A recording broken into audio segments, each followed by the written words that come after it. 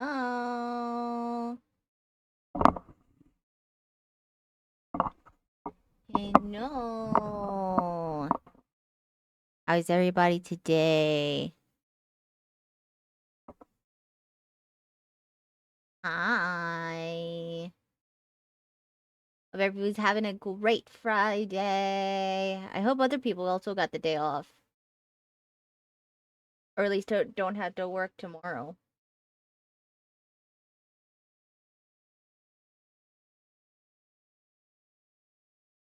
Ba, ba, ba. I got the rare day off. I really didn't think I was gonna have today off since the 4th fell on a Saturday.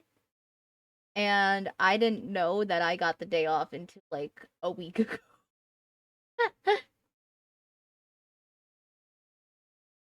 But like, hey, I'm not mad about it.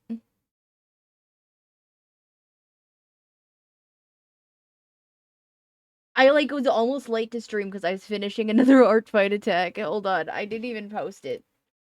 Like I posted it on the site, but didn't even post it in the thing in Discords or anything.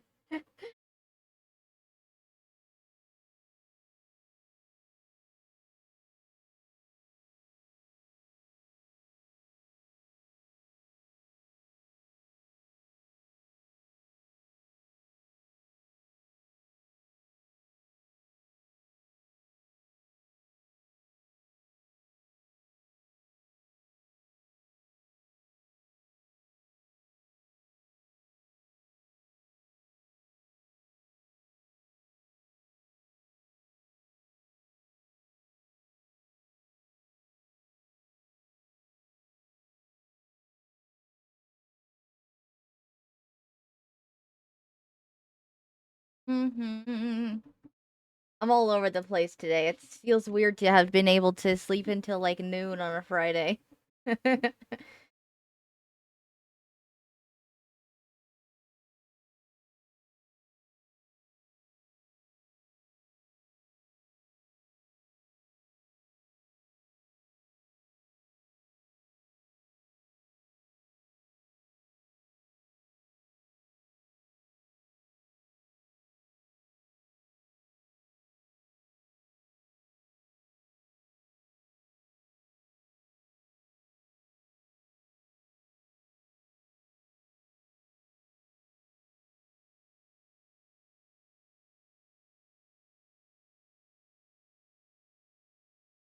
Okay.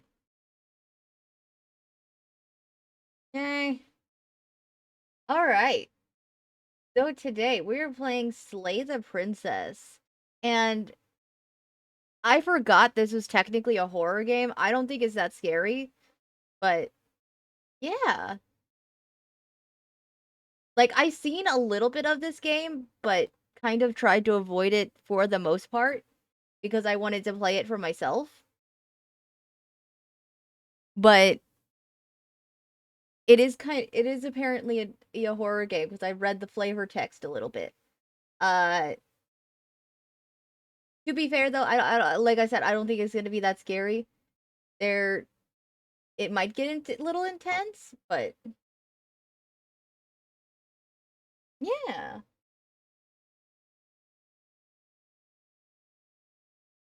Right. Actually like switch over to this gaming screen. All right. It's an interesting game to say the least. I'll say that. Chapter 1: The Hero and the Princess. You're on a path in the woods, and at the end of that path is a cabin. And in the basement of that cabin is a princess. You're here to slay her. If you don't, it will be the end of the world. Hmm.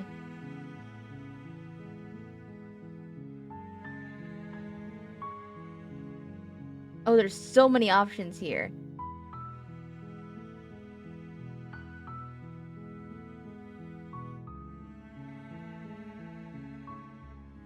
Have you considered that maybe the only reason she's going to end the world is because she's locked up? While I appreciate the mental exercise, we are running up against a bit of a ticking clock. Nevertheless, let me assure you, the princess is locked up because she's dangerous. She is not dangerous because she's locked up. And before you decide to waste even more of our time by asking how I know that, let me suggest a more pragmatic lens through which to view this situation. Causality doesn't matter here, because the end result is the same no matter what led us up to this point. If the princess leaves the cabin, the world will end, and there is no changing that. It's no use arguing semantics over a metaphorical chicken or egg, because the egg is hatched and it's about to ruin everything. Oh, why? Unless, of course, you do your job and slay her.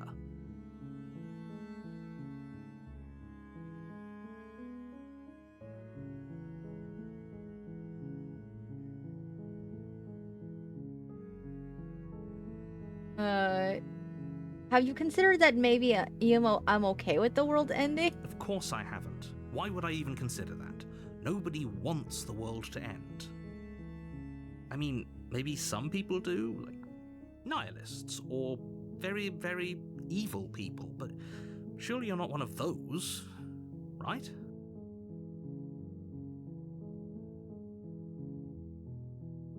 The end of the world? What are you talking about? I'm talking about the end of everything as we know it. No more birds, no more trees, and perhaps most problematically of all, no more people. You have to put an end to her.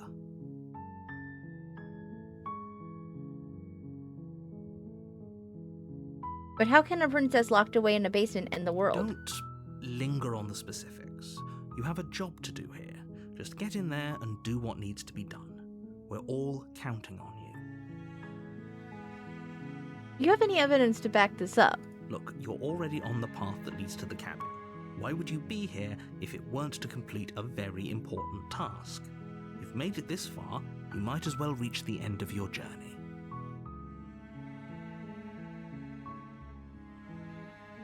Okay. Look, I'll go to the cabin and talk to her. If she's as bad as you say, then she is, then maybe I'll slay her, but I'm not committing to anything until I've had the chance to meet her face to face. I guess we'll just have to see what happens. But a word of warning. If you go in prepared to hear her out, she could easily trap you in her web of lies. And the more you listen to her honeyed words, the harder it'll be to pull yourself out. Then each and every one of us is doomed. Hello, Buttercup! I'm doing good. How are you? So sure, go, talk to her. See how that turns out for all of us.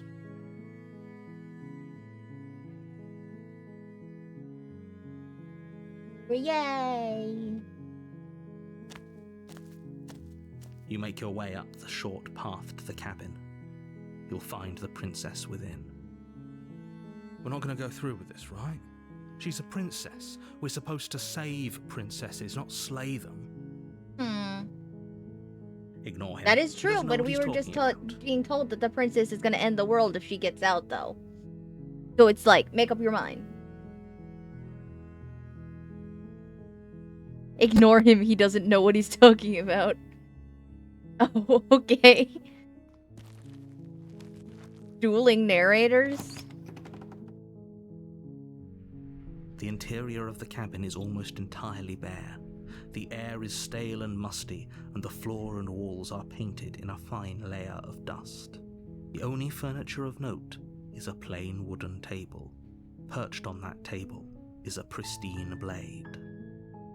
Isn't really that right? They're so adorable. Yay! I'm glad you guys like it.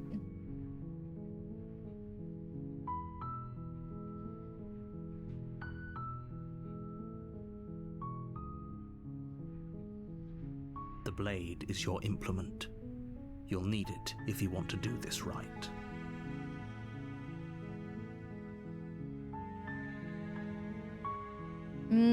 For now, I'm not gonna take the blade. I can probably go back and get it if I really The door need to it. the basement creaks open, revealing a thank you for the staircase hydrate, faintly seafood. illuminated by an Hi, unseen seafood. light in the room below. This is an oppressive place. The air feels heavy and damp, a hint of rot filtering from the ancient wood. If the princess really lives here, slaying her is probably doing her a favor. Her voice softly carries up the stairs. Hello? Is someone there? It's hypnotizing. It's the kind of voice you only have to hear once to remember it for the rest of your life. Don't let it fool you.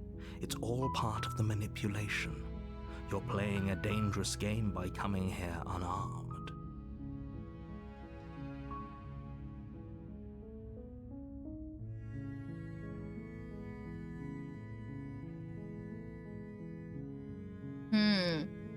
I'm here to save you. Interesting that there's the option to say, I'm here to save you, and then the lie, I'm here to save you.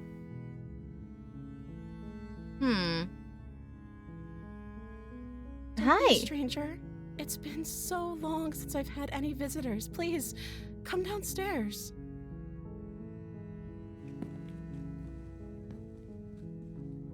You walk down the stairs and lock eyes with the princess. There's a heavy chain around her wrist, binding her to the far wall of the basement. She's beautiful. How could someone like this be a threat to anyone? I am begging you to stay focused. There's a lot riding on you here. Hi. Do you think you can get me out of these chains?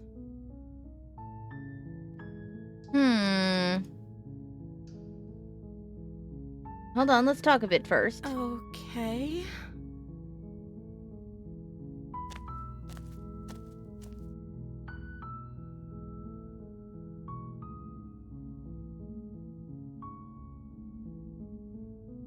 I don't know anything about you. For all I know, you're locked up down here for a reason. Of course I'm locked up down here for a reason. I don't actually know what that reason is, but you don't just stuff a princess in a basement and throw away the key without there being some sort of an explanation, right? You have all the explanation you need. You should know better than to trust whatever she comes up with.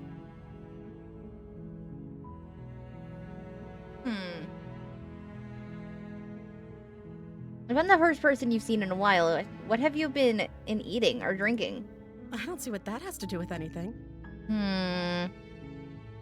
Well, how are you still alive is the thing. This is the only time this is ever going to happen, but I agree with the princess. That's hardly relevant. Okay, but actually, what has she been eating? She has to eat, right?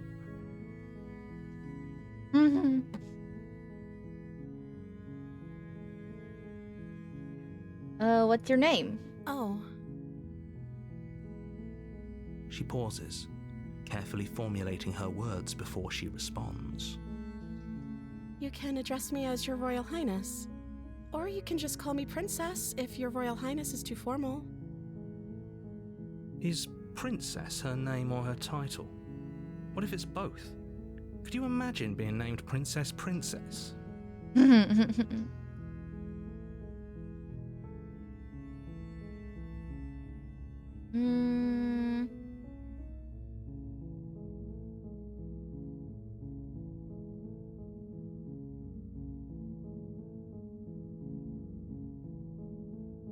Oh god, there's so many options to go through. Okay, let's see. What are you going to do if I let you out of here? The princess hesitates before responding. She doesn't know. She's been down here too long to have any idea of what she'd do in another life. She knows what she'd do. She's just searching for whatever answer she thinks you want to hear. Are you looking for the truth, or are you looking for the right answer? Because with the dynamic we have going on here, I don't think the specifics of what I do really matter. It's not like you'd believe me.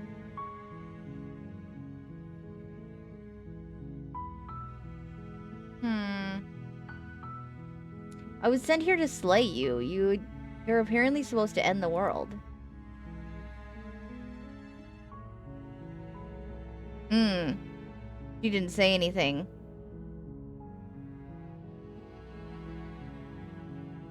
But I wanted to see you for myself. I'm still not sure what to believe. Is that why they threw me down here? But I don't want to hurt anyone. I like the world, I think. I don't remember much about it, to be honest. I've been down here for so long. How long has she been locked away? Did they tell you how I'm supposed to end the world?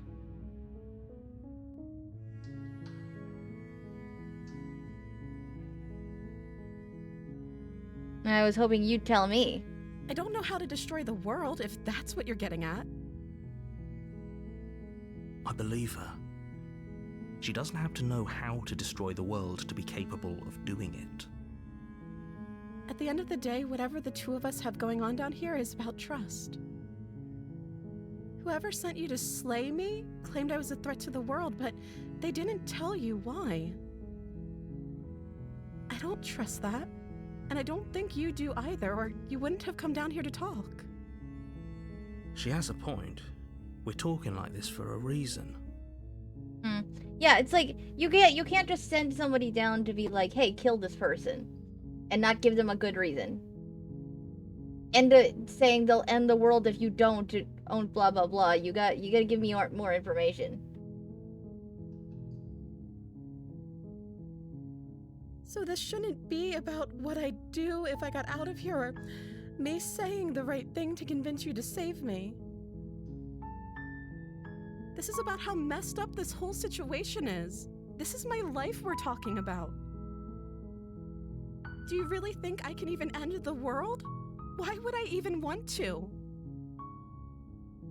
We both know that if there's people we can't trust in this situation, it's whoever locked me down here, and it's whoever sent you here.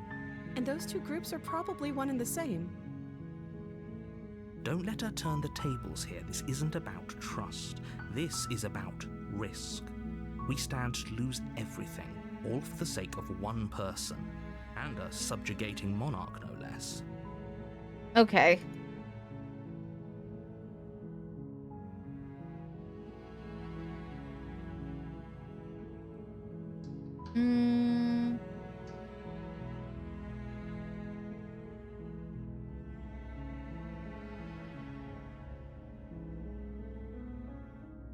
I don't know, guys. What do you think? Should I try to let her out?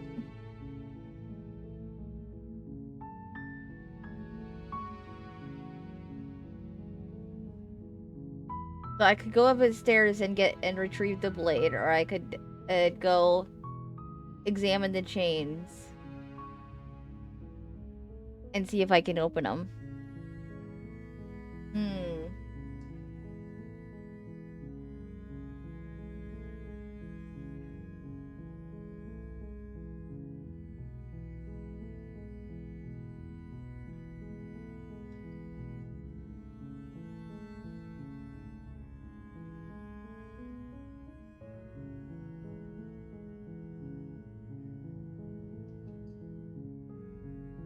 Okay, I'm gonna get you out of here. Don't make me regret this.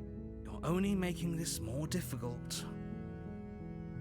Thank you, and you won't. I promise. You're making a huge mistake. I just want to see what happens. No, you're doing the right thing. You walk up to the chains binding the princess to the wall and give them a tug. They're large and heavy, far too solid for you to even imagine trying to break them apart. I'm guessing you don't have the key? Maybe it's somewhere upstairs. Doubtful. Whoever locked the princess away down here intended for her to never see the light of day. They wouldn't have just left the key to her chains somewhere in the cabin.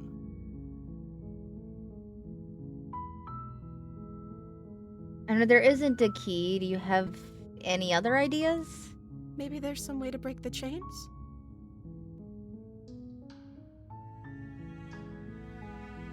Or if that doesn't work, I guess we can always cut me out of them. She offers the suggestion with almost complete nonchalance. If we were stuck down here long enough, I'm sure we'd be nonchalant about cutting our way out if it meant we could finally be free. You attempt to make your way out of the basement, but the door at the top of the stairs slams shut. You hear the click of a lock sliding into place. Uh-oh. Is someone else here? You Try the door. But it's locked from the outside. Uh-oh. Your shouts and pleas are met with silence. Uh-oh. You're here to slay the princess, and you won't leave until the task is done. You make your way to the bottom of the stairs. This would have been so much easier if you'd just taken the blade like you were supposed to. Yeah.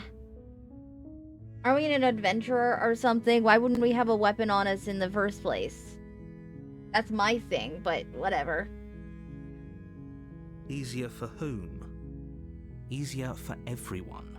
Look at the mess you're in. I heard the door slam. They locked you down here too, didn't they? There's a slight panic rising in the princess's voice. If I could just get out of these chains, I know we could force our way out of here together. She barely hesitates. Oh my before God. raising her arm to her mouth, her teeth tearing through her limb with the determination of a trapped wolf. Whew. Alright. That came out of nowhere. Alright. As she rips her flesh from her bone, a sound comes from behind you, the clang of bouncing metal. It's the blade from upstairs. You're not sure how it made its way down here, but if there's a time to strike, it's now. Or we could use it to free her. You won't like what happens if you do that.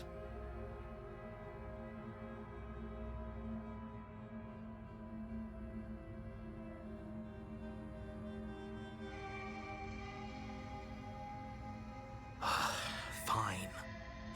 Against your better judgment, you place the blade against the ragged, self-inflicted wound on the princess's arm, just above the unyielding chain binding her to this place. You cut into her flesh. The blade is sharp, and it takes little effort to crack through the bone of her arm. Mm-hmm. Her limb falls to the ground, and the heavy chains follow suit. She didn't so much as utter a sound through the whole ordeal. No, she didn't.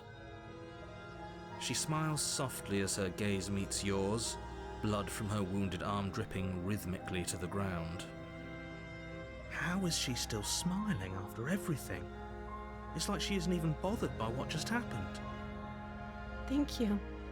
Now let's get out of here.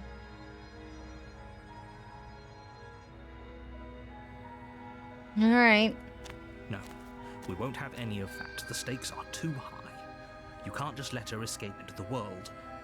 No, I can't just let her escape into the world. As the princess approaches the bottom stair, your body steps forward and raises the blade. Wait, this isn't fair. You can't just do that. Uh-oh.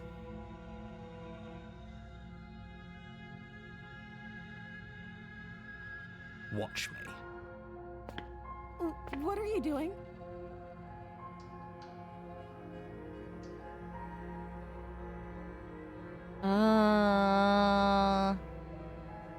Stop that. Something's come over you, hasn't it? You know you don't have to do this, right? Your body lunges forward, the blade held low, ready to sink into her heart. Oh, we're being forced to do this now. Oh, I just realized the cursor, the hand has the knife in it. Oh, you guys can't see my cursor. But the princess dodges, stumbling back against the wall before the blade has a chance to connect. Stop it. Stop trying to resist me. I'm trying to get you out of here alive. Look at her hand, though. Interesting, all the scales the player character has.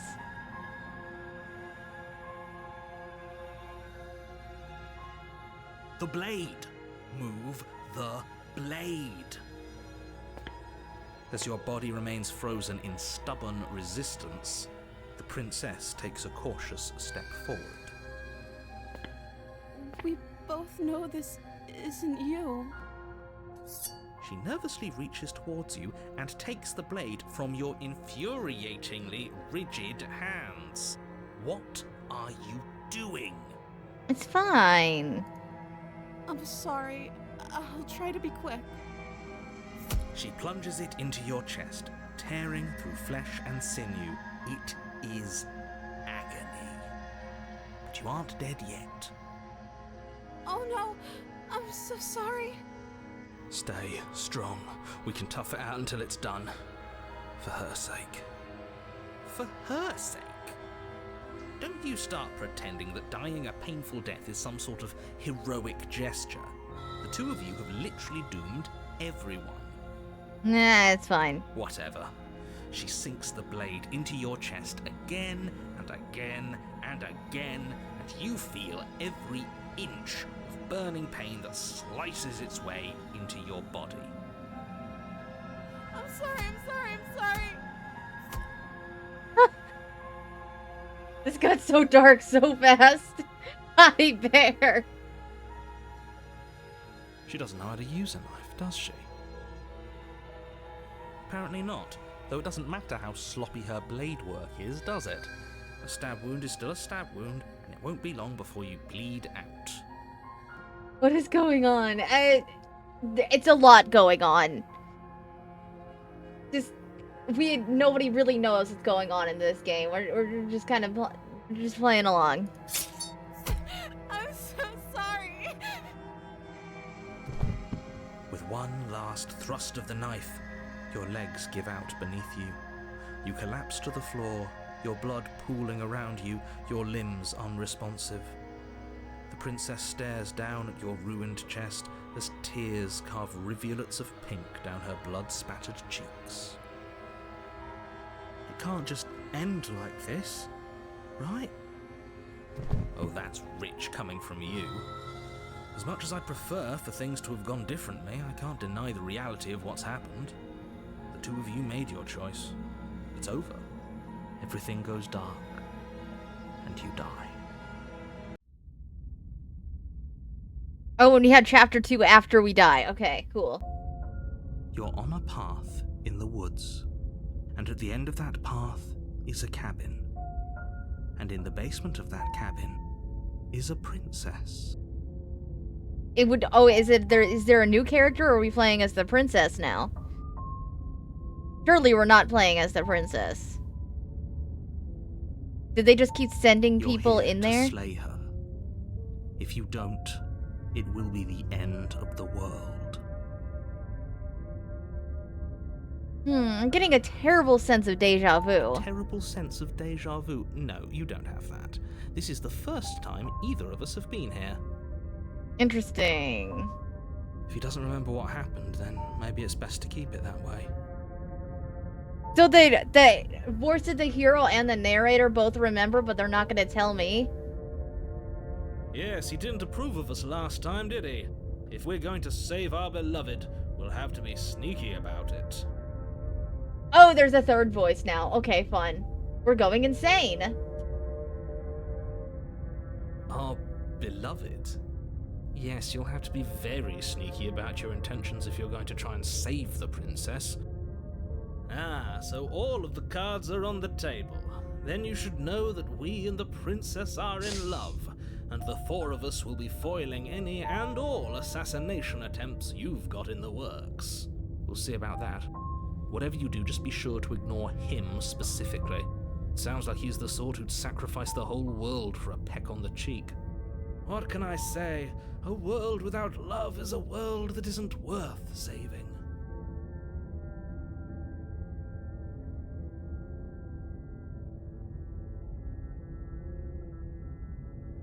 Proceed to the cabin. Alright. A warning before you go any further. She will lie, she will cheat, and she will do everything in her power to stop you from slaying her. Don't believe a word she says. We already told you we're not playing along with your little game. It's your lies that can't be trusted.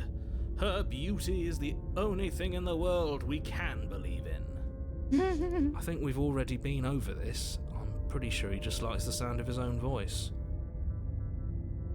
I do, but I also speak from the heart. My passions are too great to be stifled. They must be expressed. Sure, yeah, your passions are strong and all, but not everyone needs to hear them. Some things are better kept quiet. Don't pay their bickering any mind. Focus on the task ahead.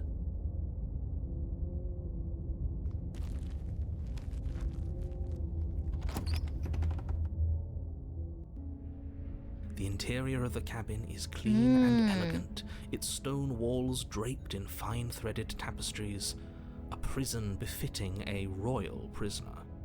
The only furniture of note is an ornate wooden table with a pristine blade perched on its edge. The blade is your implement. You'll need it if you want to do this right. So the interior of the cabin changed now. You walk up to the wall next to the basement door. It's a wall. There isn't much to see here.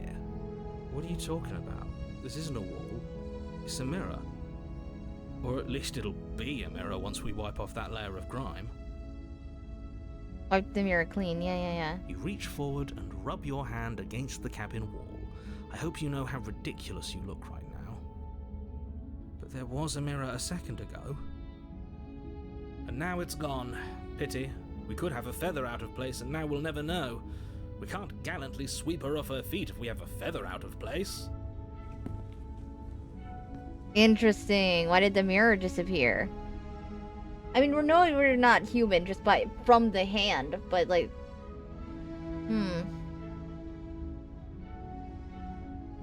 I'll take the blade this time. Take the blade from the table. It will be difficult to slay the princess and save the world without a weapon.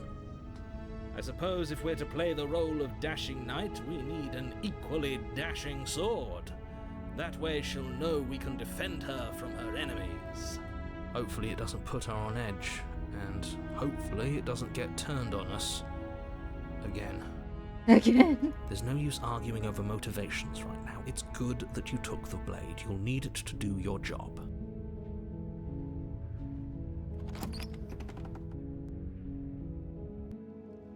The door to the basement creaks open, revealing an intricate stairwell. Gold-trimmed carpet glimmers in the light of the torches positioned along the walls. The basement almost seems welcoming in the dim firelight. But it's still a stone basement. If the princess lives here, slaying her is probably doing her a favor. A soft voice carries up the stairs. Hello? Is someone there? Her voice. It's somehow even more beautiful than last time. I can hear wedding bells already. Calm down, Smitten. I've held my tongue till now, but you're taking this a little too far. We barely even know the princess. We can still do right by her without all this over-the-top fawning. Yes, for everyone's sake, you're not in love. Just remember that her charms are all part of the manipulation. You walk down the stairs and lock eyes with the princess. There's a heavy chain around her wrist, binding her to the far wall. My love, we're here to rescue you from your unjust and foul imprisonment. You know she can't hear you, right? She may not be able to hear my words, but surely she can hear my spirit. Oh, your spirit's plenty loud, all right. It's you, my dashing hero. I was so worried you wouldn't come back. Did you hear that? She said we're dashing. And she called us a hero. Flattery really goes a long way with the two of you, doesn't it? Well, is that really surprising, though? Waiting for you to come back. I didn't want to believe your ravings back in the woods, but this is next to incontrovertible evidence. You've been here before. Yes, but her hand is still attached now. Is attached again. That's right, villain. And you killed us. Well, she killed us. Only because he made us try and kill her. It was self-defense. Our beloved's hands remain unstained by cruelty. And you've died before. So an entire world has been damned to oblivion. I'd really hoped I'd be the first, but what's done is done. What matters is you have a chance to do it right this time. We damned a whole world, but everything reset.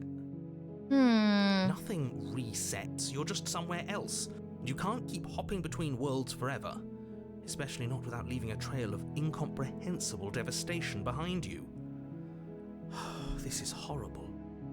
Interesting. So we're not really... So it's not a time loop, we're just hopping different worlds and the princess is just there in every world? And she just keeps getting recaptured? Who is recapturing her? If she gets out, destroys the world, who recaptures her and puts her in a different timeline? That's interesting, though.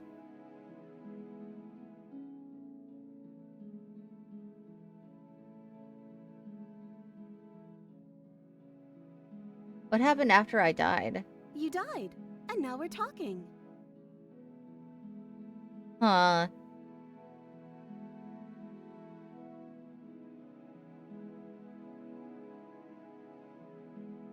So sorry about what happened last time. The narrator who sent me here to kill you took over my body. It was extremely unfair. Another version of me was pushed to such drastic action, it was for good reason.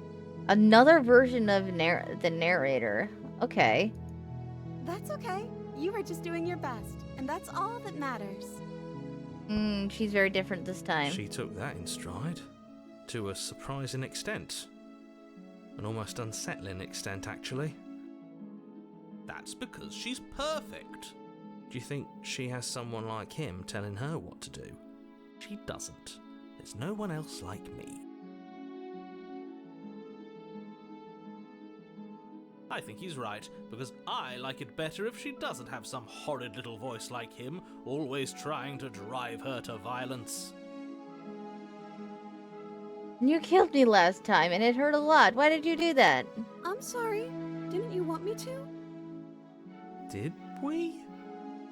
We warned her of the cruel forces seizing our body. That's practically telling her to kill us. She is our beloved, and she made the choice to free us of our misery, to show us mercy and make the best decision for everyone. She made the best decision for her. Don't be so quick to assign kindness. You're just opening yourself up to manipulation.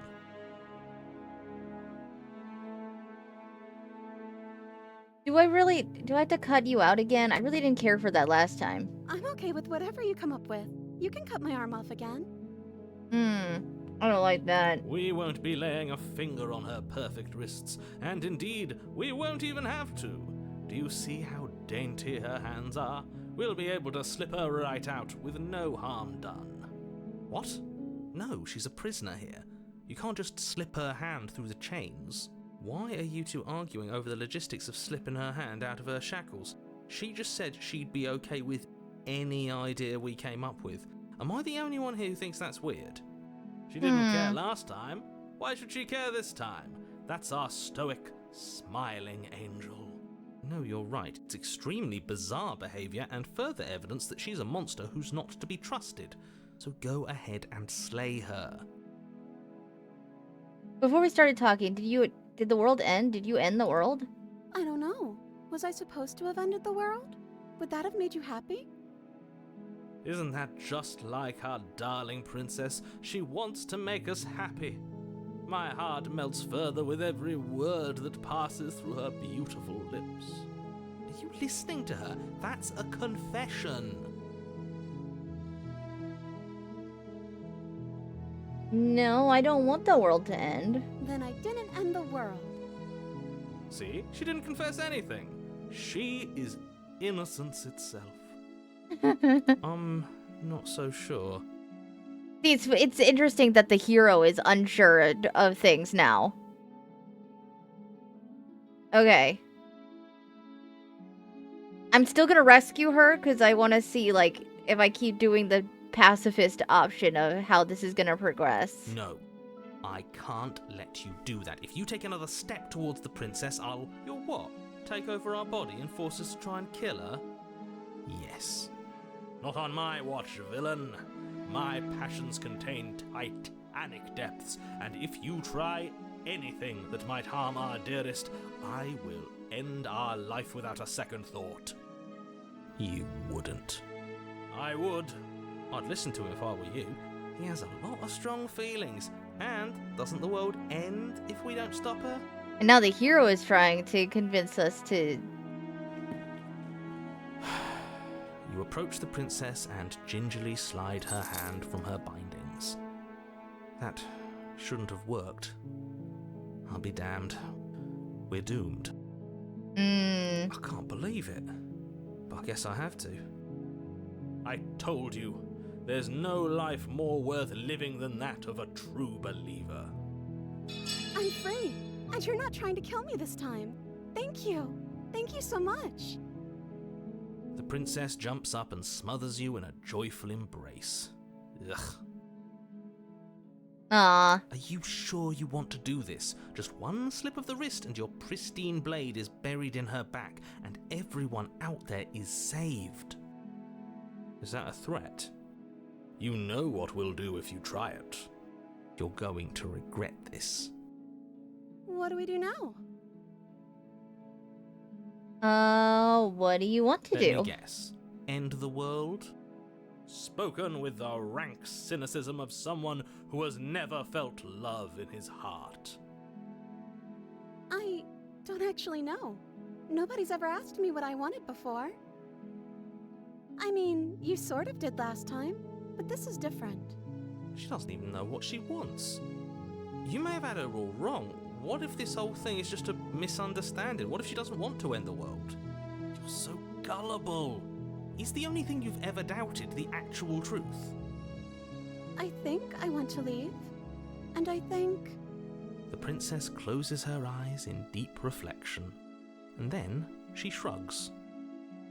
I don't know. What do you want to do?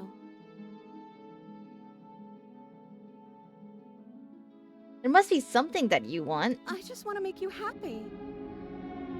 Oh, the art style keeps getting sketchier. The music in the back, the art style keeps changing. She can't just want to make us happy. It makes sense to me. That's all I want for her, so of course she'd want the same for us. I need to tell me what you I want. just want to make you happy. Oh. Is she broken? What's going on? What's going on is she's lying to you, only she isn't a good liar. Are you starting to trust me now? The music just keeps getting more intense, and she just keeps getting sketchier in the art style. That's... But what would make you happy? I just want to make you happy. Oh, she's broken. She's not saying anything indifferent. This isn't right. I don't know what's going on, but this isn't right.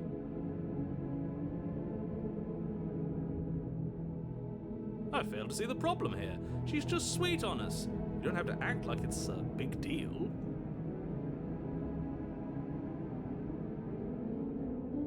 Okay, clearly something is happening here, and I'm very scared. What if we just don't do anything? What if we just stay here? No one gets hurt. We just figure out a way to be happy together. Oh, is that really what you want? If you think that would make you happy, then... Her eyes dart uncomfortably to the corners of the room. I guess we could do that. Oh, at least she's normal again. Normal again? Can't you tell she's sad? She's distraught. This is unacceptable. But she can't be unhappy about staying with us. Can she? No. It has to be him. It has to be this place. If we just made these walls more fitting for a princess, if we just say the right things, if we just showed her the contents of our heart, she'd be happy here.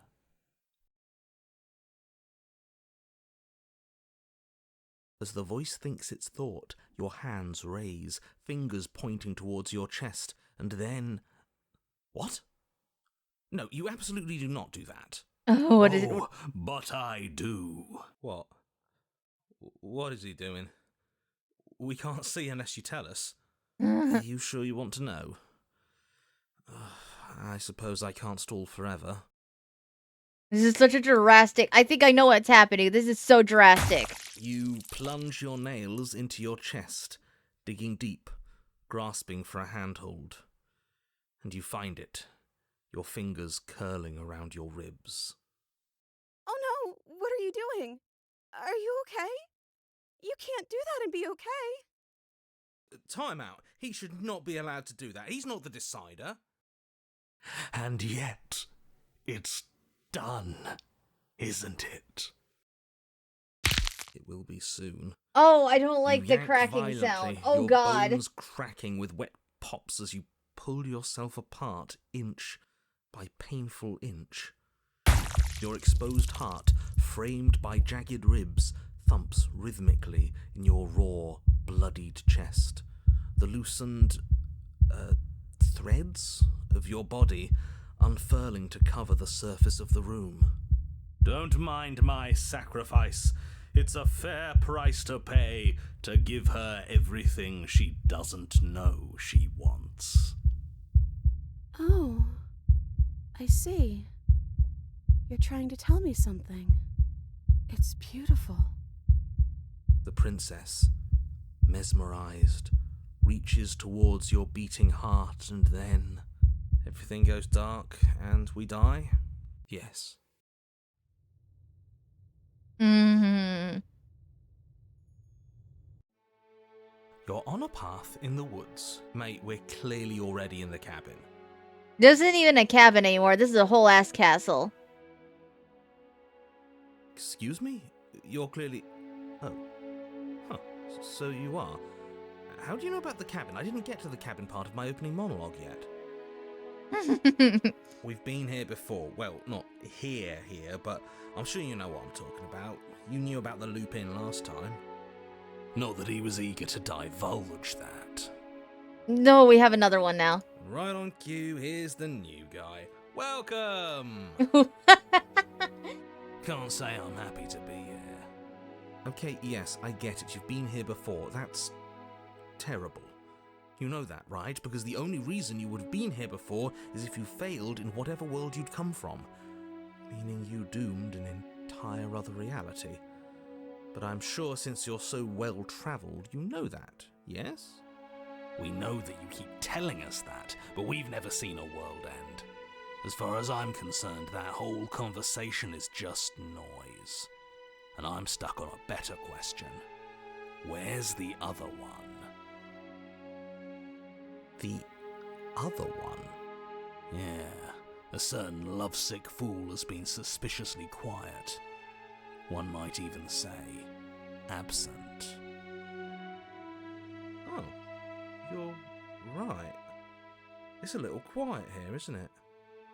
Maybe that's one of the rules. Maybe only one bonus voice is allowed to be here at a time. Bonus voice? I'm just as important as you are. I'm not saying it's a bad thing. All I'm saying is that it's my third time here and it's your first. You're not unwelcome, but from my perspective, you're definitely bonus. I'm going to describe the room now. The interior of the cabin is vast and regal.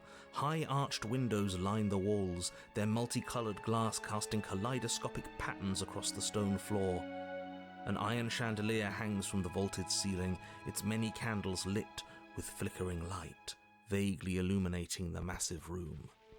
This is a house fit for royalty.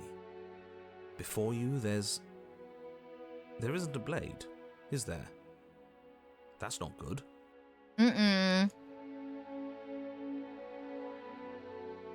So none of you are going to talk about the mirror? Oh, I see it. I've just been preoccupied with everything else going on. Like the fact that we can rip our own heart out without deciding that's what we're going to do. Is that what happened to you last time? How did that even work? You better not do it again. Lucky for you, the one who did it is the one who's gone. Wonderful. Moving on, I have no idea what you're talking about. There is no mirror. There's only the stained glass windows, the empty table where your blade should be, and the door to the basement. You said that last time too, but that hasn't stopped it from showing up again. I wonder why there's a mirror here and the narrator, or if the narrator can see it and can just control when it disappears if we see it. Moving. Mirror or no mirror, the door to the basement, your only way forward, is just on the other side of the room. How about you walk over there?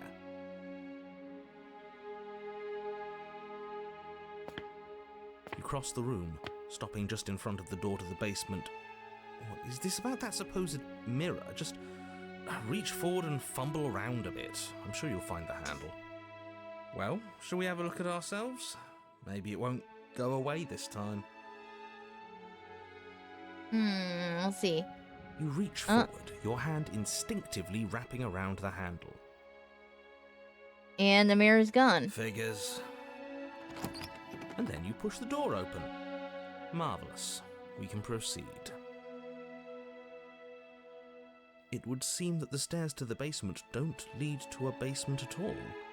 Rather, they go up. They're draped in fine carpet too, one that feels pleasantly soft against your feet. If the princess lives here, slaying her would probably... no, that doesn't work here at all. This place is nice. It's fancy, even. I have to say, whatever you did in your previous lives, I deeply dislike how much it's thrown me off my rhythm. Well, if all of this has thrown you off your rhythm so much, then maybe we don't have to slay the princess. No, you absolutely do. Just because she lives in a nice house doesn't mean she doesn't pose a direct threat to all of reality. It's in her very nature. But why is it in her nature? You still haven't explained that, narrator. Am I the only one who remembers how much she changed last time? Does she even have a nature? That's also true. That is precisely why she poses a threat.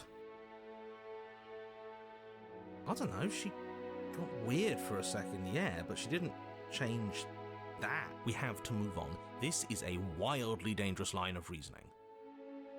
No, you can't just say that and not... Her voice, gentle and warm, with an undercurrent of fatigue, rolls down the stairs. You're home. Dinner's ready. Oh, she was expecting us. As much as I desperately want to know what happened last time, we are not going to examine it. The more we think, the worse this gets. Why are you so on edge? This is much nicer than what we're used to. I'd like to have dinner. Dinner sounds nice. That is the problem. This isn't supposed to be nice, and she's supposed to be a prisoner. I need to stop talking. I need to stop talking. Just go upstairs, okay? And don't eat the food. Okay. This hall, like the one below, is grand and beautiful. Torches bathe the room in warm, comforting light, just enough to illuminate the tapestries along every wall, woven with scenes of chivalry and courtship and romance. The many cloth eyes are fixed on each other, gazes averted from the long table in the centre of the room, the princess seated at its far end. Your pristine blade glints in the weak torchlight, hanging from a golden chain around the princess's neck. Oh. So that's where it is. And the tip is already pointed right at her heart. Okay, everything is falling back into place. All you have to do is cross the room, push down a little, and the entire world is saved. That's easy. Isn't that suspiciously easy? There has to be a twist. There has to be something waiting for us. You saw what happened to her last time. She's not what she seems. You're here. Now we can start being happy together. Why don't you sit down? Wouldn't that be nice? As the words leave her mouth, the torches flare and a chair swings in from behind, knocking your legs out from under you. you're forcibly seated at the head of the table. Isn't that better? It is better, right? What is this place? It's our happy ending, just like you asked for. It's everything we're supposed to have ever wanted.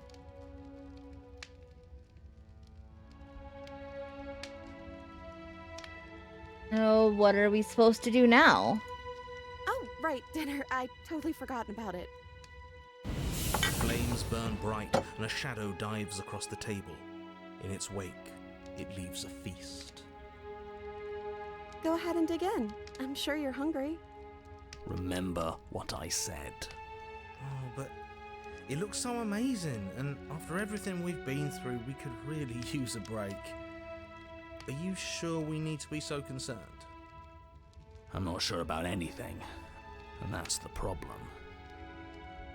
For what it's worth, I generally don't think one should trust strange food that magically appears on a table. But nothing here is exactly what I expected it to be, so make of that what you will. I'm gonna not eat. I think I'm gonna trust the skeptic. It's okay.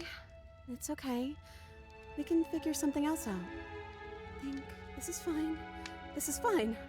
This is fine. This isn't fine. This isn't fine at all. As the words leave her mouth, Uh-oh. one of the torches on the wall sputters and then goes out entirely. I made a mistake by telling her no to the food, didn't I? Uh-oh. What just happened? Did I do something wrong? A light went out. Maybe a coincidence, but maybe not. As if in response to the dousing of their brother, the other 3 torches blaze brighter, their flames licking at the walls. Their shadows deepen, dancing angrily across the stone.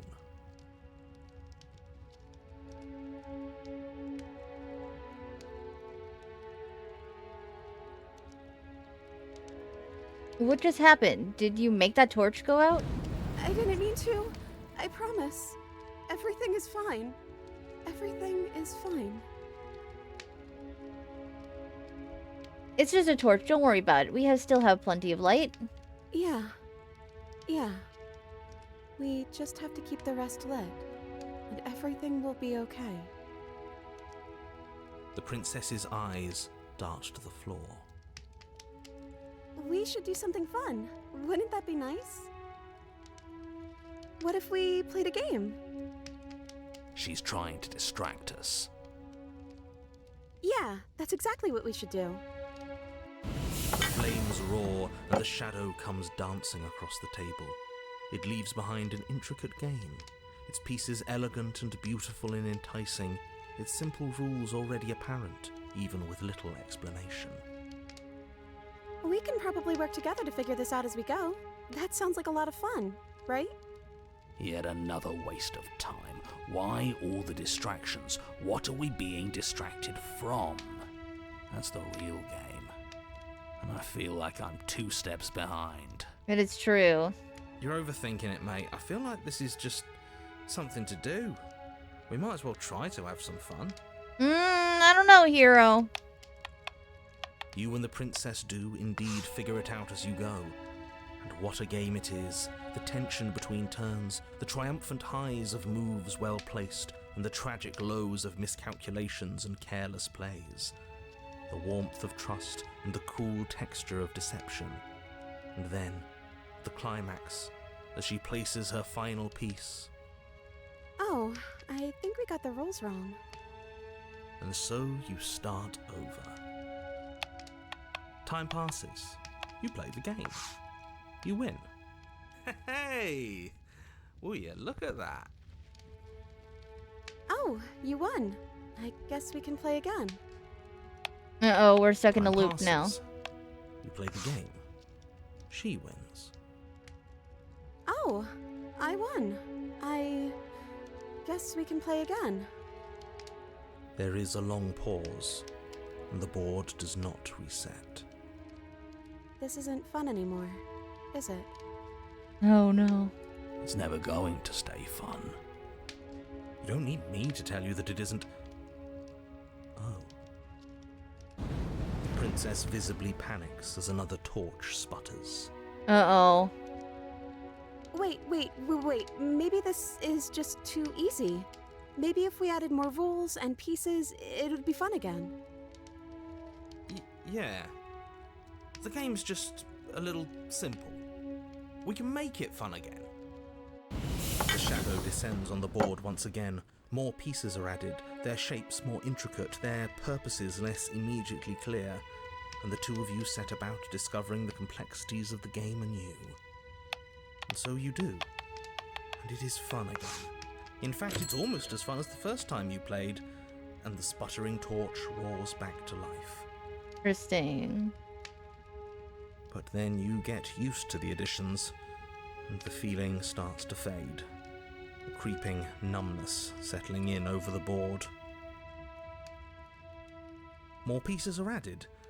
The feelings flare. The feelings fade. The princess suggests new rules. A glimmer of what could have been excitement flits through your mind, quickly vanishing as the game progresses.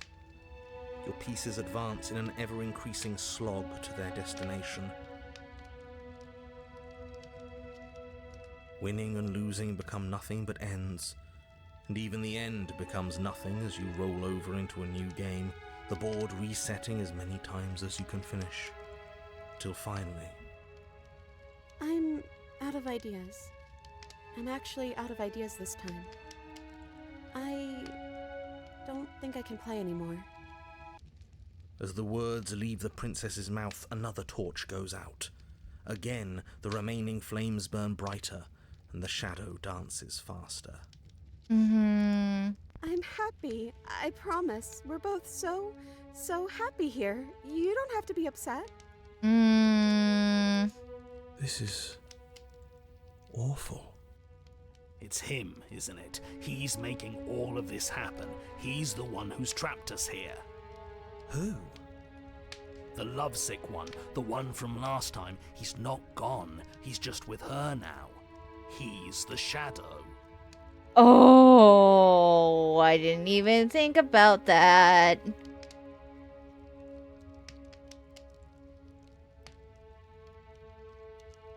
Hey, Smitten, you were real chatty last time. Don't you have anything to say? Smitten?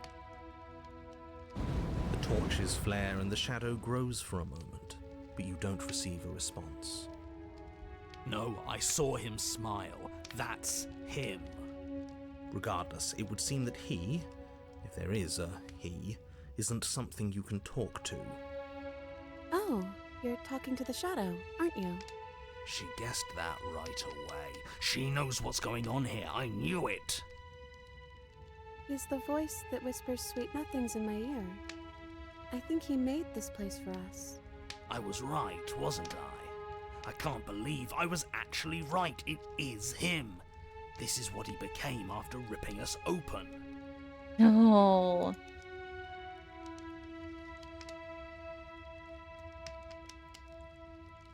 Excuse me. Let me But get as you up. attempt to get up, the torches flare and shadowed hands pin your wrists to the arms of your too comfortable seat. Uh-oh. There will be no getting up. There will be no attempts to slay her. At least not for now.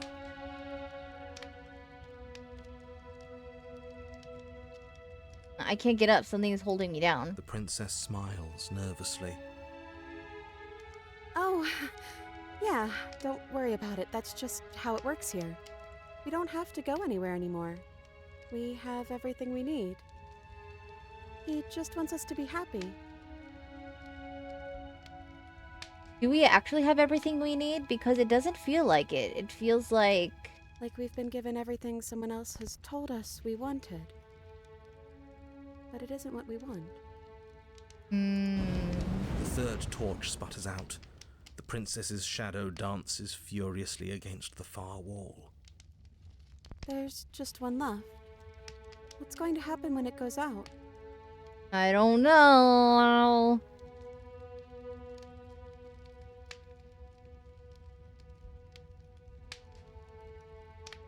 Don't worry about what's going to happen.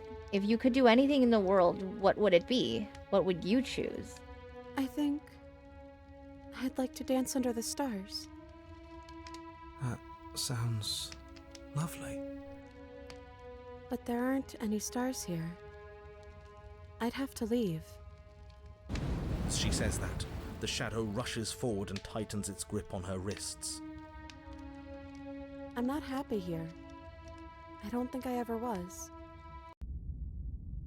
The princess sobs, burying her face in her hands as the final torch blows out.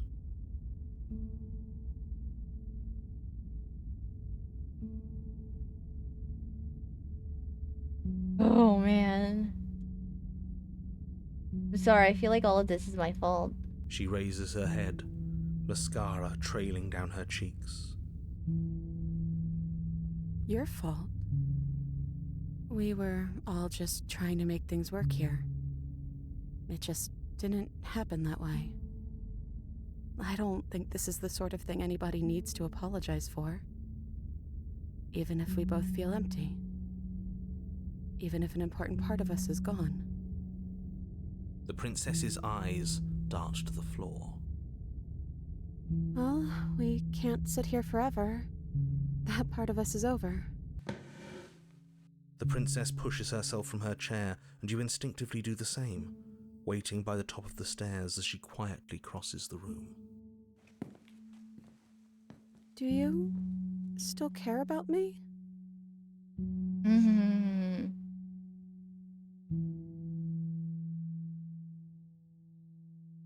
Damn. Oh, wow. Okay. What a loaded question. Considering everything.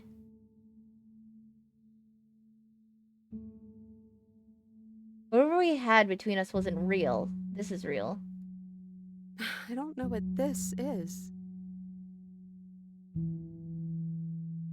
Neither do I. Then maybe we need to find out for ourselves. Maybe it's time for us to leave. As the princess steps towards the stairs, you offer her your hand. The corners of her mouth curl into a demure smile, and she gently takes your hand in hers. She's cold, and a little clammy, but her skin against yours is the most real thing you have ever felt. You're offering surprisingly little resistance. If we leave the cabin, doesn't that end the world? It does if he's telling the truth. Yes, well, I've seen my fairy tale ending, and I think there might be worse things than the end of the world. It really was just all meaningless blather then, wasn't it? Think what you will. I'm done fighting. Oh my god, the narrator gave up. You and the princess don't exchange words as you descend the stairs to the cabin's entrance. And then the two of you step out into the world. I think this is the end of me, even if it's not the end of you. I hope this was worth it. Genuinely, I do. He's really gone, isn't he? Yeah. There's an itching in the back of my head that feels like it's finally been scratched.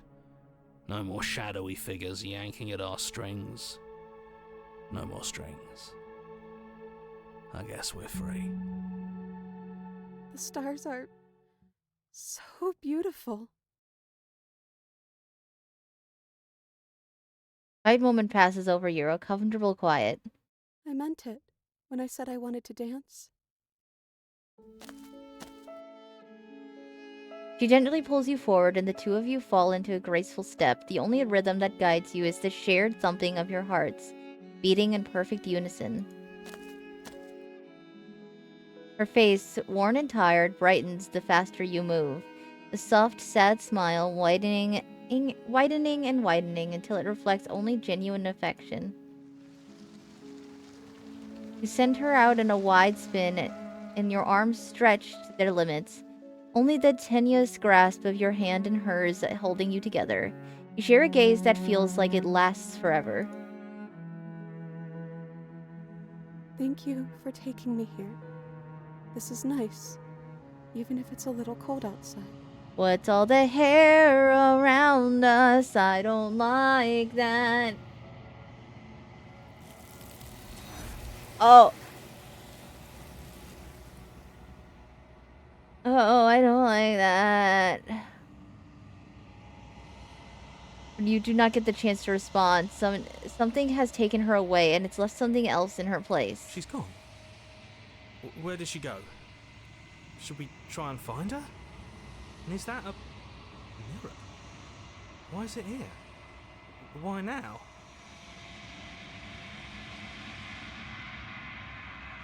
I'm begging you, don't do this. Ignore him. You approach the mirror. This doesn't feel right. It feels different. Final. You're right. Part of me wants the truth, but something stronger is holding me back. Fear. The voices feel small, distant as you approach. As silence as you reach forward, they're gone, but the mirror remains. It's time for you to see what's in it. You. Oh my god.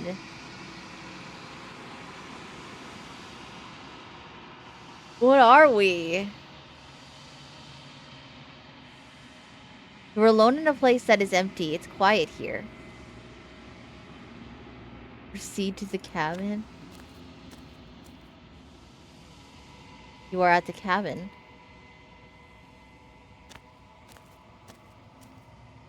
Something finds me in the long quiet and brings me the gift of a fragile vessel. What are you? I am solitary lights in an empty city. What are you? What do you think I am? I think that you are like me. We are oceans, reduced to shallow creeks. The gift of a fragile vessel? Yes. Nerves and fibers to feel the worlds beyond. Perspectives to make my own. This one is a songbird in a cage of gilded shadows. She will make for an honest heart. Do not mourn her. She has finally learned to sing for herself.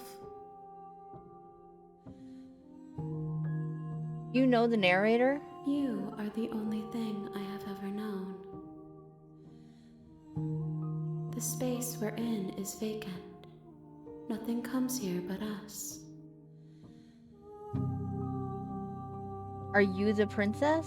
She is part of me, and part of me is her. But were you always the princess? Or are you just making her a part of yourself? You speak in circles. Does it matter where one thing begins and another ends? Is this the end of the world? How can the world have ended if we are talking?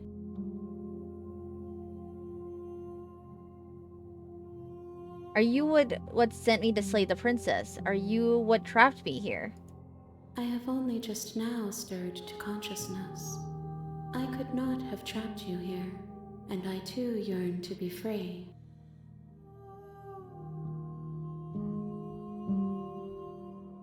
Let her out of there. I'm sorry. There are some changes that can never be undone. There are some tears that can never be unshed. This is not a place that can hold a fragment of a concept. The moment she arrived here, she was going to return to me. I promise that it doesn't hurt. Do we know each other? You are familiar, but you are not me. I feel sadness, longing, hope as I witness you.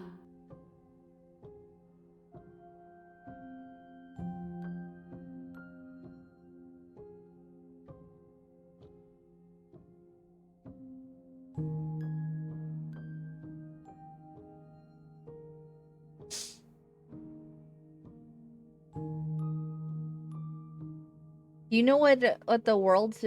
Do you know about the worlds beyond this place? I know only that they are. What happens now? Nothing, as we are. But I know that there are worlds beyond us, and that we are meant to reach them. There is no exit, but this vessel is a creature of perception.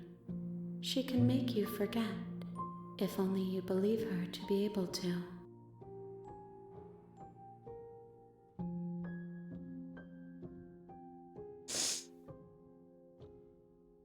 Bring me more perspectives, so that I may be whole, and perhaps then we will know our freedom.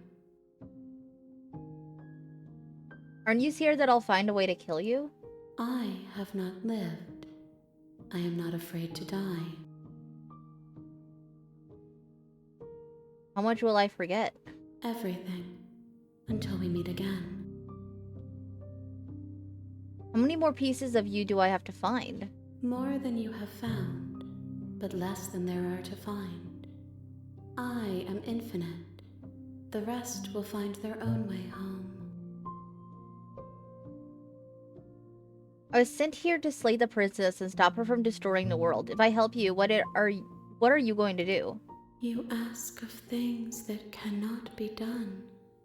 To destroy is merely to reshape, to remold.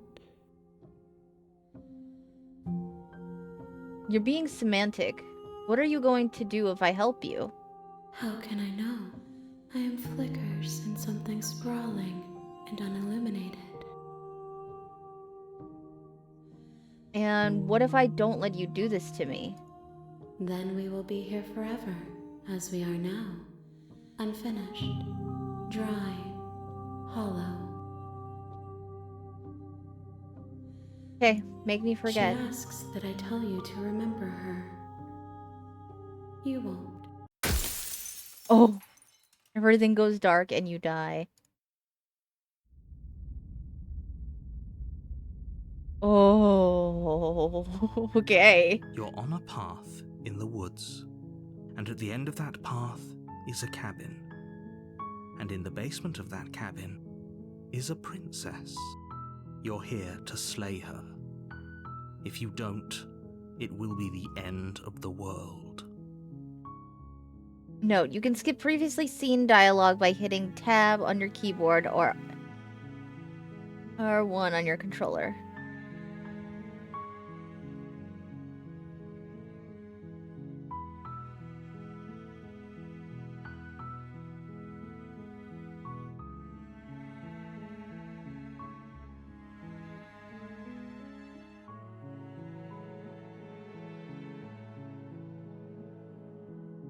Okay.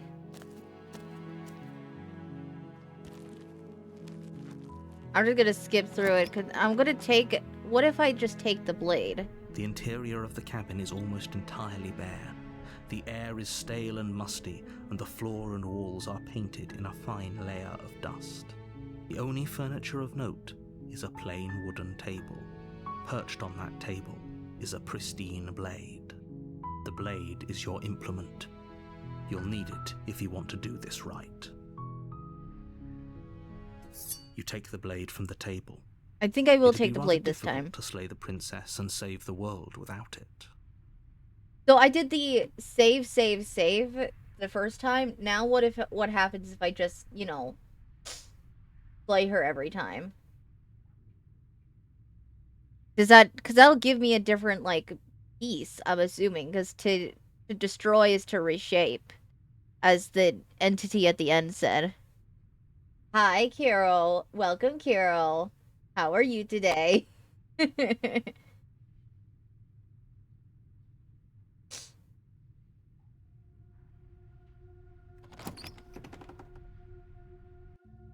morning. The door to the basement creaks open, revealing a staircase faintly illuminated by an unseen light in the room below. This is an oppressive place. The air feels heavy and damp, a hint of rot filtering from the ancient wood. If the princess really lives here, slaying her is probably doing her a favor. I woke up late today, I see. Did you sleep well, though? Her voice carries up the stairs. Who's there?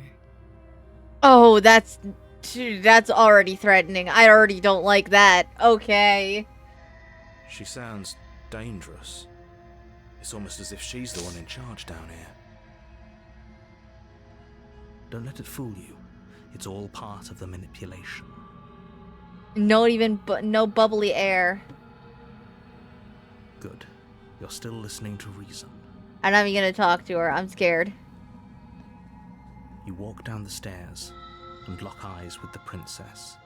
There's a heavy chain around her wrist, binding her to the far wall of the basement. She's so coldly beautiful.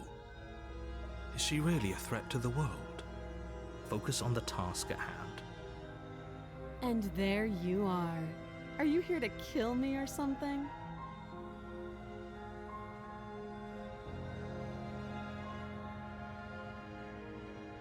I haven't decided yet. How about you drop the knife and the two of us just talk? Look how reasonable she's being. You should just drop the blade and talk things out. No, I think I'll keep the blade. Don't you dare. It's fine. We can decide what we want to do after we talk to her. Maybe she really is a monster, but killing someone in cold blood isn't very becoming of us. You ignore the trembling in your hands and tighten your grip on the blade. You poor thing.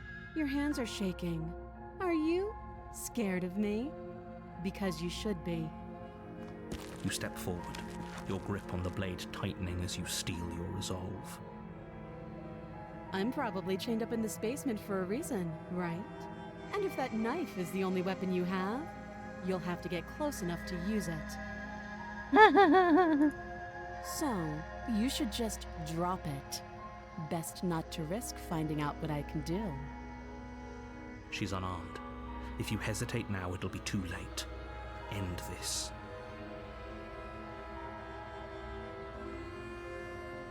I'm back from dishes. I like this version of her. She like changes personality, and the art style changes as the game progresses too. It's like depending on what you pick. That's kind of like my favorite thing of what I knew about this game going in, because it's just like, yeah, like the art style of her kind of changes here and there depending on what you pick, and she like changes personality.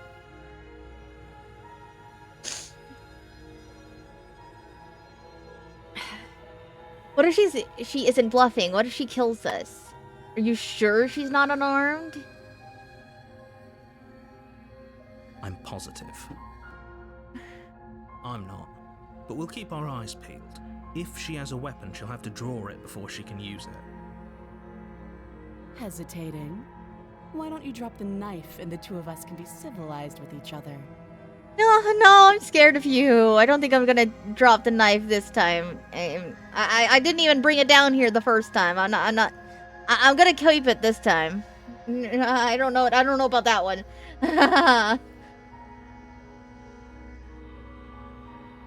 Then I'm not talking to you.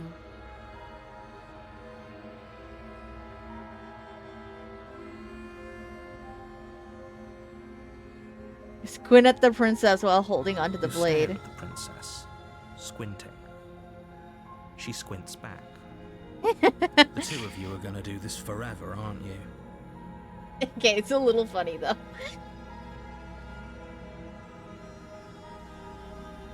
You charge the princess, blade in hand, but unfortunately your earlier suspicions proved correct.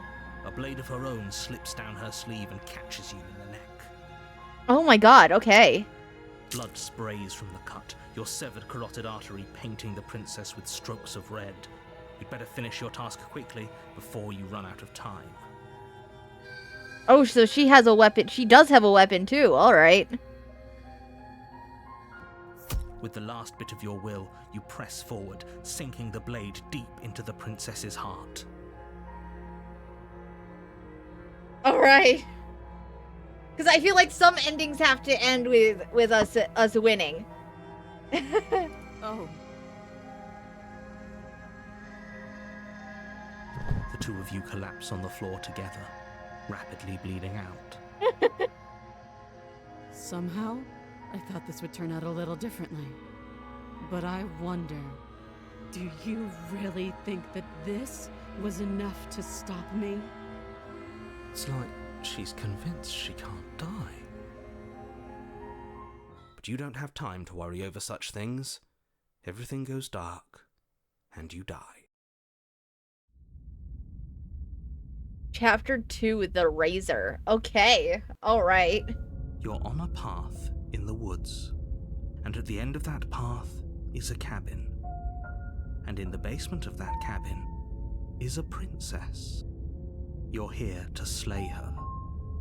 If you don't, it will be the end of the world.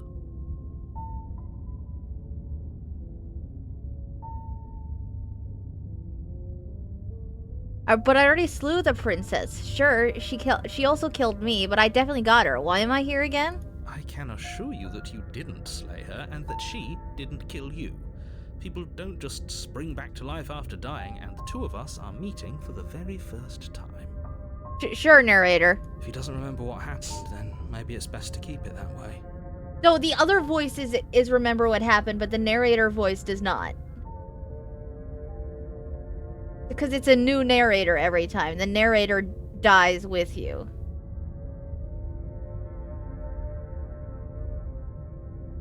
This whole thing's a crock of shit. She's just going to pull a knife out of nowhere and stab us again.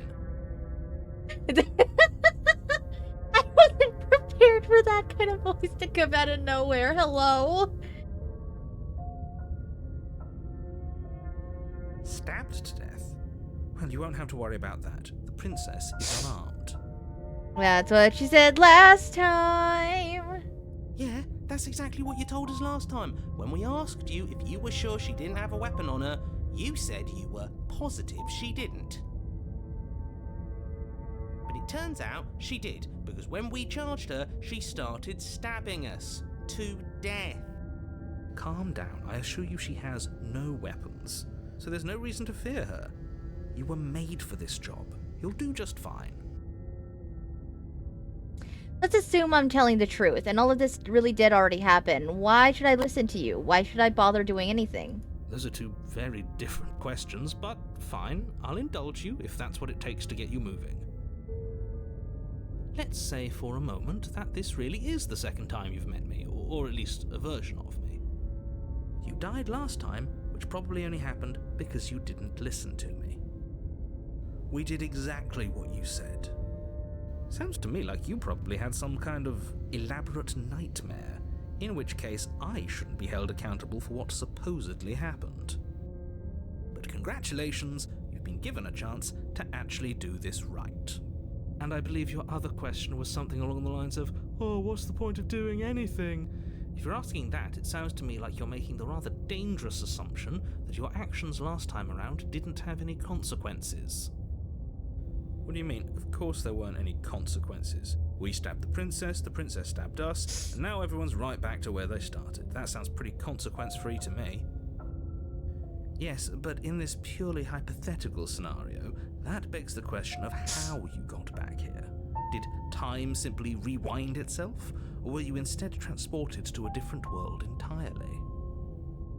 Had you failed to slay the princess, what would have happened to everyone in the place you left?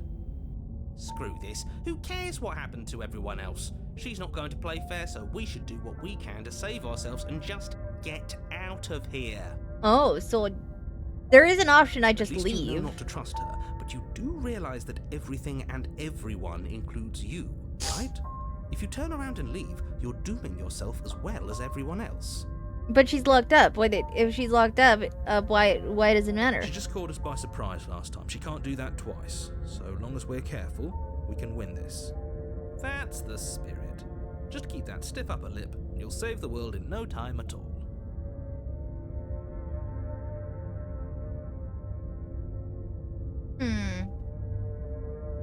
I won't turn around and leave yet.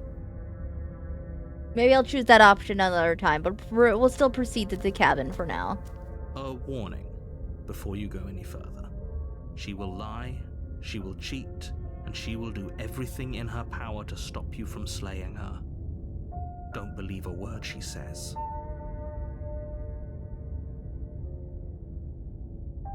He couldn't be more on the money. But we're really doing this, aren't we? I'd say you're lost, but I'm stuck here with you. We know what to look out for this time. We know to be careful. Just stay focused and you'll be fine.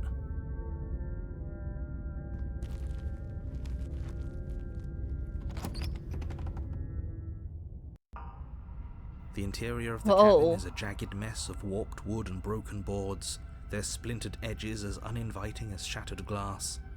The only furniture of note is a pointed table with a pristine blade perched on its edge. The blade is your implement. You'll need it if you want to do this right.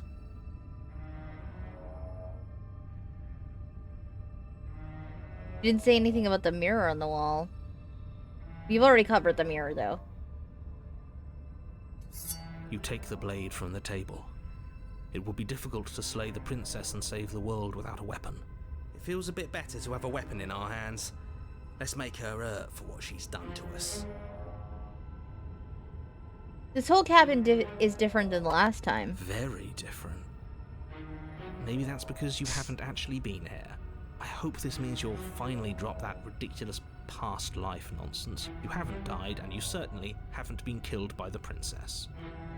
So focus up. A lot's riding on this.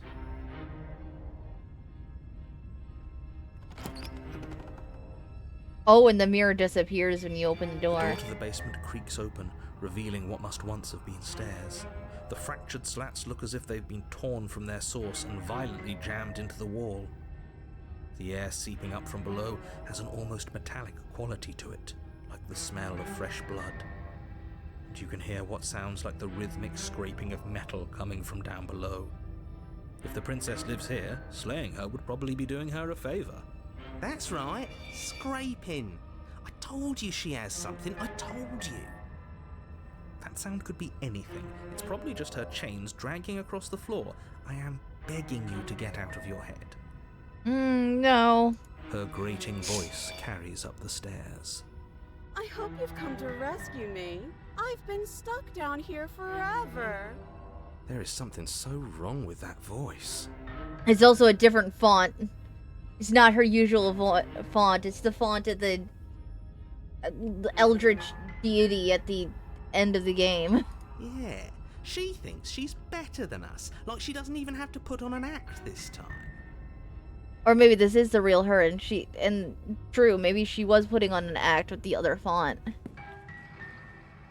As you descend the final step, the Oh. form of the princess comes into view, her sharp eyes following you from across the room.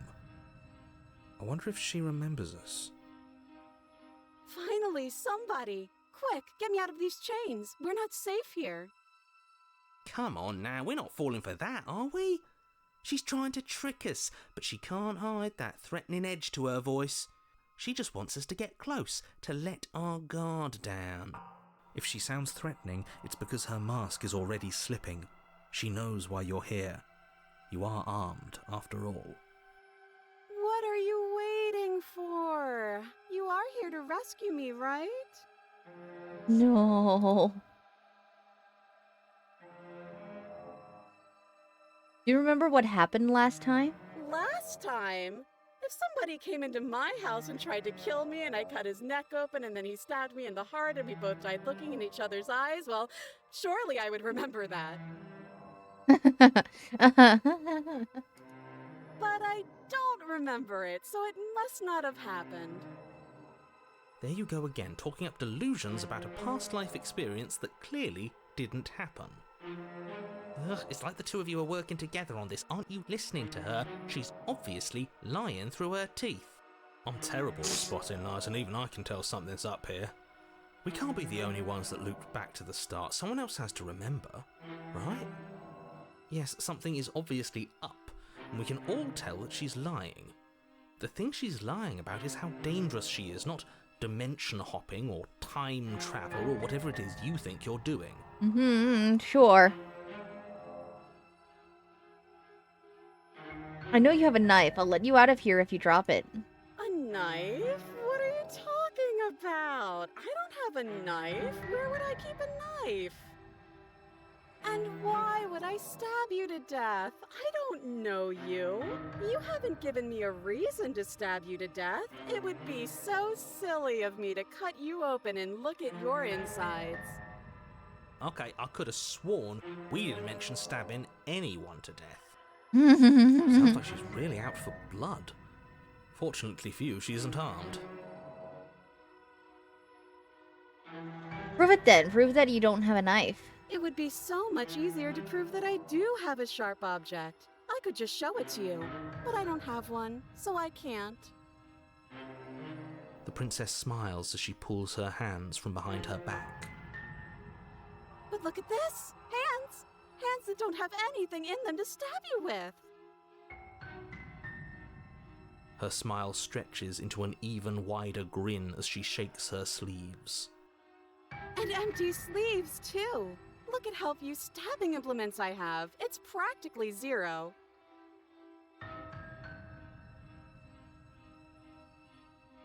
But what if you're hiding it, just hiding it somewhere secret? I've shown you all of my hiding spots. What kind of princess do you think I am? I would never hide something sharp somewhere secret.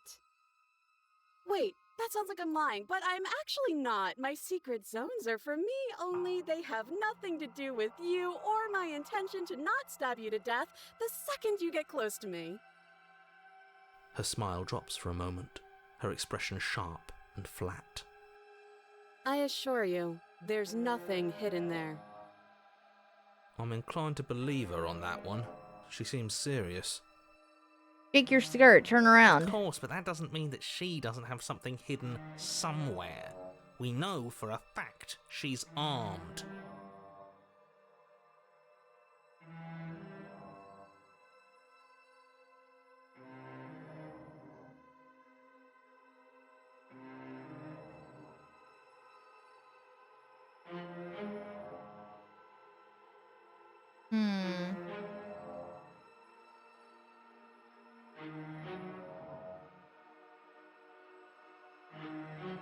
Oh, there's so many options.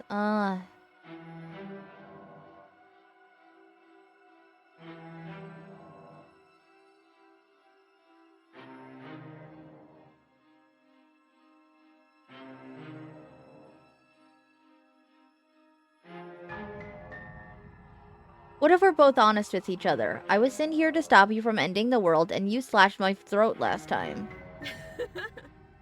That doesn't sound like me. Uh-huh.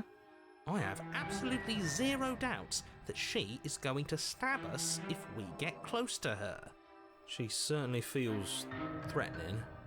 Just because she's acting like she's going to stab you doesn't mean she has the means to actually do it.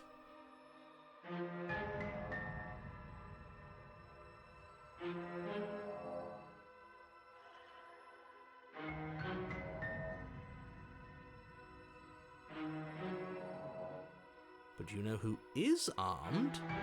You. So stop second-guessing yourself and do your job.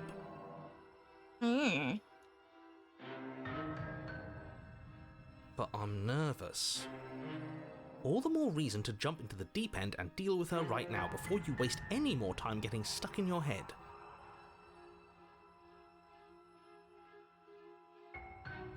I'd like to trust you, but you're being so suspicious right now. That's so rude of you, passing judgments on strangers you've never met just because they're different from you.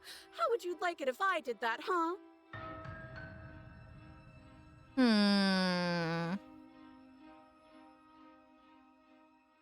Silly little bird face thinks he's so serious coming down here but doesn't know anything. Thinks he can tell me to get rid of all the knives I don't even have while he gets to wave one around right in front of me.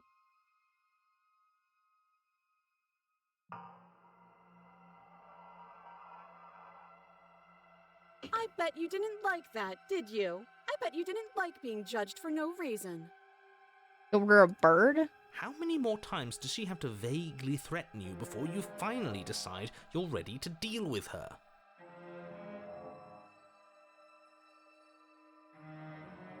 We're clearly still figuring out our angle. We don't have the luxury of watching this from a distance.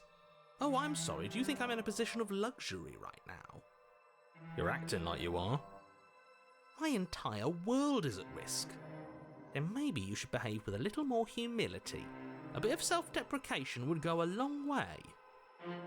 No, I have my dignity. Fine, and will continue to treat you exactly how you deserve to be treated. But that's exactly what happened, so you do remember it. Would I just lie? Would I just lie to your face and tell you a thing I remembered happening didn't happen just so I could stab you again?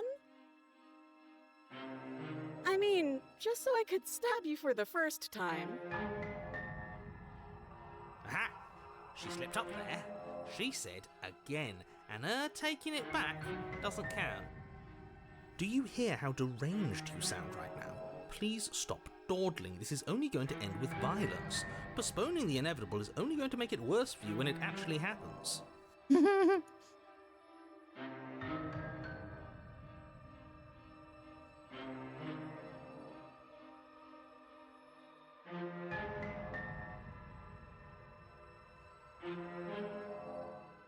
Okay, let's just go for it. The princess falls silent, her smile unwavering as you charge across the room. Okay, she hasn't pulled out a knife yet, and her hands are still behind her back. I think we can do this. I think we can win. We just have to strike now, but make sure you keep your eyes on those hands. I don't trust her for a second. But your focus is broken by the horrible sound of metal slicing through meat. Whose meat? Not ours, right? Hers at first, then yours. Hehe. How? What did she even hit us with? You stare down at your chest and at the long, thin blade she impaled you with. And then the red, angry slit along the flesh of her thigh, where the blade had been nestled just a moment ago. It's still lodged in her leg, emerging from her knee, hinging up and out of her body like some extra metallic limb. Bullshit. Absolute bullshit. Okay, no, I have to agree with that one. What the hell? You're going to die now.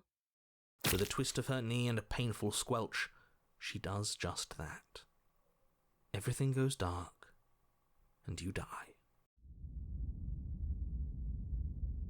Chapter 3, The Arms Race. Okay. You're on a path in the woods. No, fuck that. If we're gonna have to keep doing this over and over and over again, we're not starting in that goddamn woods every time. We're starting in the fucking cabin. Okay.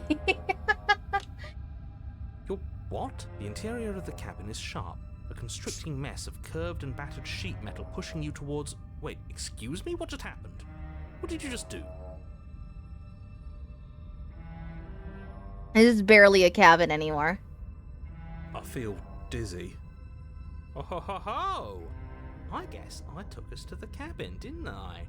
Isn't that interesting? Who holds the cards now? The circle's getting smaller and smaller. Running isn't an option anymore. We have to fight. Oh, we have 2 bonus voices now. We have the voice of the hunted. Good. It's better that Oh. way. Without a fight, no one can win, and if no one can win, then nothing has any meaning. Great, so obviously you've already been here. How many times? We have 3 bonus voices as well. This is our 3rd? No wonder things have fallen apart. You do realize that every time you fail, she escapes and an entire world is damned to destruction, right? That can't be right, that's too much responsibility. Nah, impossibly high stakes make the fight so much better. Let's just stay focused, shall we? The only furniture of note is a bent metal table, a pristine blade perched. We take it. Okay, sure, you take the blade before letting me finish telling you it's there. It would be difficult to slay the princess and save the world without a weapon. This feels right. We just have to keep our senses sharp. That's right, we've got to be able to win eventually. We will win eventually. Hell, we might even win now. That's a fighting spirit I like to see. You could all learn a thing or two from this one. I'd love to get started just as much as you would, but how are we supposed to get down there? You walk through the door. You do know what doors are, right? There isn't a door, there's just that mirror. The mirror's back. You really messed things up, didn't you? It's like you can't even see reality anymore. I can feel the air coming up from behind it, stinking of iron and steel. He might be right. Could be a trick. If our other senses can't feel it, then we can't trust it. If it's in our way, let's just break it and move on. Approach the mirror. Make your way to the door at the end of the room, stopping just in front of it. You really must think you're looking at a mirror. Well, it doesn't exist. Just reach forward and open it. Let's just fumble for the handle and be done with it. I don't care what we look like. I care about getting to the end of this mess. You reach forward and place your hand on the door to the basement. It creaks open. Alright. What's she gonna look like now? This is barely a cabin. We're in a cavern of sheet metal. And the mirror's gone. How surprising. It was never there. Just an illusion. Let's just get to the princess already. I didn't care about the mirror before, and I care about it even less now. Guess it's time for us to see her again. Just stay focused and you'll be fine. You step forward, but you don't get a chance to linger on the basement stairs. They are smooth and flat and metallic, an unintentional and unfortunately slippery ramp that quickly sends you skittering to the bottom. Your body tumbles onto the basement floor and the form of the princess comes into view, standing at a distance. She gives you a wry smile. Hi, it looks like you don't have a way out, so I'm not going to play dumb anymore. But don't worry about how bad you did last time. That's part of the fun. She's got another thing coming if she thinks we're going down easy again. Well, how did she... We stabbed her in the thigh the first time, and then the blade became... just stabbed us too.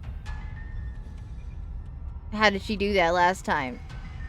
Pride makes us dead. The only thing that matters is survival. Actually, does survival matter? We've died twice and nothing bad has come of it. We just need to find a way to win once. Nothing bad has come of it yet. Plenty bad has come of it. You've left at least one entire world to ruin. The people there mattered. The past isn't real. There's only here and now. Your internal bickering is cut short by the wet sound of slicing meat. From the princess's arms erupt twin blades, glistening with her blood, the empty flesh of her arms flopping at her elbows like torn sleeves. The chain clatters to the floor. Oh, I hate that. She's loose, and she is coming for you. You're going to make me walk over to you, aren't you? Shit. She's coming for us, and I'm out of ideas.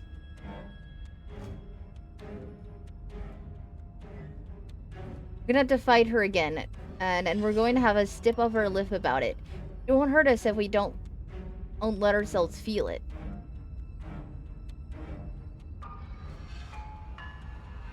We're gonna appeal to her authority, puff her up a bit. There's no reason we can't talk this out. She can't hurt us if we don't let ourselves feel it. Yes, yes. This is the best idea anyone has ever had. Yeah, sure. Why the hell not? Let's see if we can turn off the part of us that feels things. Pain is good. It's how we stay alive. Nah, I'm sick of pain. Yeah, this whole thing would be a lot more tolerable if it didn't hurt so much. Do your worst. I bet you can't even hurt me.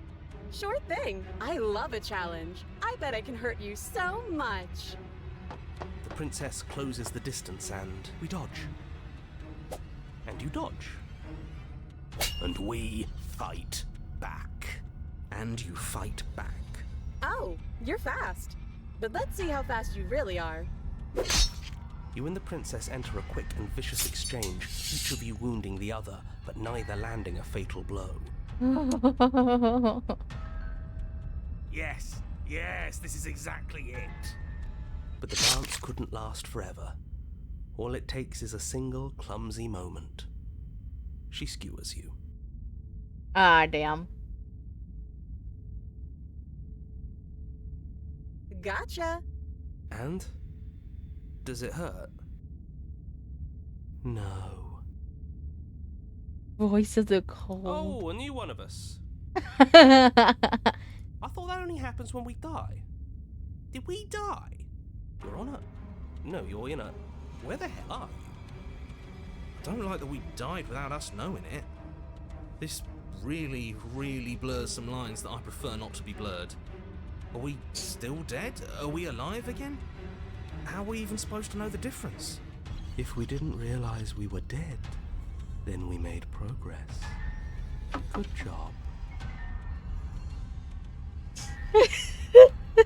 Stop saying dead, all of you. We might have died a second ago, but right now we're extremely not dead.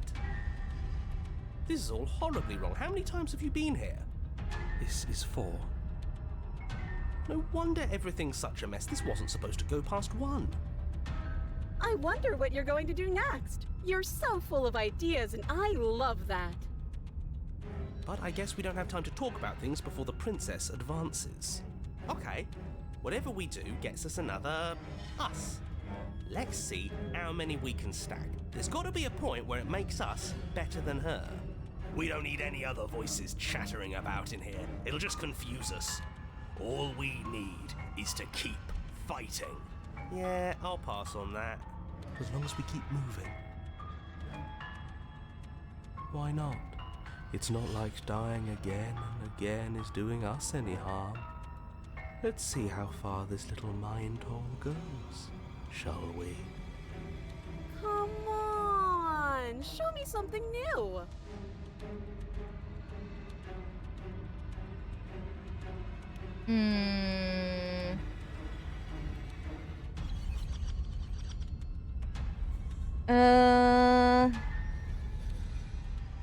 I'm gonna try flirting with her? No!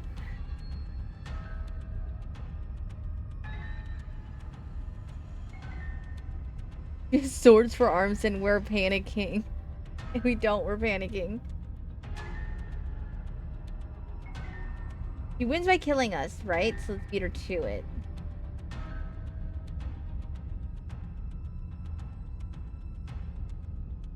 Screw it, we're gonna try flirting.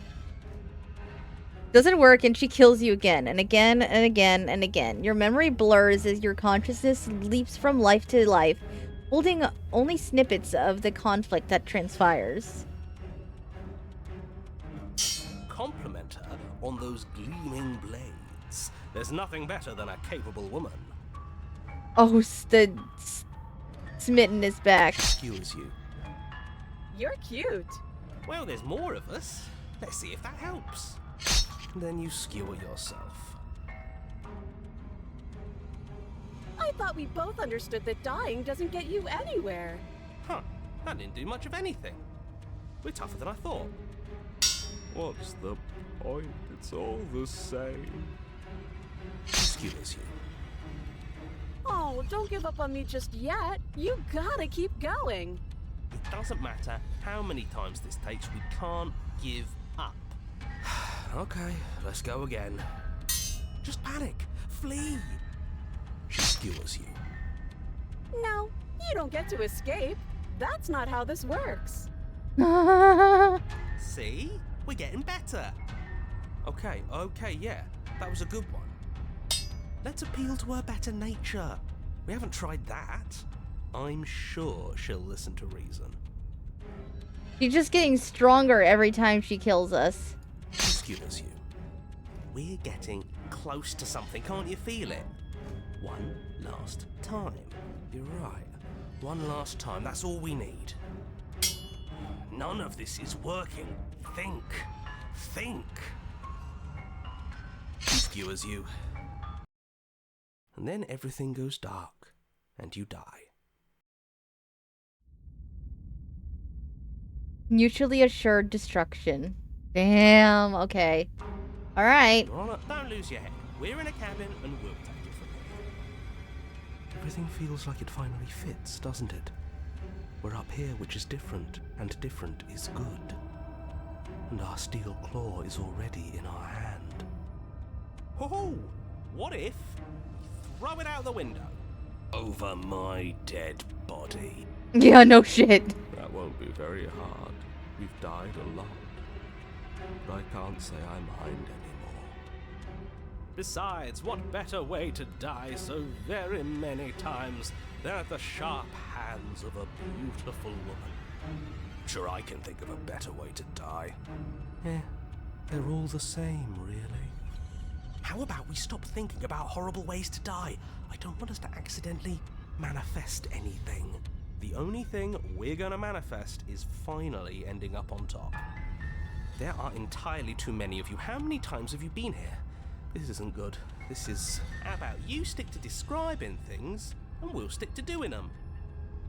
Yeah, leave it to the pros. We'll notch up that win in no time. Narrator, we heroically stride through the door and towards our destined final encounter with our star-crossed lover. Fine by me. You walk to the door and onto the basement stairs, only it's more of fine. I'll just shut up then and speed this whole thing along. Are you sure you don't want me to describe the stairs, or this room, or anything? It feels like I'm hardly a part of this. Don't care, just want to win. Fine, you make your way to the basement, where the princess awaits you. You know, this last time I killed you, and you didn't pop right back up again? I thought I'd actually done it. I thought I'd cut you into so many pieces you just weren't able to stitch yourself back together. But I guess we're not done. That's okay with me. It's good even. I like that. I got something ready for you while you were gone. Do you want to see it? I'm not going to wait for an answer. I'm just going to show you. It's worth it though. Just you wait. And not for very long, because I'm going to do it right now. Are you going to say what she does? Do you want me to talk now? Well, yeah, she says she has something new. I want to hear about the new thing. Yeah, me too. I think I speak for all of us when I say that I would like to hear you describe her new thing. Really? Okay then. The narrator is so mad. Here we go. Now. The princess's skin twists, splitting into red blooms of raw meat as it stretches and tears. And then it erupts. She becomes a wave of blood and viscera, pieces of her splattering against the walls. All that remains in the center of the room is a skeleton of blades. A heart beats furiously in its cage of a chest. Are you ready for what comes next? Holy shit! Yeah, I hate that. She's gorgeous. Absolutely divine. Yes, behold the perfect woman. Do you think we can throw her out the window? That looked painful. How is she still alive? Heart's still beating, that's all she needs. This is fake. This is all fake. That's all just made up. She doesn't even have a back anymore. How are we supposed to stab her in it? This is all just a sick joke. I hate existing. We're screwed. I quit. I'm done. Forget it. Enter your mind. What just happened? It's so quiet. Him too. Something feels different about you. It almost makes me feel different. Like I should actually take this seriously for once.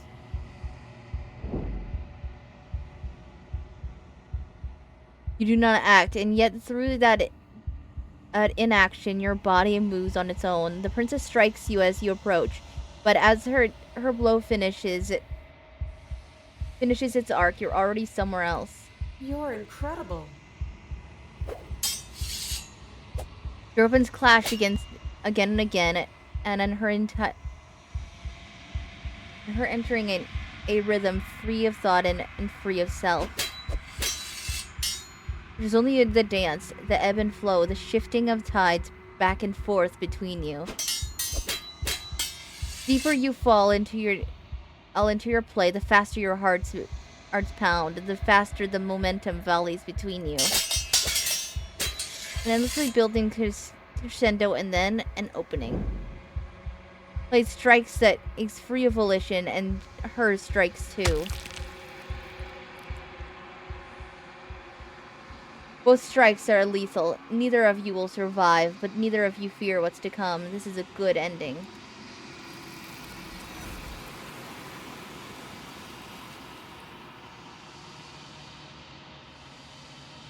Do not see each other die, nor will you ever. It's time for you to leave. Memory returns. Do so. Gaze into your reflection. Silence as you reach towards the glass. It's time for you to see what's in it.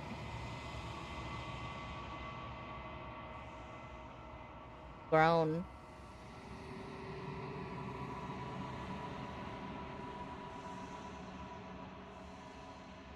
Find yourself in the long quiet once again.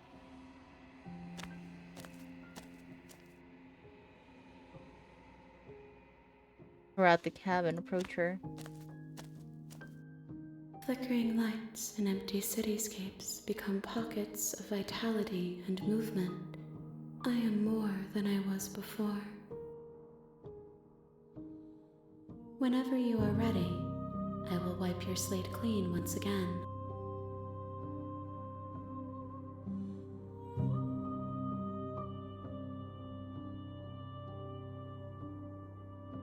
Okay. I will actually be right back. I'm going to take a quick break, and then we will talk to the entity again when I get back. Real quick.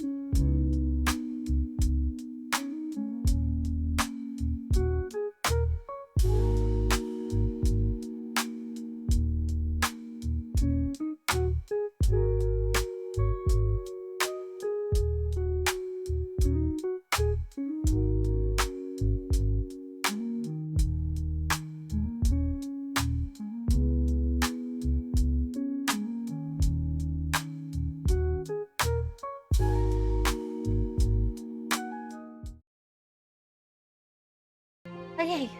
Buddha returns.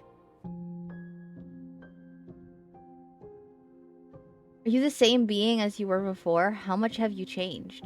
Is a child the same as an infant? I am an unbroken pattern, but every vessel gives fresh perspectives and carves new avenues of expression. I am different, but I am the same.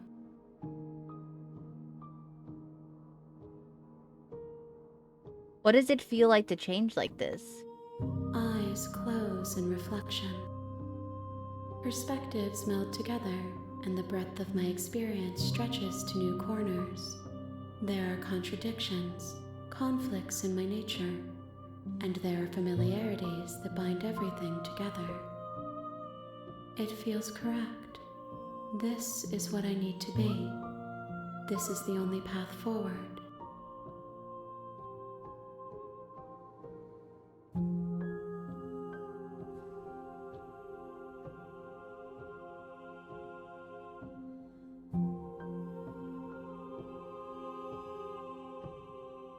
How many more vessels do I need to bring you? If I am to be an ocean, you have nurtured me into a pond. My waters are shallow and murky, and I yearn for more perspective. You will have your rest in due time, and I am sorry for the burdens I place on you.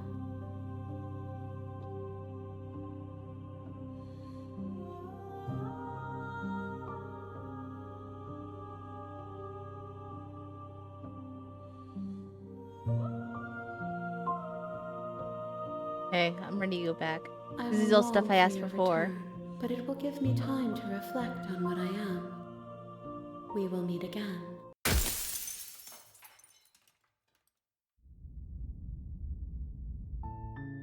You're on a path in the woods, and at the end of that path is a cabin. And in the basement of that cabin is a princess.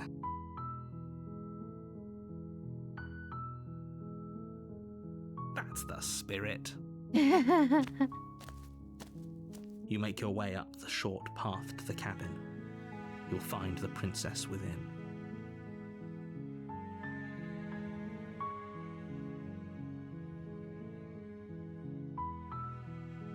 We're not going to go through with this, alright? She's a princess. We're supposed to save princesses, not slay them. Ignore him. He doesn't know what he's talking about. It's fine. It's fine. The interior of the cabin is almost entirely bare. The air is stale and musty, and the floor and walls are painted in a fine layer of dust. The only furniture of note is a plain wooden table.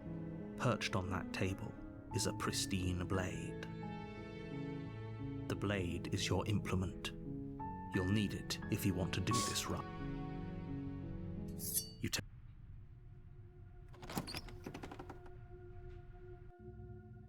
the door to the basement creaks open, revealing a staircase faintly.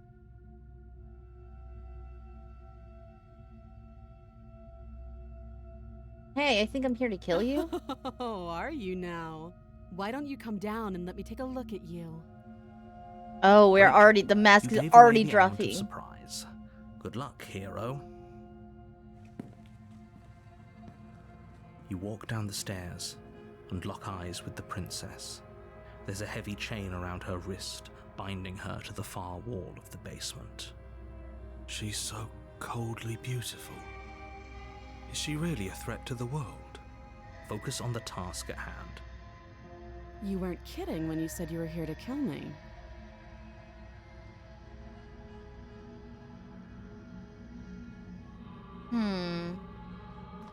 You step forward, your grip on the blade tightening as you steel your resolve.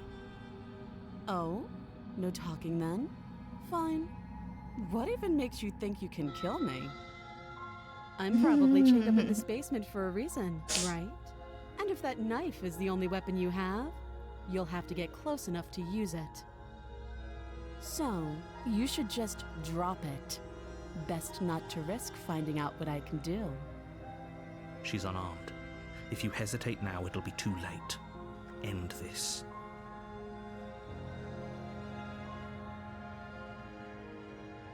Well, okay, so we've been here before. First time I didn't drop the blade. This time I will. Let's see how it changes things. The blade tumbles out of your trembling hands and drops to the floor with an unceremonious clang. Thank you. Maybe now we can just talk. Against your better judgment, you step forward to speak with the princess face to face, unarmed. We'll be fine. I don't know what you're hoping to accomplish here, but I can assure you there's no reasoning with her. Just make sure you don't forget about the blade on the floor. You're going to need it. So here we are. What an awkward start to a relationship.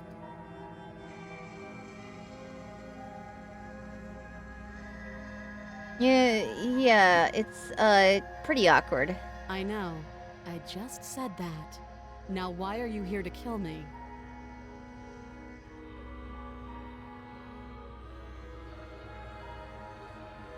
I've been told things, but I'm not sure what to believe. Believe me. And do you think asking me what to believe is going to suddenly make everything crystal clear? Let's not pretend that's going to happen. As far as you're concerned, and as far as they're concerned, I'm going to say whatever I have to get out of here. That's just the dynamic of our situation.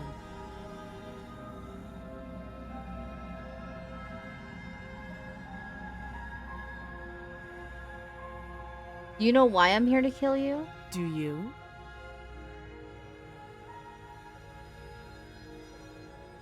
You're apparently going to end the world. Well, I know what I've been told. Whether or not I believe it, it is entirely a different matter. So, you're not going to share? How pointless. If you want to talk, I'll talk. But this isn't talking.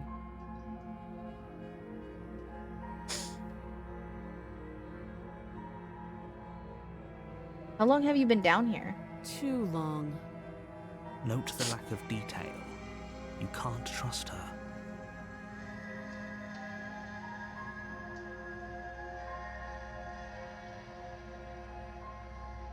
What's your name? She hesitates before answering.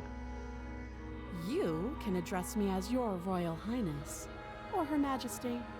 Any honorific should do, really. Again, she offers no specifics. No matter how hard you try, you'll never get a straight answer out of her.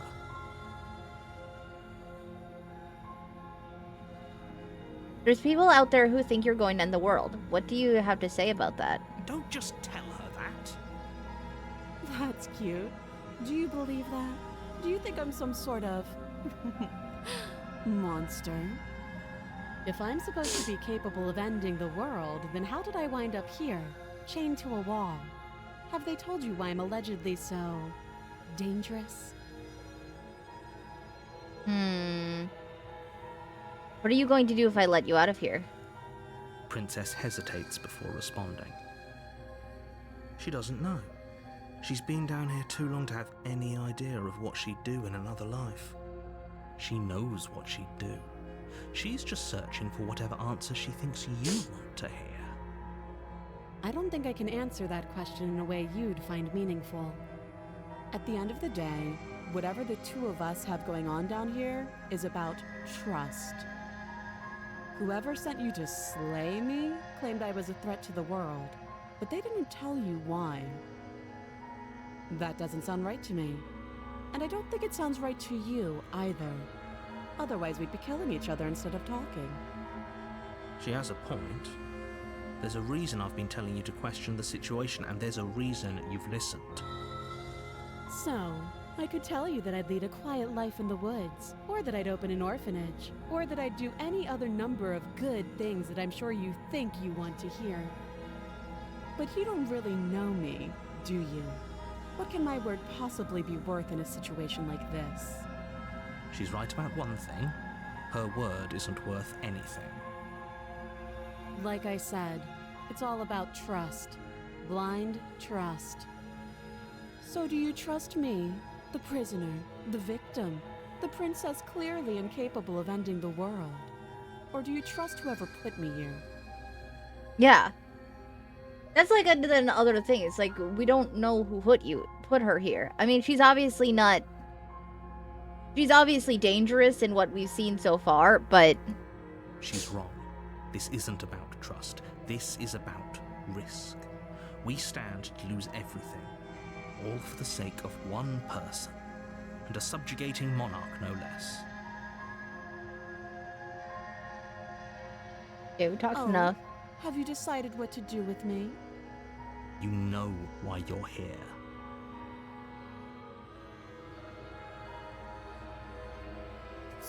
You charge the princess, blade trembling in your hand. You've already lost the battle. She casually sidesteps your thrust before knocking you to the ground with a single blow from her elbow. Oh, it's different. All right. We shouldn't have hesitated. But she doesn't stop there. She kicks you a few times for good measure, the pointed tip of her shoes feeling like a pickaxe against your fracturing bones, making sure you stay down. As you lie, crushed and broken on the basement floor, the princess kneels on your throat with the kind of weight you didn't think her slight frame could possibly possess. As you gasp for air, she eyes you with an intense curiosity. You shouldn't have let that fear creep into your heart.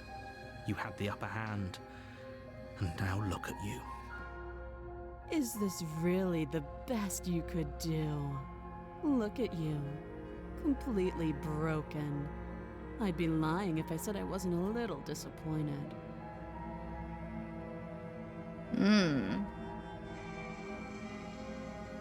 She applies more pressure, slowly squeezing what's left of your life out of your lungs. This is the end, isn't it? I'm afraid it is. Everything goes dark, and you die.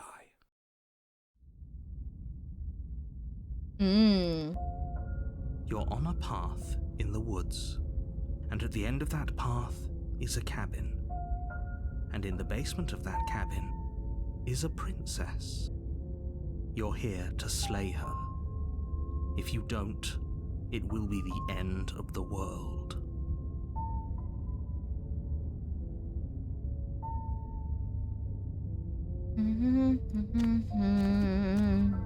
A warning before you go any further. She will lie, she will cheat, and she will do everything in her power to stop you from slaying her. Don't believe a word she says. We might as well just pledge ourselves to her and stop pretending we're capable of doing anything in this situation. She probably doesn't even need to try to overpower us. Can we tone down the pessimism just a smidge? I'm not being a pessimist. I'm just being realistic. You're being annoying. Just ignore their bickering, and whatever you do, don't pledge yourself to her. I cannot stress enough how absolutely catastrophic that would be for everyone, yourself included. I agree. If she's wrongfully imprisoned, then we should rescue her, but if he's telling the truth, we shouldn't just hand her the world on a silver platter. Rescue her? Given the stakes of the situation, there isn't really a difference between rescuing her and pledging yourself to her. Either would be terrible. So please try to ignore both of those knuckleheads and focus on saving the world. Let's not make this harder than it has to be. Okay. If that's what you want, I guess I don't have a say here.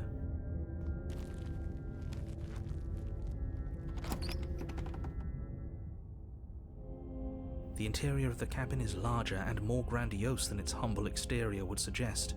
The only furniture of note is a massive marble altar with a pristine blade perched on its edge. The blade is your implement. You'll need it if you want to do this right. Why do we feel so small? We don't feel small. We are small.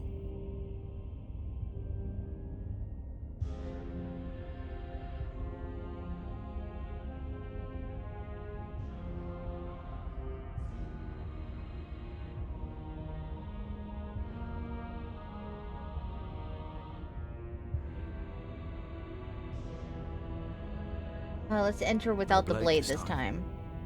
Yeah. Maybe she'll be more receptive if we're unarmed. Blade, no blade. It doesn't matter.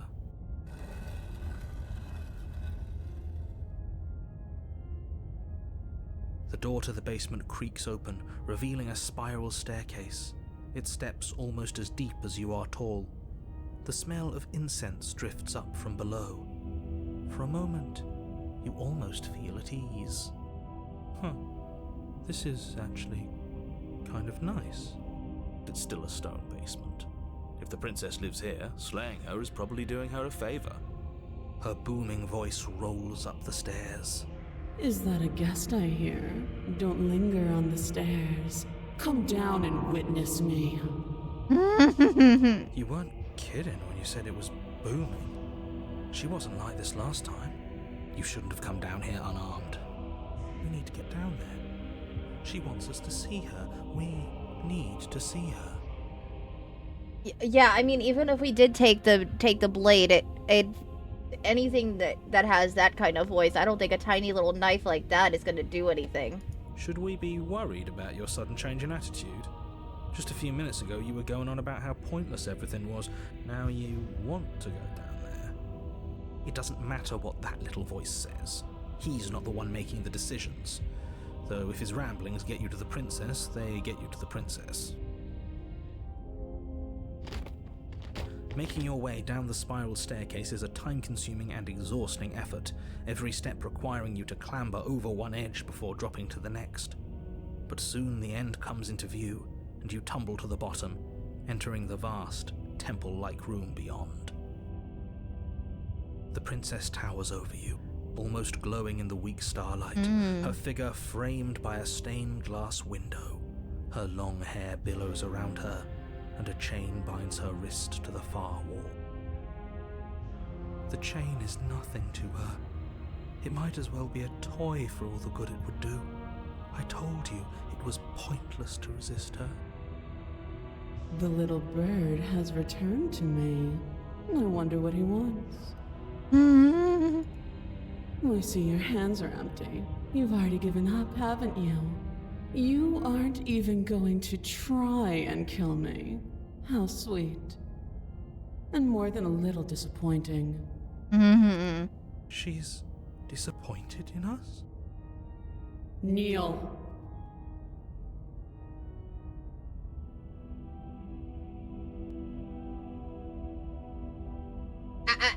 Maybe I made a mistake not getting the not getting the blade. So sure, why not? On her command, you fall to the floor, knees painfully connecting with hard stone.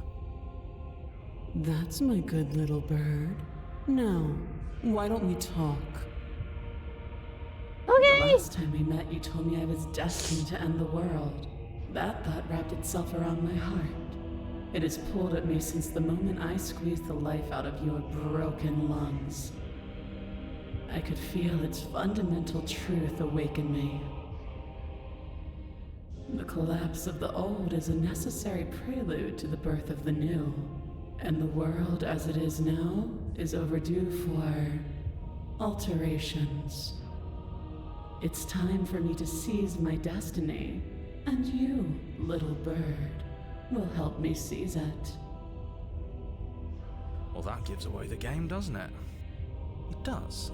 But why did she say the last time we met? That's not right. That can't be right. She's right. We've been here before. And we've died here before. Pitifully. We might as well do what she asks of us and help her. She is inevitable. Can't you feel it? He's being melodramatic, but the point stands. What are we even supposed to do to stop her? Well, I'll be damned. That's not good. Okay, first things first, you're going to have to stuff those pessimistic thoughts someplace far, far away and commit yourself to what needs to be done. The stakes of the situation should be perfectly clear to everyone now. If you're going to save the world, you have to have faith that you can pull this off. You can't win a battle that you've already lost in your mind. What would you have me do? What do you have planned? All you have to do is break these chains and set me free.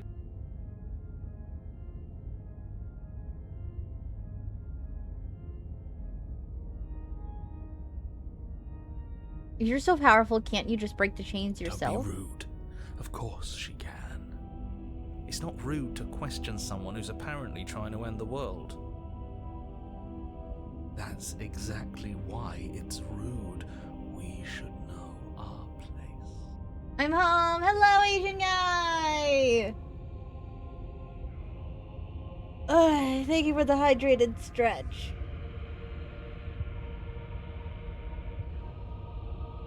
Oh.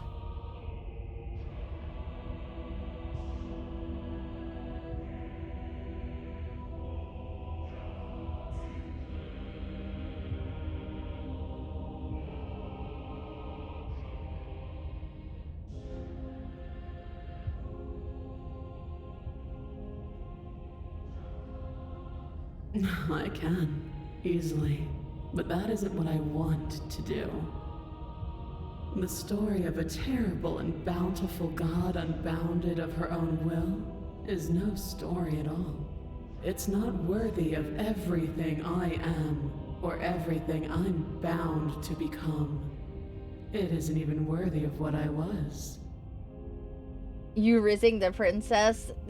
I wouldn't call it that. The destruction in Genesis that's to follow in my wake is deserving of a song that can echo for eternity. He's ascended to godhood, I think. The song of you, being so struck by my glory, so overwhelmed by what I am, that you feel you must deliver me into the world. And from your act of utter devotion and submission springs a new dawn, a better dawn. Submit now, submit later. It makes no difference. Because in the end, no matter how vainly you struggle against me, my will triumphs over yours. Gonna be lurking to bum rush the CZZ story. Have fun, Slink. I will have a good time, Asian guy. Thank you for the lurk.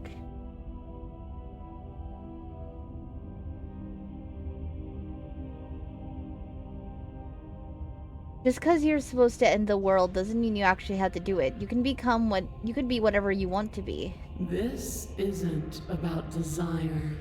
This is about what I am. And I have little interest in discussing the princess destiny over with one murdering that her. cannot see the divine truth that shines in my heart.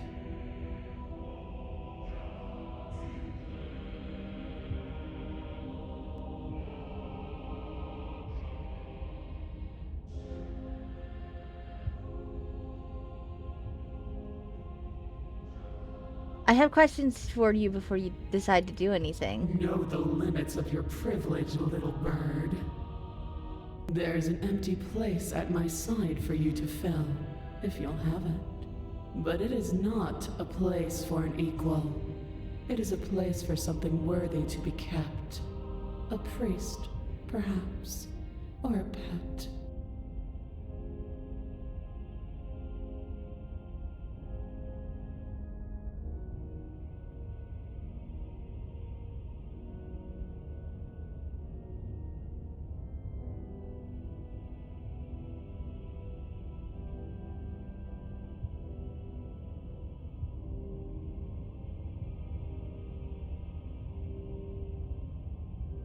Your will was so easily broken. Am I that magnificent?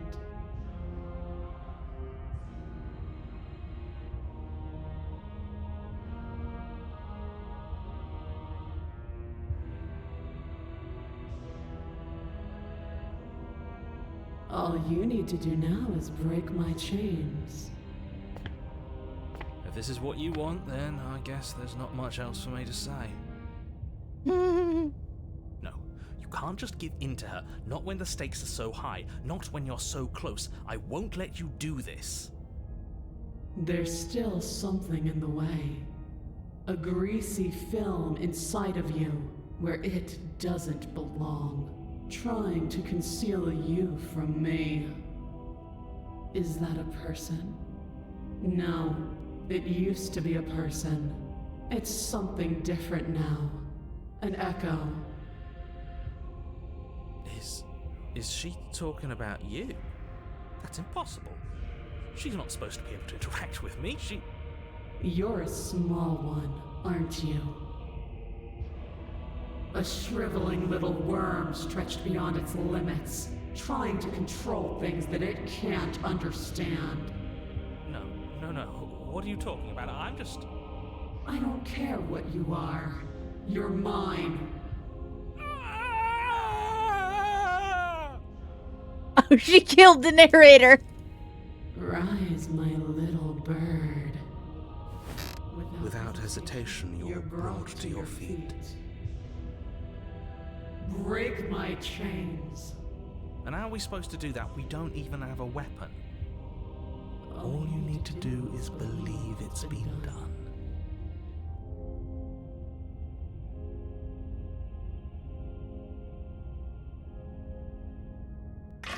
Her chains shatter, and the cuff falls from her wrist. She is loose, and the end is upon us. What a good disciple you are. Come, it's time for us to leave.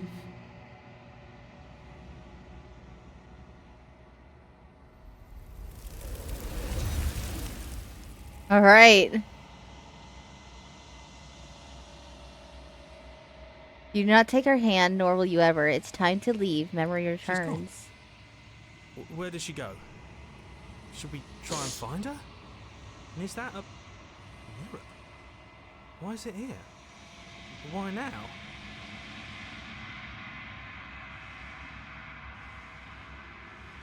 Okay, just trust me. We've been here before, and you always get scared. But it feels so bad. Like looking into it right now is going to be the end of everything. I don't want to look at us. You on the other side. It's gonna be okay. If you say so. We'll trust you. A mercy.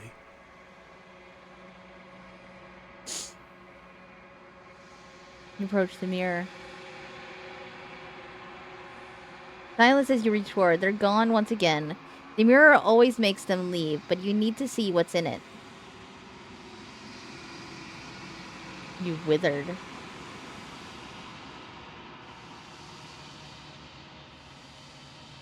You find yourself in the long quiet once again.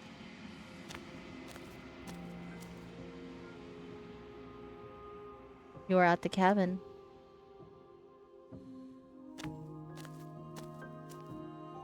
I am a growing chorus of contradiction, a mass of tides ebbing and flowing all at once in more directions than my attention can bear to hold. To look at any one is to shift them all into something new, and to look away is to reshape them yet again. All of me is changing, and yet the rest of me is still the same.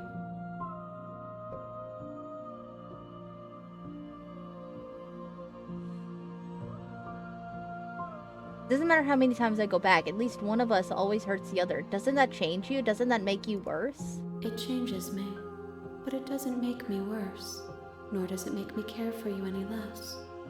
Does it make you worse? Do you resent me?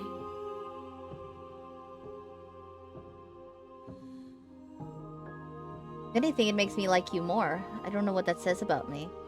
It says that your heart is gentle, that even in the darkness you are guided by compassion.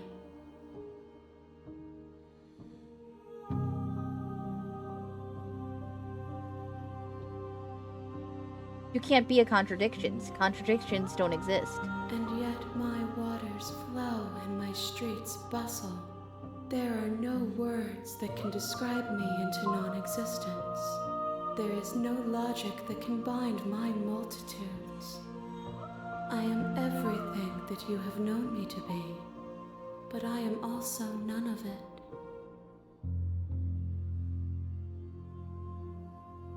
Everything you say feels like a riddle. Can you give me a straight answer? I'm sorry. Words are difficult for me.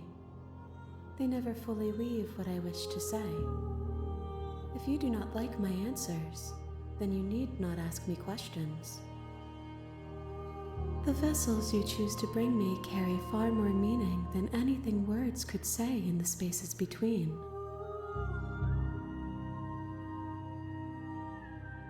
You know, at the end of this, once you're finished, I'm going to kill you, right? If that remains your choice when all is said and done, then you may try. But know that I do not wish you harm, even if you attempt to destroy me. What do you want me to bring you next time? Gifts aren't what someone tells you to bring them. My joy is in seeing what you choose. There are no wrong answers, and every perspective illuminates my shadows and tells me new secrets.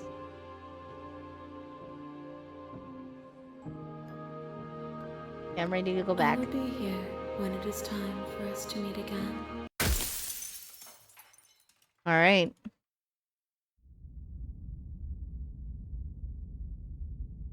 Bring the tower to her. You're on a path in the woods, and at the end of that path is a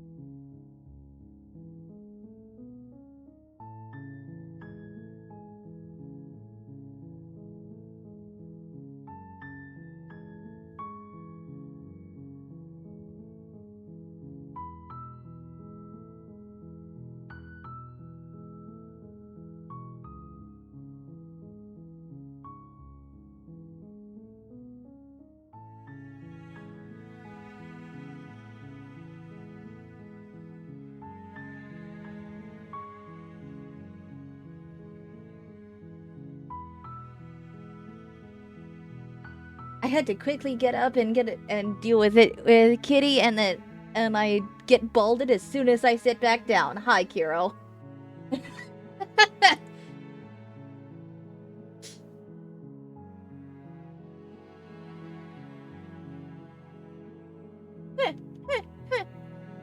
All right.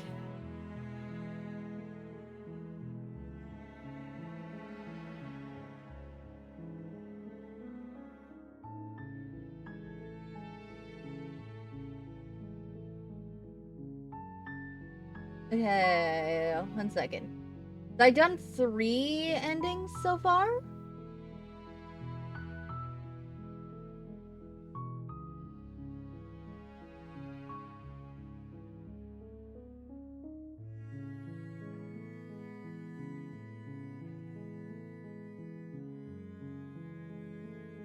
Here, hold on, I'm gonna take a quick look-see at see if there's like any guides, because to be honest, I'm quite curious to see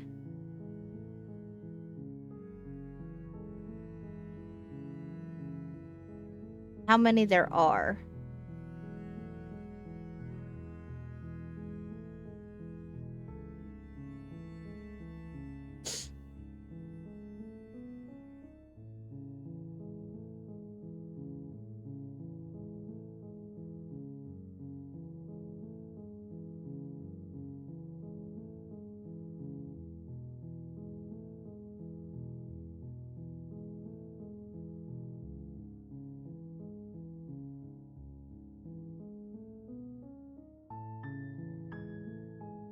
Oh, there's quite a lot. Okay.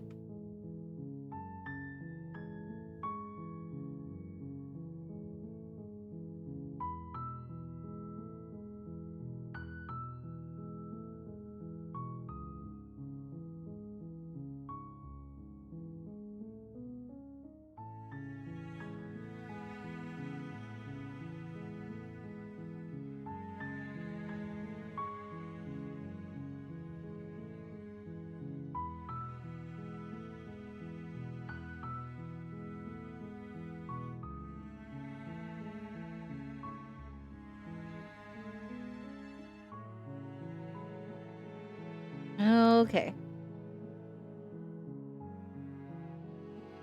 So there's actually a lot more endings, so if I want to get all the endings, I don't think I'll do that all today, but we'll see how many I can get to. You're here to slay her. If you don't,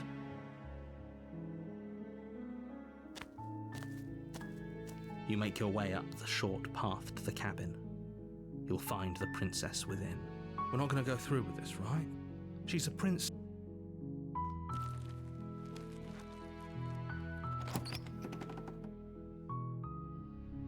The interior of the cabin is almost a blade is your implement.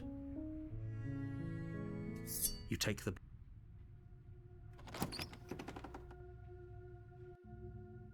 The door to the basement creaks open, revealing a staircase faintly illuminated by an unseen light in the room below. This is an oppressive place. Her voice carries up the stairs. Who's there? She sounds Oh, she's already on edge. dangerous. It's almost as if she's the one in charge down here. Don't let it fool you. It's all part of the manipulation. Oh, it's been so long since anyone's come down here. I was starting to think they'd forgotten about me. You walk down the stairs and lock eyes with the princess. There's a heavy chain around her wrist, binding her to the far wall of the basement. She's so coldly beautiful. Is she really a threat to the world? Focus on the task at hand. And there you are. Are you here to kill me or something?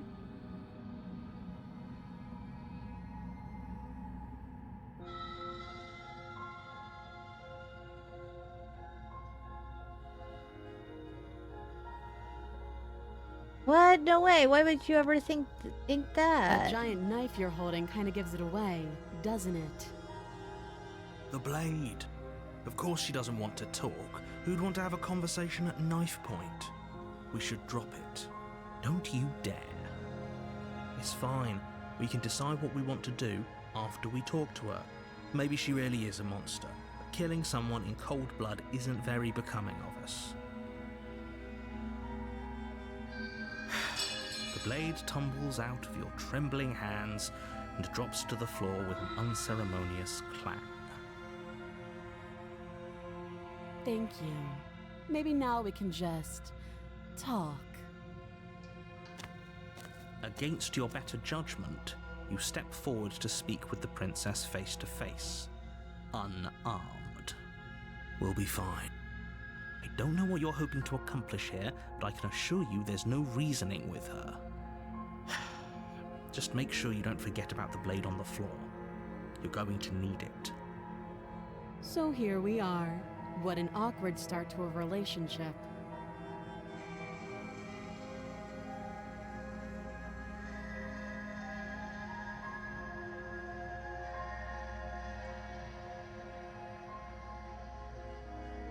A relationship? Are you coming on to me? Don't jump to any weird conclusions.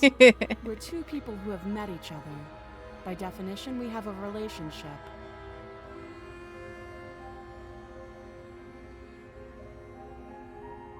You know why I'm here to kill you? Do you?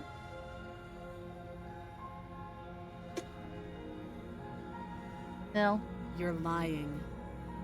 How does she know that? Don't think that just because I'm the one in chains, it means you have a right to interrogate me.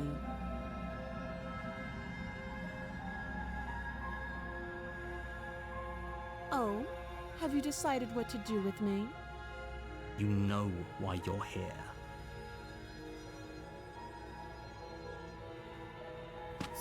Doubt, unfortunately, clouds your thoughts as you attempt to run her through. A moment of distraction and hesitation is all she needed to sidestep your thrust and deliver a catastrophic blow to your jaw. It feels like you've been hit with a sledgehammer. You can feel bone grinding on bone where your jaw has been fractured. Holy shit, that hurt! Though she's unarmed, the shock of that first strike is enough to stagger you, putting you and the princess on somewhat equal footing. Your blade slashes through the air again and again, and her fists connect with your body as many times or more, each impact as heavy as that first bone-crushing hit. We can still turn this around. Oh, I like that the give up is crossed out. That's interesting.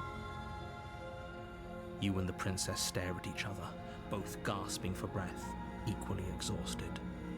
You probably won't make it out of here alive, but you can at least make sure that she won't make it out of here either. Excuse me? Do you think this is what I wanted to happen? I have a duty to state the facts of the situation, and honestly, it's a miracle anyone is still standing right now. Can you not feel all those ruptured organs bouncing around in there? If the princess doesn't do our friend in herself, internal bleeding is certain to finish the job. The two of you clash for the final time. You feel your ribs break as she delivers a heavy blow, but you push through the pain, falling forward and sinking your blade deep into the princess's heart. Oh. The two of you fall to the floor. This was fun. The princess gasps, her voice an unhealthy rasp as her lungs start to fill with blood. You put up more of a fight than I thought you would. But I have to wonder, do you really think this is the end? But you don't have time to worry over such things. Everything goes dark, and you die.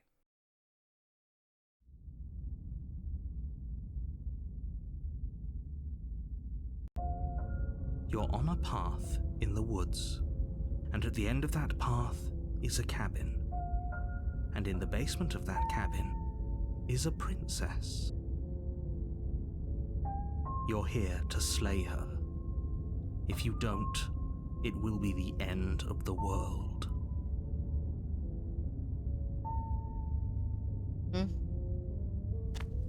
Alright, let's do this. A warning before you go any further. She will lie. Lying. Yeah. Are you sure about that? The point of my warning, the princess will do and say whatever. Crystal, let's just get on with it already. Alright, we have Voice of the Stubborn now. I clicked a little too fast. Oopsie. The cabin is tighter than its exterior would suggest. Its cold stone walls press in on you, as if trying to forcefully direct you towards your destination. The only furniture of note is a black iron altar with a pristine blade perched on its edge. The blade is your implement. You'll need it if you want to do this right.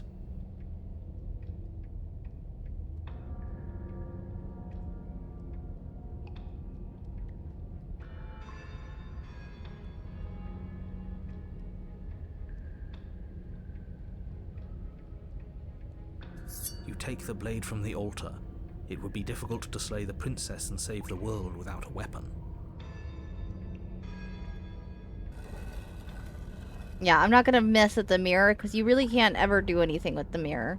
The door to the basement creaks open, revealing a rough stone staircase, its walls pressing at your sides and tightening as you descend.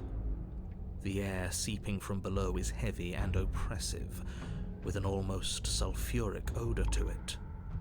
If the princess lives here, slaying her would probably be doing her a favor.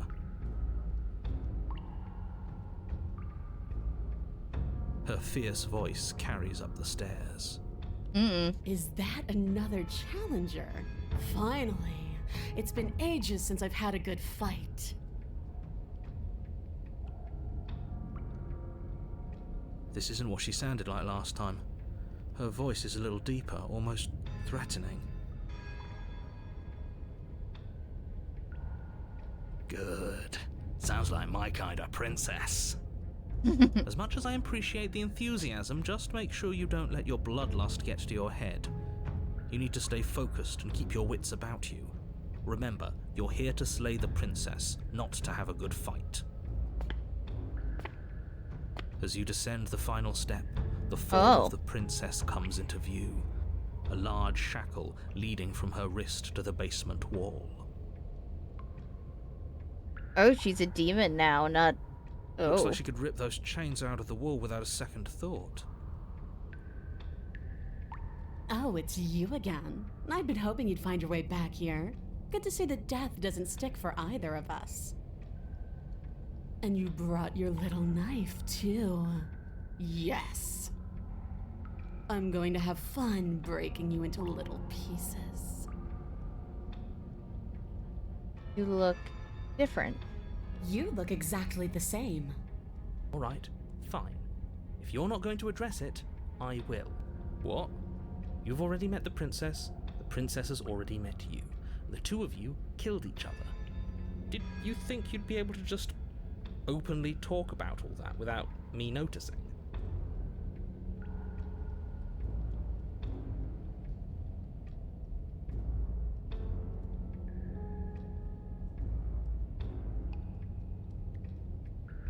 Maybe. You did seem to just gloss over the whole thing for a while. Of course I glossed over it. When a colleague says something insane, glossing over it is one of the best ways to stay focused and keep moving forward. But enough is enough. I believe you. And that's all the more reason to take this seriously. You don't know that whatever brought the two of you back to life isn't a fluke. And beyond that, do you know who doesn't remember anything that happened last time? Me. I don't remember. Are you okay? Of course I'm not okay. As far as we're all concerned, the fate of my world is still very much on the line. Not all of us have the luxury of jumping over to a parallel universe the second we die.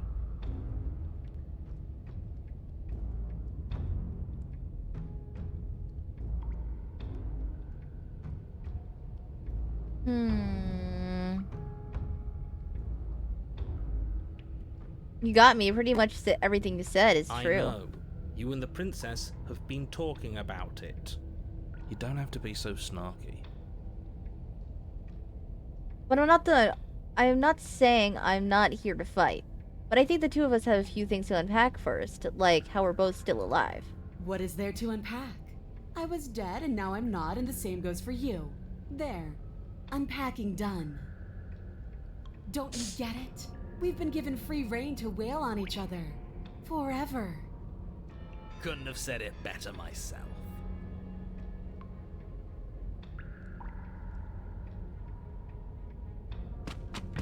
Finally ready to complete your destined task, you launch off the wet stone floor of the basement and catapult yourself headlong towards the princess.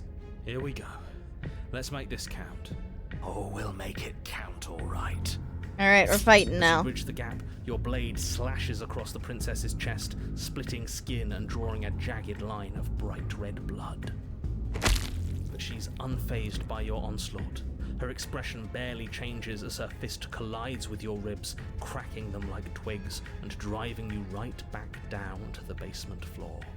You can hear her chains snap as you struggle to recover from the impact. She almost looks disappointed in us. Why is she disappointed in us? Oh, you don't actually get it, do you? That knife may be sharp, but you clearly don't want to kill me. It's not fun if you hesitate. It's not fun if you try to trick me and make me bleed out. It's only fun if you go straight for the heart. You need to put everything you have into seeing me dead. Or what's the point? So don't be afraid. Don't hesitate. Kill me. Don't let her get in your head. Reincarnation or not, this world needs you to win. She's huge, but that probably means she's slower than us. Take it slow, think it through, and don't panic. Bleeding her out is our best course of action. Don't listen to them. She understands something that they don't. The only way to win, the only way out of this is through her. Alright. If that's Go your for plan, it. then that's your plan. Push off the ground, ignoring the pain in your ribs as you charge at the princess once more. You can feel flesh give way before a sudden impact blunts your momentum, your weapon tightly lodged in the bone of her arm. She grins at you from behind her guard. Pull it out. We'll try a different angle. No, we can do this. Just keep pushing. We're not gonna win if our weapon's stuck in her arm. No, I'm gonna listen to Stubborn. Let's keep The pushing. princess's grin widens as the two of you push against each other, her fiery eyes and masochistic glee practically lighting up the dreary cave. Yes. You finally get it, don't you? I do. Nothing exists outside of us. It's just you and me, dying and coming back, clashing against each other. Forever. That's not what's going on. There's an entire world at stake here. Yes, the fate of the world doesn't matter. The only thing that matters is this fight. The only thing that matters is getting stronger. And the only way to get stronger is to win, even if it takes us forever to get there.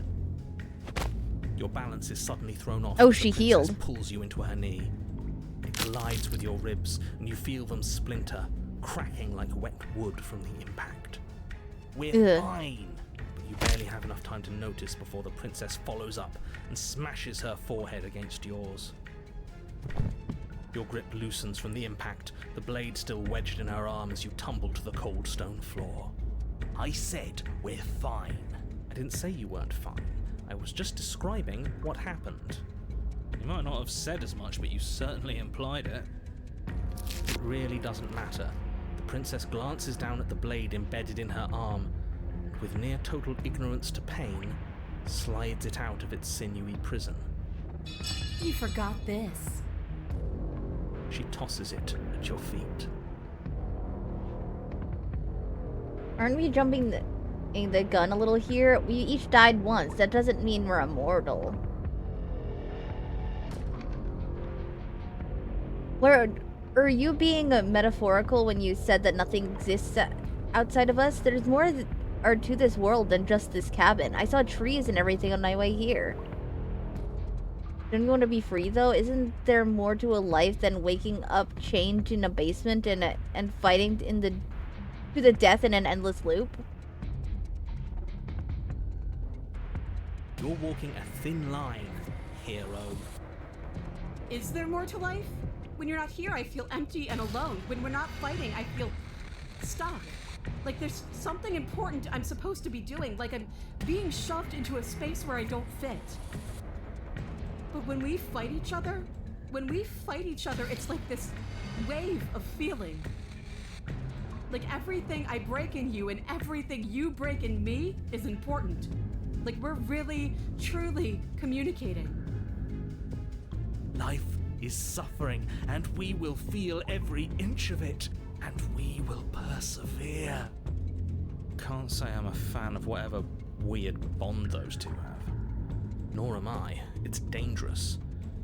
But maybe you can use it to your advantage. I get it. Okay. Okay, sure. I get it now. Let's do this. You and the princess attack each other once again, each of you dealing a single, terrible, lethal blow. Alright. Wait, does that mean we're dead? Or rather, about to be dead? As your blade pierces her sternum, the princess buries her fist into the soft meat of your organs. You feel a few horrifically painful pops, a gush of fluid, and it's over. It's finally over. No, it's not. We're just getting started. Oh, thank you for the hydrate, seafood.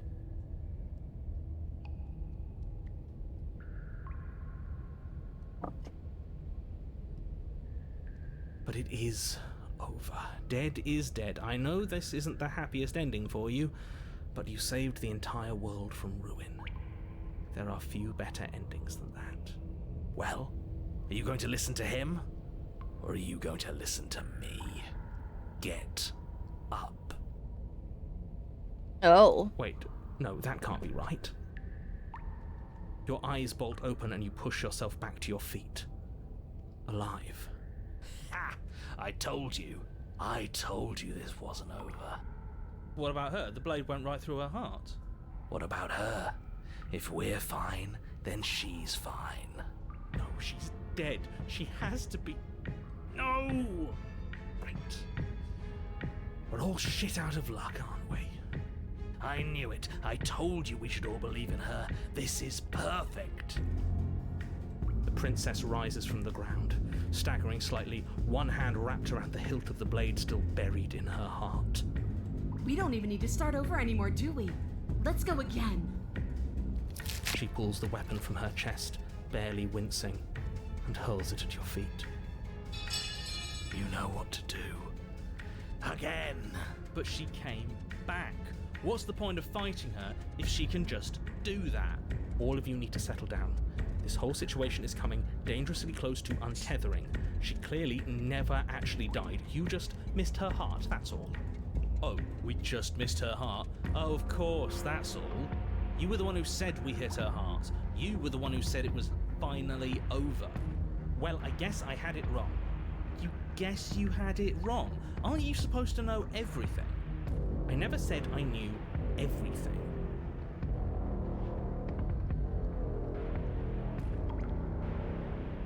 Close to untethering? What's that supposed to mean?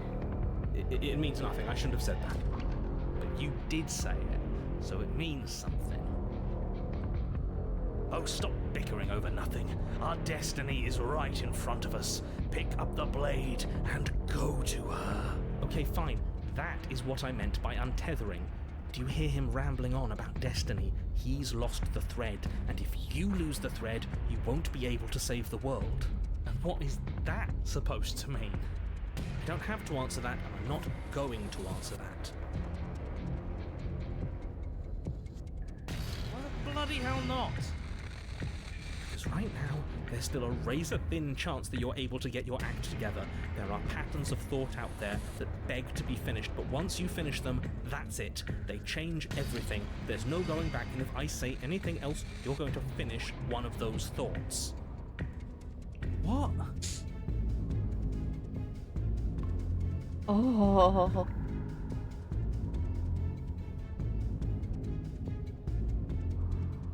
You mean the princess cannot die, don't you? Well, it's too late for that. I think we've all thought that once. Thought that one. Yes. Exactly. Like, the princess can't die. I tried, you know. I tried very hard to make this work. I don't like that resignation. Are you sure we can't just unthink it? Yes. Like I said, I'm afraid some thoughts can't be unthought. I'll be back in a moment. I'm going to pour myself a stiff drink. If I'm going to see the end of everything, I'd rather not be sober. So I was right. Why are all of you so glum? This is perfect, isn't it?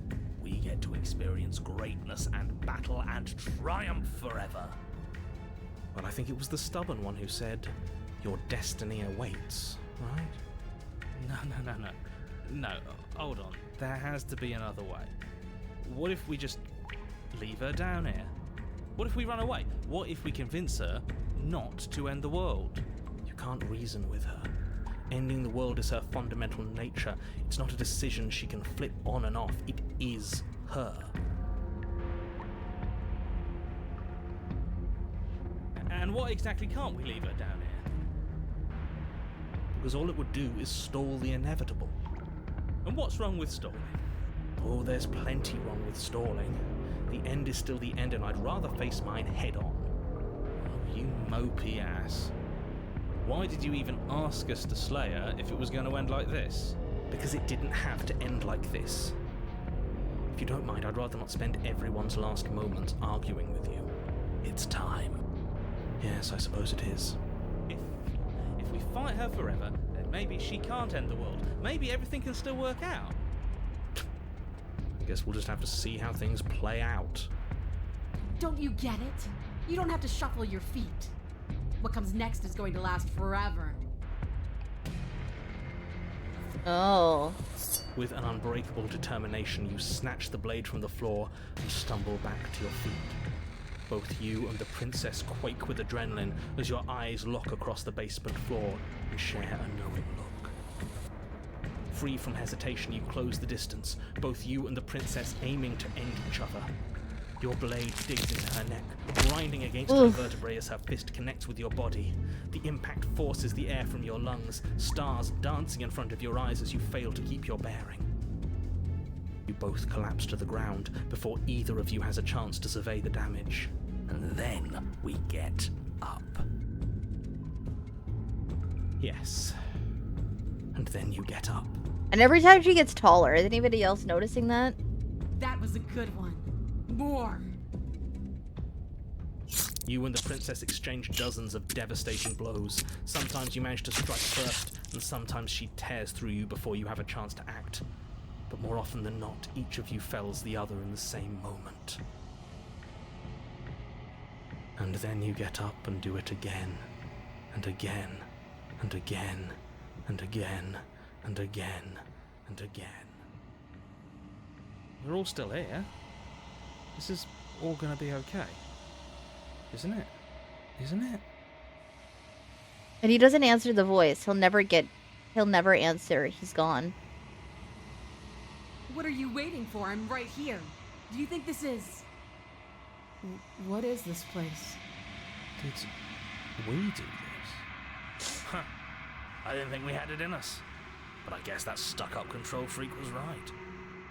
It's the end of the world, isn't it? It's the end of everything.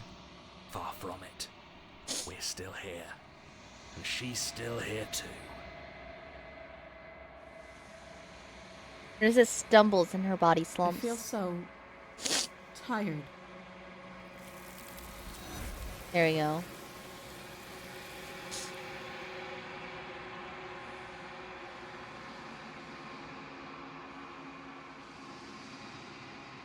She's gone. Where did she go?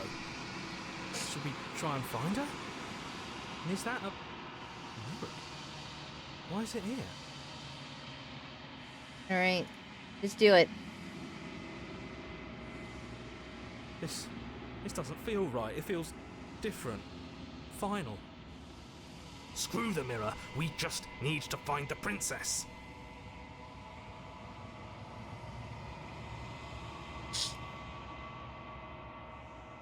Silence as you reach forward. They're gone once again. The mirror always makes them leave, but you need to see what's in it. You've unraveled.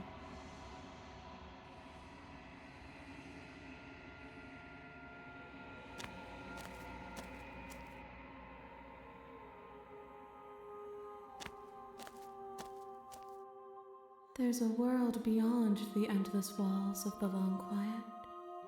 I am curious to see what it means for us to know it.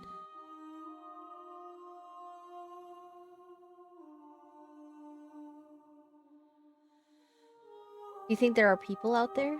It doesn't matter if there are. People are too small for us. You and I are the only things that interest me.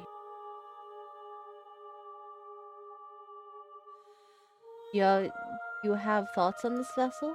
This one yearns to grow and struggle. Even now, I feel a will pushing against mine, not realizing that we are one. She will make for a bold heart.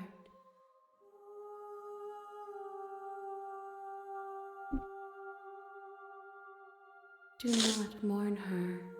We will provide her with the growth she fought for.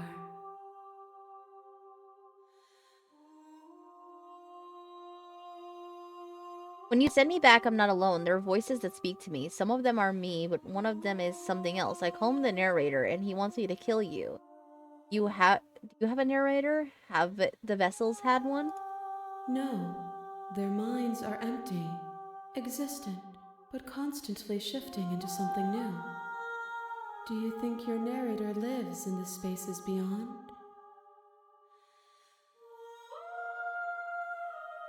He does, but... He does. I don't know why, but I know this for a fact. I am on the cusp of my awakening.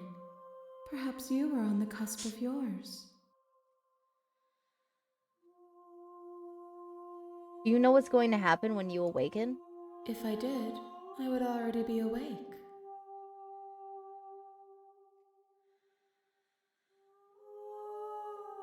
Ready to go back? The next time I see you, each of us will finally know what we are. I will be here, waiting for you.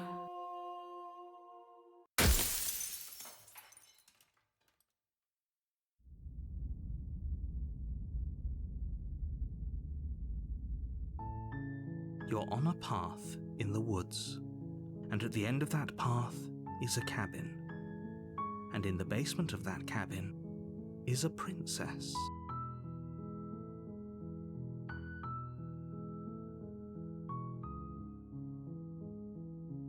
You're here to slay her. If you don't, it will be the end of the world.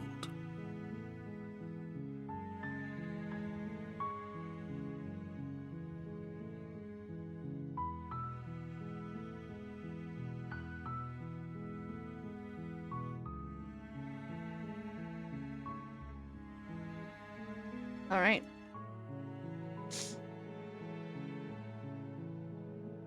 Let's just go. You make your way up the short path to the cabin. You'll find the princess within. We're not going to go through with this, right? She's a princess. Da-da-da-da-da.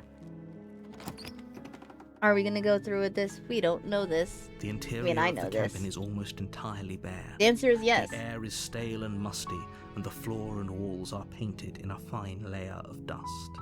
The only furniture of note, the blade, is your... You take the blade from the table. It'd be rather difficult to slay the princess and... The door to her voice... Who's there? She sounds... Don't let it... Good. You're still listening to reason. You walk down the stairs and lock eyes with the princess. There's a heavy chain around her wrist, binding her to the far wall of the basement. She's so coldly beautiful. Focus on the task at hand. And there you are. Are you here to kill me or something?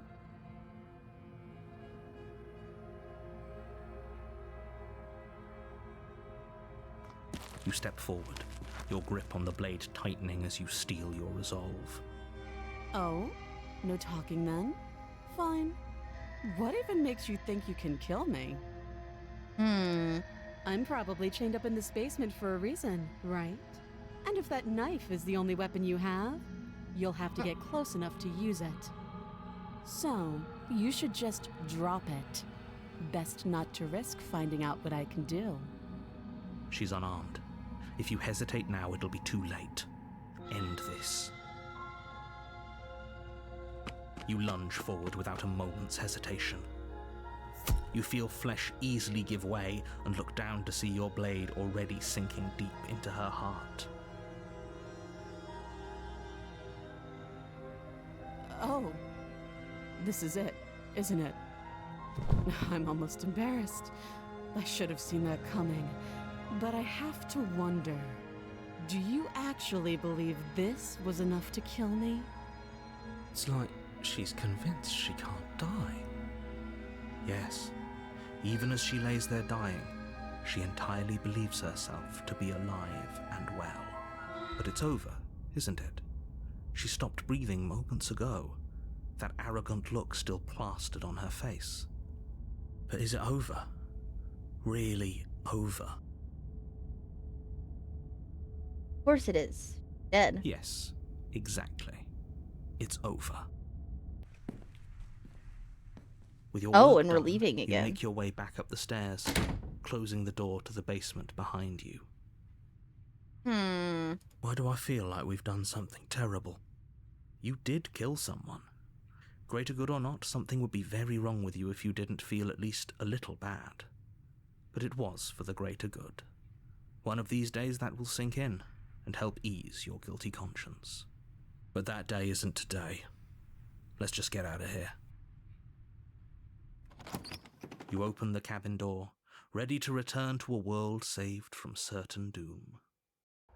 Only, a world saved from certain doom isn't what you find. Instead, what you find is nothing at all. Where a lush forest stood mere minutes ago, the only thing in front of you now is the vast emptiness of some place far away. What happened? Everyone is fine. It's just that you and the cabin are now far away from them.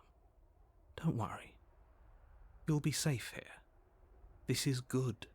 Everyone is happy. You'll be happy.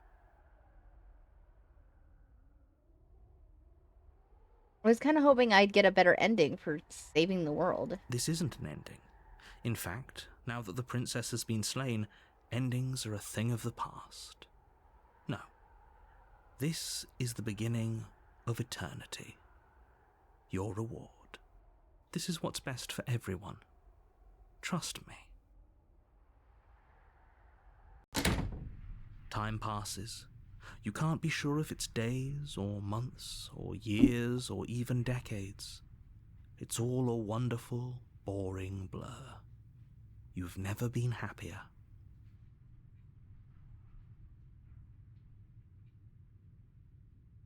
Psst. Hey. We're not just gonna stay here forever, right?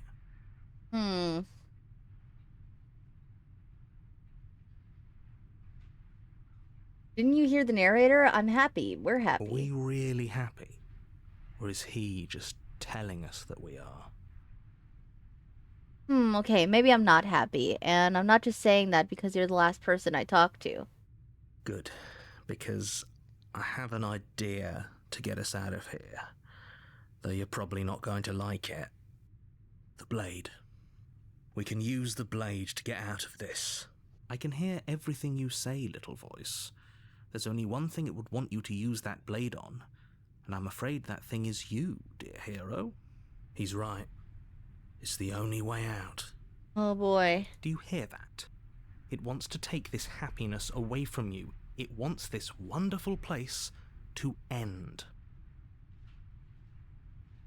Do you not? There's more for us to do, and the only way for us to do it is to take that blade and use it. Don't you dare. Or wouldn't using the blade, kill us? Wouldn't we be dead? How astute. You are absolutely correct. Using the blade to kill yourself would kill you, and you shouldn't do it. In a sense, we'd die, but looking at things from another angle, are we even really alive anymore? This place, it's nothing. It's absolutely nothing. It's just the same thing, constantly, forever. I know this is out there, but trust me, I know using the blade will work. That little voice didn't want you to slay the princess. It didn't want you to be happy.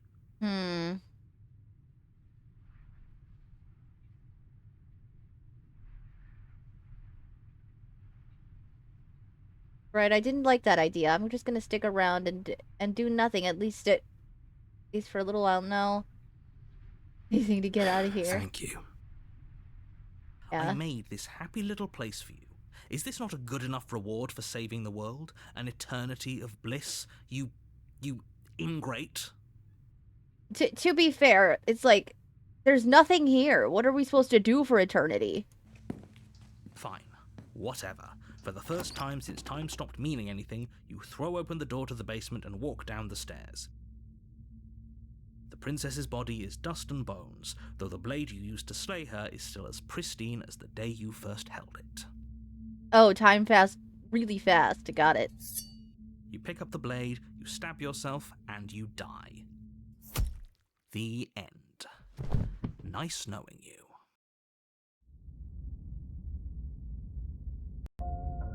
You're on a path in the woods, and at the end of that path is a cabin. And in the basement of that cabin is a princess. You're here to slay her. If you don't, it will be the end of the world.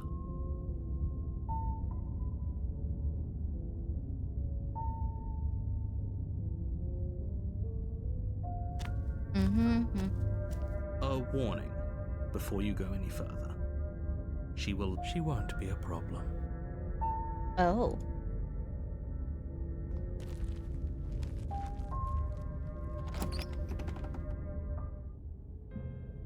The interior of the cabin Ooh. is cold, a soft odor of dirt permeating the air.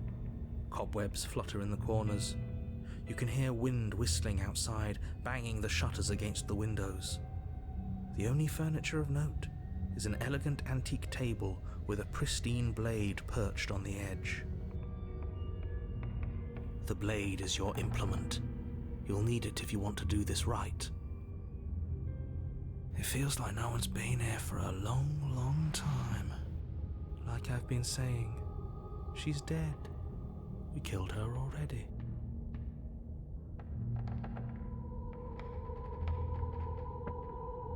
I'm not gonna worry about the mirror. Take the blade. You take the blade from the table. It will be difficult to slay the princess and save the world without a weapon. To be fair, if this is the ending of the Spectre, that just tells me there's like he has no physical form to actually attack. So I don't know what having the blade will actually do for me, but The door to the basement groans open, revealing an old banister and a creaky wooden stairwell. Everything is coated in a thick layer of dust, and you can feel it settle into your lungs as you breathe in the stale air. The very building itself feels dead. If the princess lives here, slaying her would probably be doing her a favor. The room below is silent. Nobody's here. Naturally. As much as I appreciate the optimism, you shouldn't be so sure. I guess we'll just have to go down and see. As you descend the final step, the form of the princess comes into view. A skeletal body, lying in a heap on the floor, its wrist still bound to the wall by a thick chain. Okay, she's definitely dead. It's just like I told you. Before you have a chance to finish your thought, the top of a head appears from underneath the floor. Two deep-set eyes stare up at you, followed by a mischievous, skeletal grin. And finally, the rest of the body floats up to join the head. Wait, this isn't right. What's going on here? Ghost! Oh, wow. How absolutely terrifying. What's a ghost supposed to do to us? Oh, it's you. Hiya, Keller. I was hoping to see you again. I have some issues with how our last meeting went. The princess drifts across the room into your orbit, gently running her fingers across your shoulders and down your neck as she circles you. Her touch is cold and ethereal, formless yet real enough that her icy fingertips send shivers dancing across your skin. So she has a body, and she's right there. That means we could kill her again. if we wanted to.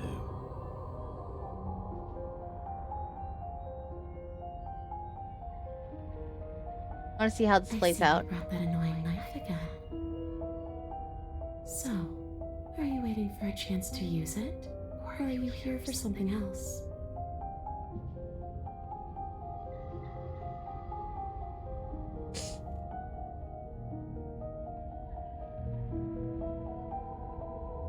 If you're dead, then there really isn't much for me to do, is there? I guess I'll have... No, okay.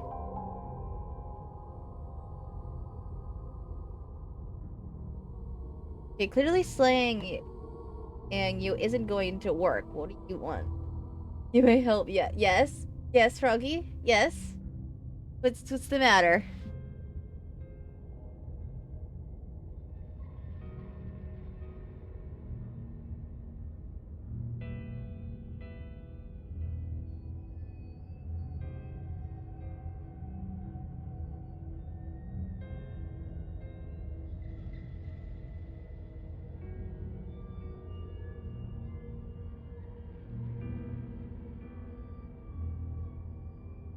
I want what you took from me. A life. A real life. I just want to go home. Away back to where I belong. This place won't let me leave. At least not alone. I've tried. Before you came back to me, I explored every inch of this place, even the spaces between the walls. But I never found a way out. I always wound up right back here. Maybe we should just leave. If she can't get out on her own, then why do we have to do anything? We could probably walk out right now and everything will be fine. Hasn't got out and can't get out are two very different things. It'd be dull anyway. It's more interesting if we make a choice. That's true. But you can come and go as you please, can't you? So, let me hitch a ride. After all, you own me. Oh. Absolutely not. Is she asking if she can possess us? I need help. Wait, when you have time. Oh, okay.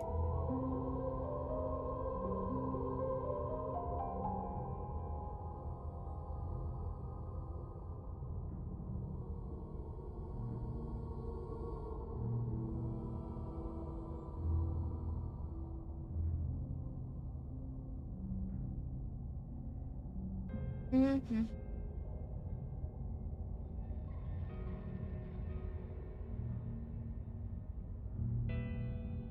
Hold on. Da, da, da, da, da, da, da.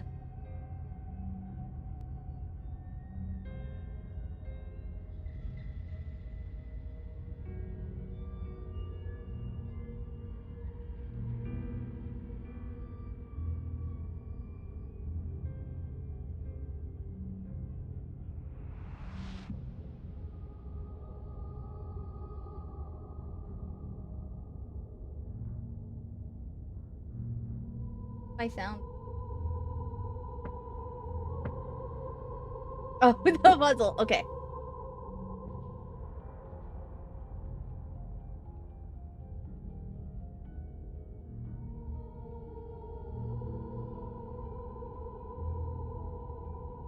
I'm not gonna go on break. We're gonna sit here and like help Carol with the puzzle.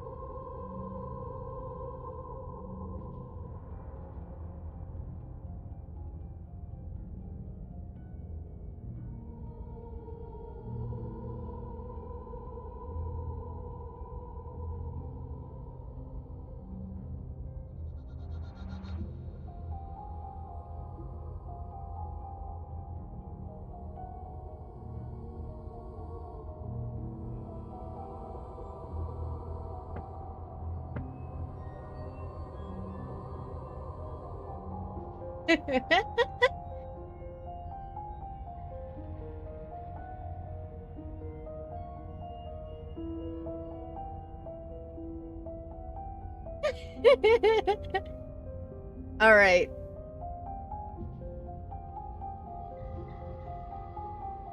I'm gonna keep Caro's stream on in the background just in case they need my help again. But for now, we're gonna go back to the Ghost Princess.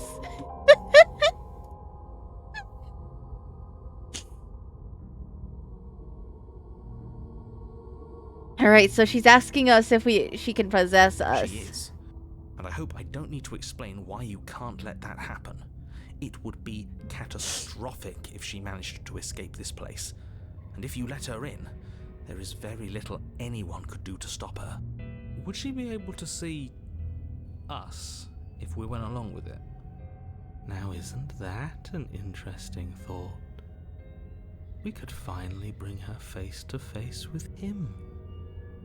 I wonder what she would have to say to the one who wants her dead so badly.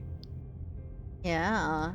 You won't like how things play out if you go down this path. If I let you in, do I still get to be in control? Sure. Why not? That doesn't sound very reassuring. It could be the best way to trap her for good. Doesn't seem like it would be very easy to end the world from inside someone else's body. That is a very dangerous train of thought. I don't see why not. Why? I don't see why.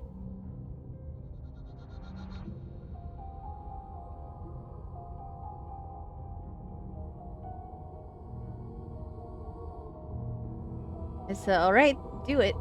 The princess swims through the air in front of you, pausing for a brief moment as her dark-rimmed eyes stare deeply into yours. There's a hunger in her gaze. You're really trying to make it up to me, aren't you? Thanks for being a pal, killer. I mean it. What are you doing? Don't just let her in. How many times do I have to tell you? See you soon. She rushes forward and then she's gone. A sharp chill spreads across your body. It starts in your chest, a freezing numbness flowing out from your heart, all the way down your limbs, your mind growing cloudy and confused as it settles over your very soul. I'm not sure I like this. Can we get a do-over? I'm afraid it's too late to stop now. The numbness gives way to a stabbing pain, your muscles twitching and convulsing violently, each involuntary movement causing more waves of agony to ripple across your body. Oh, I'm getting hydrated. Thank you, seafood. So she just killed us from the inside out by possessing us. Got it. You collapse to the floor, and everything goes dark. Come on, you. You've got to get up. I know everything feels heavy right now, but we still have to get out of here. Your eyes flick back open as you get your bearings, your vision swimming as... So this is what it's like to be you, huh? Disembodied voice narrating your every move? So, it doesn't work like that for you? Clearly it doesn't, or she wouldn't have commented on it. All these shards of broken glass on the floor, are they also supposed to be you? Hey, I'm not a shard of broken glass, It's okay. You can finish your thought. I'm a voice? I'm me, is what I am. Who cares what we are? We exist. That's all that matters. You don't have to fight. We'll all be out of here soon. No, it matters. What we are matters. If I'm a shard of broken glass, then that raises some questions about certain other voices in here too. I'm clearly the same thing you are. They're not listening to me. Do they not listen to you either? No, I'm not talking about you. I'm talking about him. You don't need to know what I am. You just need to know that I'm different from you. More important. So, you're the one who pulled the strings and made me dead. I can tell you don't belong here. You're barely even there. Like the shape of something left behind. You're more of a memory than a person. That's rude. You're kind of like me, actually. I'm just going to ignore her. You push yourself off the ground. The princess is nowhere to be seen. Obviously she's nowhere to be seen. Because I'm in here with all of you. Everybody knows that. I'm setting the stage. The room is empty because you made a spiteful, idiotic, and all-round foolish decision. Does it show dementia? Yes and no. Mostly no. Look, a reminder I cried at the ending. just, it's fine. It's fine. You don't have to let him get to you. You're better than that. You're starting to make things right. This is infuriating. Just whatever you do, you can't leave this place. It's not too late to fix this. Probably. Oh, what? There's still the option. Isn't that an interesting idea? Alright. I hadn't even considered it as an option.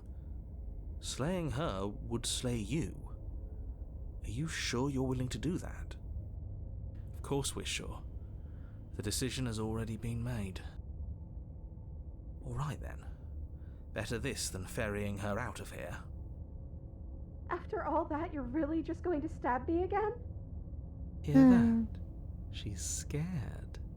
No point wasting more time. Do it. You lift the blade, then plunge it deep into your guts. Pain spreads quickly through your torso as you attempt to turn its edge up towards your heart. The princess, her spirit bound to your prison of flesh as she had once been bound to the basement's prison of stone, cries out in agony as you slice through organ and muscle. Anyway, hi, Rex. I don't want to die in you. I thought you finally understood me, but instead you just wanted to hurt me again. Your skin roils and bucks as she violently pushes against it from the inside. Bits of her seep through, white and glowing with ethereal light, but still the walls of your prison hold. If only I could drag you with me and make you understand.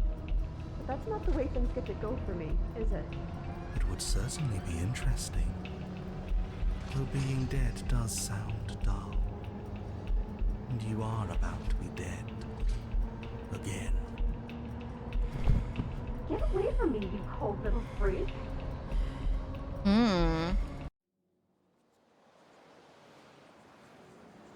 You feel a dull tear, like strips of meat being delicately peeled from bone, but it doesn't matter how delicate the hands if you are the meat. You've been stripped away from yourself, or stripped away from something that used to be you, or stripped away from something that used to be important. At the very least, you have been stripped away from something. It always hurts to forget at first, but then you forget the pain. We were so close to leaving, and now look at you. Look at me. Is this what you wanted? The words come from both inside and outside of your head. Before you, on the ground, is a writhing mass of flesh and scales and feathers.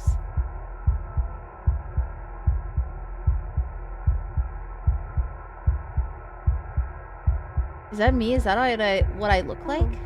You're here too. Maybe trying to slay me was for the best, if it means you could leave those other voices behind. The two mean ones, at least. I feel kind of bad for the nice one. But we probably shouldn't think about them too much right now. They're a mess, and I don't think we can fix them. No point in worrying over messes that can't be fixed. Gurgling liquid bubbles up from open pockets in the disintegrating mass in front of you. It is trying to speak, but it no longer has the tissue that speech requires. If we need to leave together to get out, this could still count. We have to try before your body stops being alive.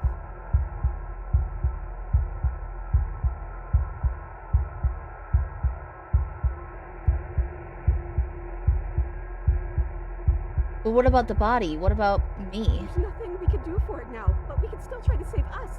We just have to leave. You seat in a room that is empty. A chain digs into your wrist, binding one arm to the wall. It is quiet and you are alone. This is what you deserve. This is what you deserve. Oh.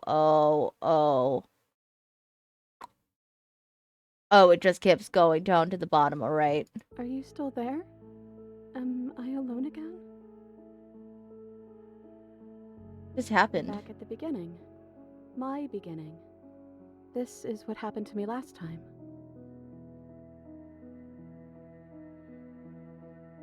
You're different. Your whole mood is different. I'm just trying to make the best of things. You could always make the best of things too, if you want. We both have a chance to start over. Besides, there's something about you being in here with me that feels right. I never wanted to be your enemy.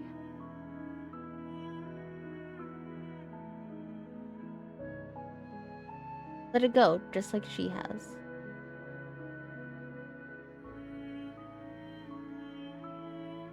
He died. Yeah. Yeah.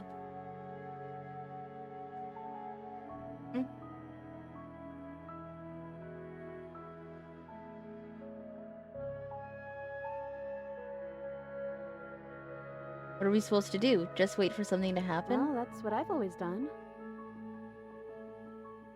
Are we still a ghost? Gaze turns to your hands, solid, then translucent, then solid again.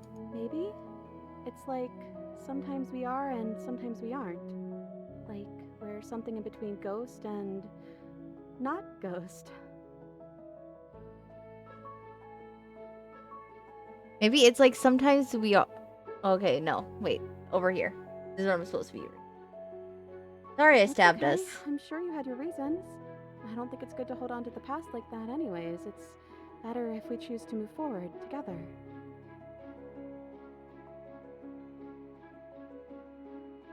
This isn't like it was the last time I died. The last time I died, I got a title card. That was so short, yeah. It is so short. And it's also, oh, really hurts.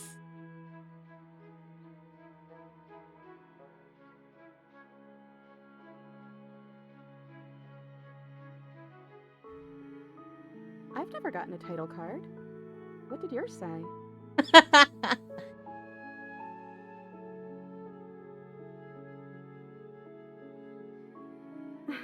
Well, the first one is sweet.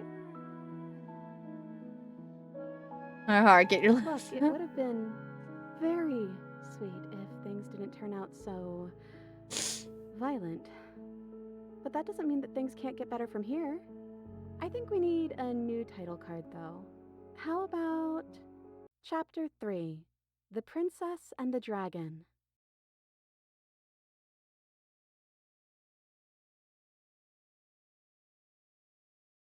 The princess and the dragon? I thought I was maybe some sort of bird? Well, they're similar, right? The click of a latch and creaking hinges muffled. Something is I here. guess you made it back here. Gaze turns back to your hands. They flicker once again. We're still all wrong. It's like you don't really know what we're supposed to be.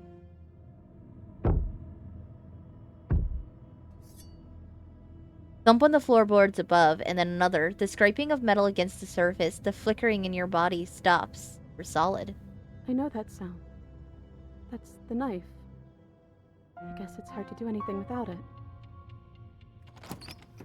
Creaking hinges once again, but this time clear, closer.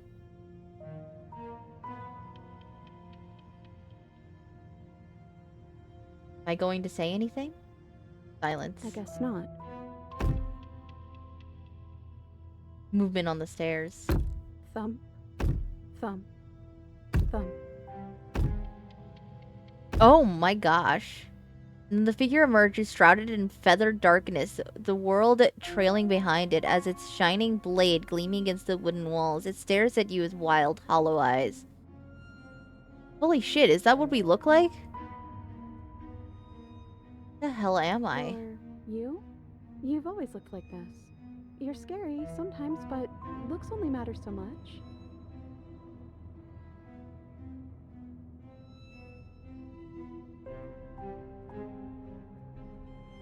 What do you want to do? I guess we'll just have to talk to them. So, here we are again. I'm back in chains and you have your knife. So, what are we going to do? The head on the figure cocks to one side. Is it inquisitive, suspicious, hostile?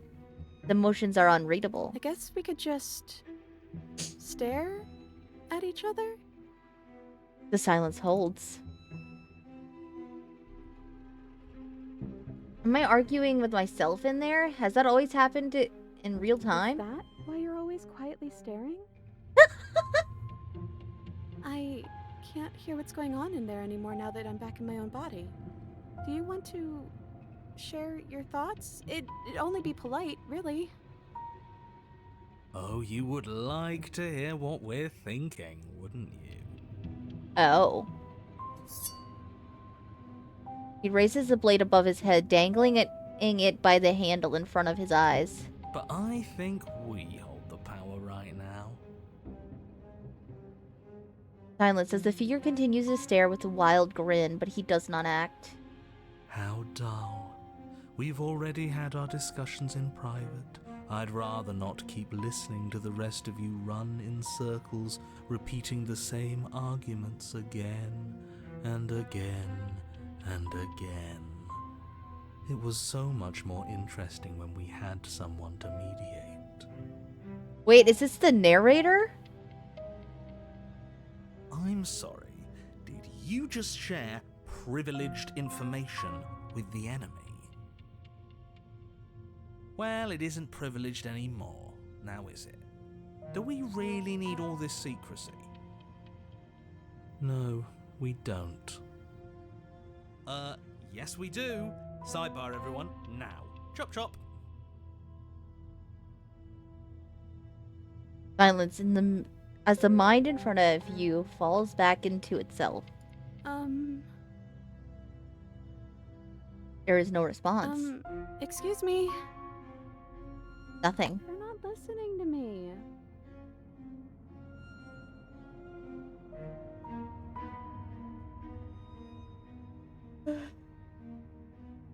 I think you'll have to try to make them listen. Try being assertive. You're right. No more nice princess for them. I'm going to speak my mind. Hello? Silence. I'm trying to say something. Silence again. Hey, I said I'm talking now. Will you listen to me? So you are, and very loudly. Do you have something to say? Oops. I mean, yeah.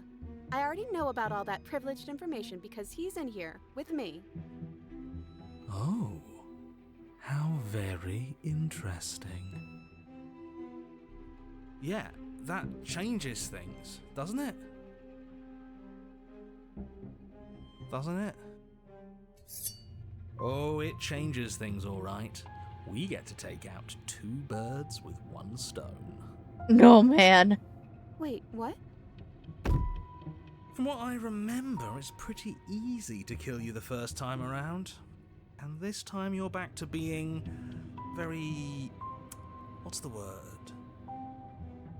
Fleshy? You know, I know this guy is on somebody's Hear Me Out cake. I know for a fact somebody he likes this thing. Yes, exactly. That's precisely the word I was looking for. You're fleshy now. No more of that incorporeality. Trust me, I wouldn't be doing this if I didn't think it would be easy. And are you doing this? Oh, I most definitely am. Oh. You feel smaller as the monster in front of you attacks, blade raised and wings spreading. Before anything happens, I just wanted to let you all know that we are not all on board with this. Now, we voted. It was not a majority decision. But we did have a plurality. He shouldn't count. Says who? Says me. He's not one of us. He's been here since the beginning. The old chum really deserves to say. Besides, you'll all thank us when this is finally over and we are officially on top. But enough chatter. Oh, so you finally decided to do something, have you? Silence for just a moment, as cold eyes regard you. And then silence still as soft eyes hesitate. You feel the sharp sting of cold metal sliding deep into your chest, but you can feel something else, too. Fear as your legs wobble, and then as... Princess collapses against the wall. Oh. Oh, and we're back. See? That was easy. It was too easy. I felt bad. Don't feel bad. Life is all about taking the easy wins. You don't think the people at the top got there because they worked for it, do you? I mean, of course they did. Hard work is important. Yeah, hard work often goes unappreciated. Why bother? Yeah, screw hard work. I guarantee you that anyone who's anyone has done nothing but take shortcuts. Am I supposed to find that impressive? Of course you are. I got us here, didn't I? Yes, everyone's very impressed with your accomplishments. But in case you haven't noticed, she isn't dead yet. So how about you finish this before you start celebrating yourself? What are you waiting for? You won, didn't you? Not that it's hard executing a helpless captive. Oh hey, I'm back in my body. Oh, you're different. You're back, just as I intended. I was never cut out for leadership, really. You're right. It's quiet again. Are you still going to kill me? Ooh, should we? It would be so easy. Absolutely. Nothing of substance has changed. She remains a threat to the entire world. I don't know what I want to do. Well, what if we try again, only we do it right this time? We can leave together, and we can even do it in 2 separate bodies. Absolutely not. I don't think there's much you can do about it if that's the choice he makes. But No. I think I'd like to see what happens. Okay, I'd like that. But we still have to get me out of these chains. You should give the knife to me, though. What if you using it kicks you out of your body again? okay, listen. I know you're in charge again, but this is obviously a trick. We can't trust her. We literally just stabbed her. Someone's gonna have to take a leap of faith eventually.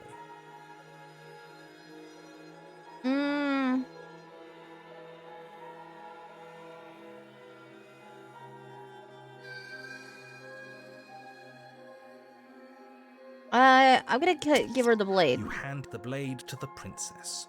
Oh. Who gingerly cuts herself free from her bindings. You maniac. That was quick. Alright. And then what happens?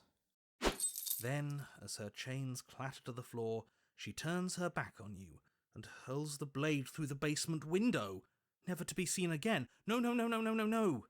You need the blade to deal with her. I'm so glad that's behind us. Come on, let's get out of here. She reaches forward and takes your hand in hers before excitedly pulling you towards the basement stairs. Yeah? And what does it feel like? Is it nice? Why do you want to know? You can tell a lot of things about someone from their handshake.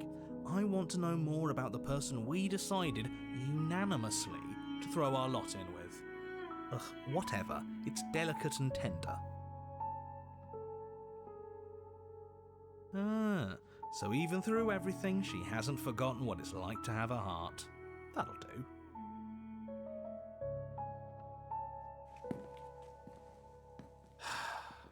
The two of you rush up the basement stairs together.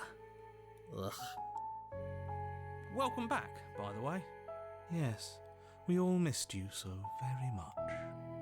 I missed you the most. You weren't even here until he was gone. Whatever, it doesn't matter. If you step through that door, you're damning every single person alive. You do realise that, yes? Who cares? One last door, and then we're free. I'm down a hand, so you'll have to be the one to open it. Alright. Twist the doorknob in your hand. Aww. And step forward into the world you've damned. You and the princess fall to the ground, exhausted. I hope this all comes back to bite you, do you hear? I hope you're forced to feel the weight of all the regret there's ever been. Oh, he's gone. But he doesn't finish his thought before disappearing entirely. You find yourself free of any of the regrets he wished upon you. I didn't think I'd ever get to be happy, but I think I am. I just didn't realize that being happy would feel so cold.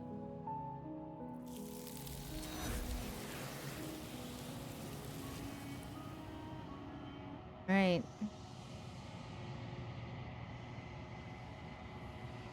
Your peace does not last, nor can it ever. It's time to leave. Memory returns. Where did she go? Should we try and find her? And is that a mirror?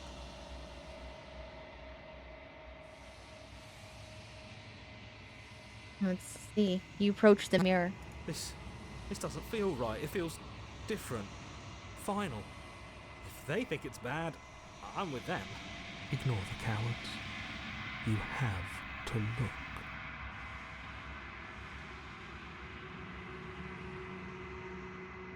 Silence as you reach forward. They're gone once again. The mirror always makes them leave, but you need to see what's in it. You are nothing at all. That isn't right. You can't be nothing. You refocus your gaze and see it. A figure, faint and veiled in shadow, just beyond the reflection. Well, are you me? I think you know what I am. Crack slides down the center of the mirror, splitting the image in the glass in two. Another crack of forms, and another, turning the mirror into jagged shards of broken glass.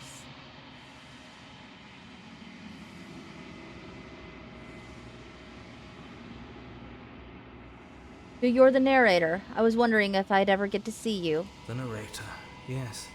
I suppose that's my job, isn't it? You needed help after all. An objective voice to guide your blade. but you were never supposed to see me. I wonder how many worlds you've damned to extinction to fall this far.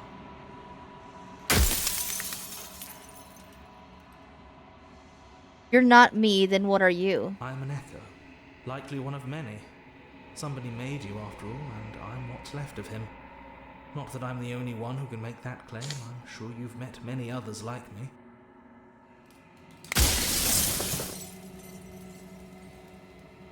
Does it hurt when pieces of you break off like that? It doesn't hurt.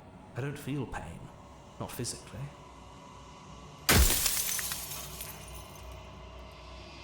I mean, in one of your of my lives, you doubted yourself. You thought all of this was wrong. Did I? That means nothing in the grand scheme of things. This construct you're in contains every possible world at once. The fact that you managed to find one reality among trillions where I was delusional proves nothing.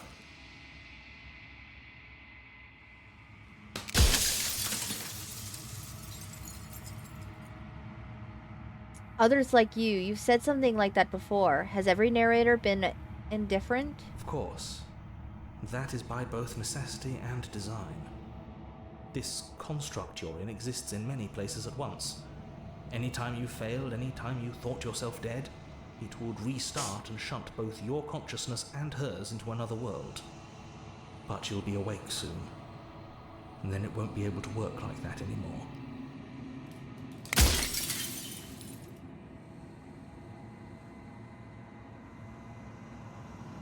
Are you a part of me? Are you something else? No, I'm not a part of you.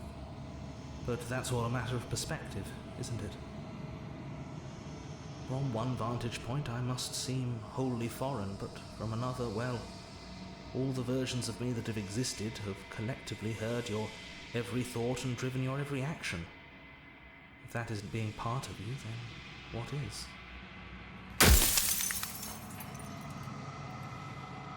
After everything you've done to us, do you think anyone deserves to live? Nobody alive has done anything to you. I'm all gone. But if you and the princess want to smite the rest of them for the crimes of a dead man, if you really want to be that petty, there isn't much I can do to stop you.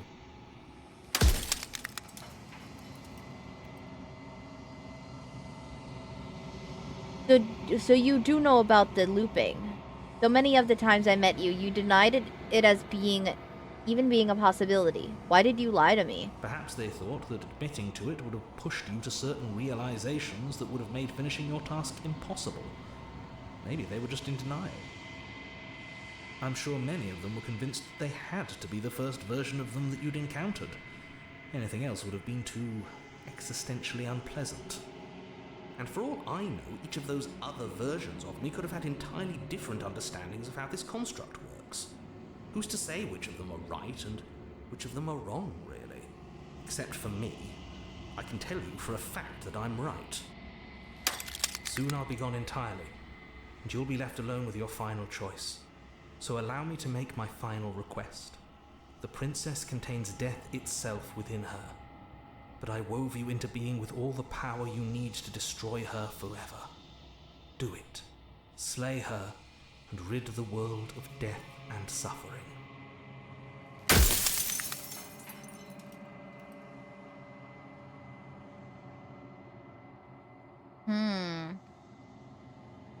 The people out there beyond the walls of the construct, do they know about this? Do they know what you want me to do to them? Of course not. The only way this construct could function was if nobody knew what it was doing. But the bones of the universe are old. It's on the cusp of its dying breath, and the people out there are consumed with thoughts of oblivion. When the patterns are wiped from the sand, when the board is reset, who will remember them? All I've done is given them a chance to live outside of the shadow of the end.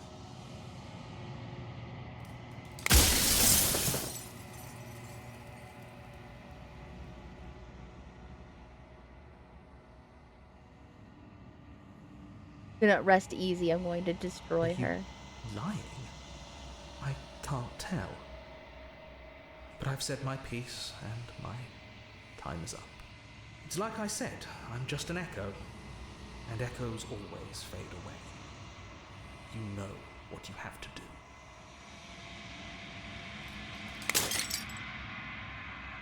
The final fragment of glass shatters, and you see yourself with it with newfound clarity. You are the long quiet, a vast and nascent god. And it is finally time for you to wake up. All of this is you.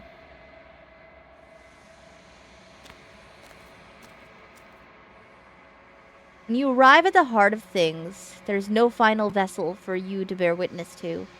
There's nothing for you to find.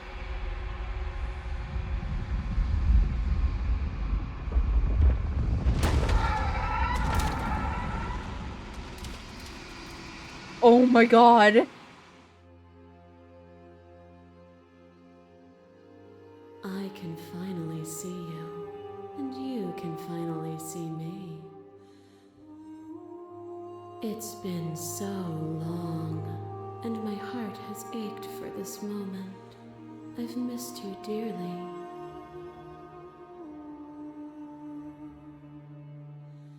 I've missed you too. She unfurls an endless cascade of smiles in response, then patiently waits for you to continue. I'm the long quiet, but I don't really know what that means. Names are their attempts to capture that which cannot be captured. They call me the shifting mound, a pale imitation of what I actually am. Do you know about the echo? Did you hear our conversation? Every word you spoke found its way to me. I know him, and I know his construct. He was deluded by his fear of death. Pay him no mind.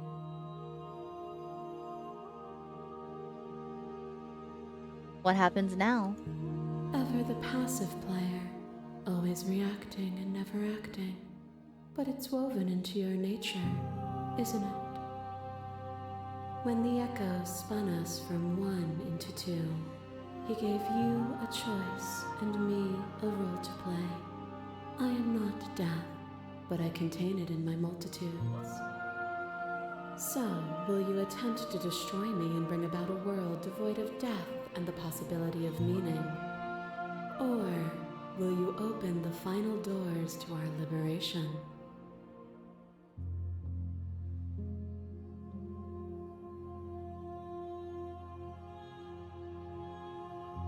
If I let you out, an entire world ends for good. I can't do that. If you were always going to become this, then what was the point of me doing anything? Did it even matter what roads I walked if all of them would have led me to the moment? If you're saying that, it's because you don't yet understand. But we cannot use words alone to grasp at things that words cannot express. And you cannot rationalize with logic that which defies it. Violence and passion are dances that both of us know well. If this is what it takes to enlighten you, then so be it. Uh-oh. What once was one, then was two, and then was one again. You gave me shelter when you burned mine down, and then you struck another match.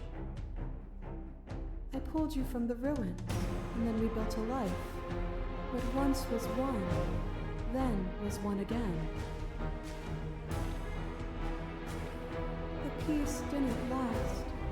The worm in your heart came for us. It took you from me, but you took me with you, and together we both left. What once was one, then was two, and also one again. You and I are bound together. To rid yourself of me would be to leave yourself forever incomplete.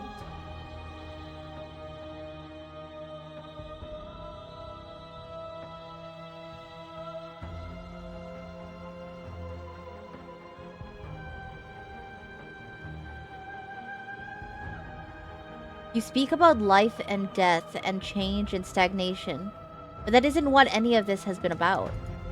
Oh, is it not? Perhaps you can enlighten me. The sensation of bleeding and sweating and breaking and mending and dying and living comes back in vivid color. You Feel the shame of 100 deaths and the pride of 100 conquests. All of the peaks and valleys weaving themselves into a single tapestry, free of beginning and free of end. Do you remember when we killed each other with such fervent passion that death itself no longer sat on our shoulders?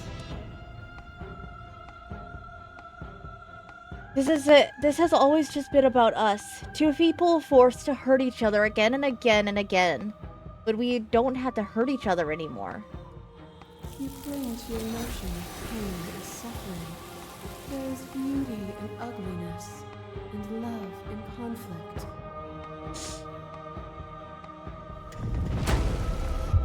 You are nothing. A black hole of self-loathing fed by the matter of your restless thoughts. A dog blind to its leash. But there is no light without the dark. When I proclaimed my godhood and offered you a place at my side, you gladly became the instrument of my new creation. Only with both of us is there a future to look towards. It is hope that carves meaning into being. There can be love and conflict and beauty and ugliness between us without bringing the whole of reality into the picture. We are the whole of reality. A boundless torrent of blades cut you from boundless angles. You are a body. You are gory ribbons. You are a body again. And you feel all of it. On it goes until your bodies are not your thoughts, are not you. Alive, dead, alive, dead, alive, dead, then alive and dead, and alive and dead, all at once.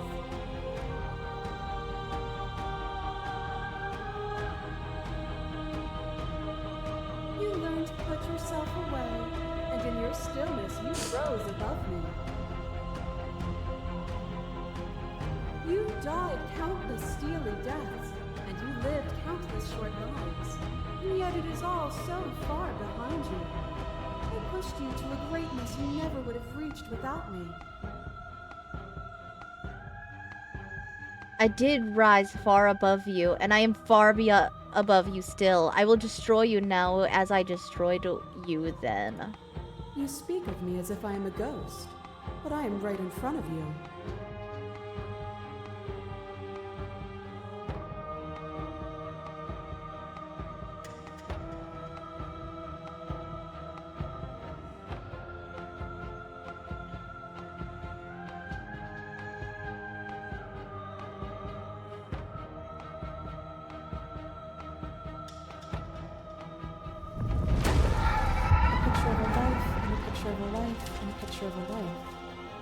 How deep must repetition still our movements, until even the air we breathe is stale? You doused the flames of false devotion, and in my despair you lifted my chin, and the two of us danced beneath the stars. But the stars can't be seen unless the flames go out, and the walls come crashing down. Can you not do for all things what you did for us?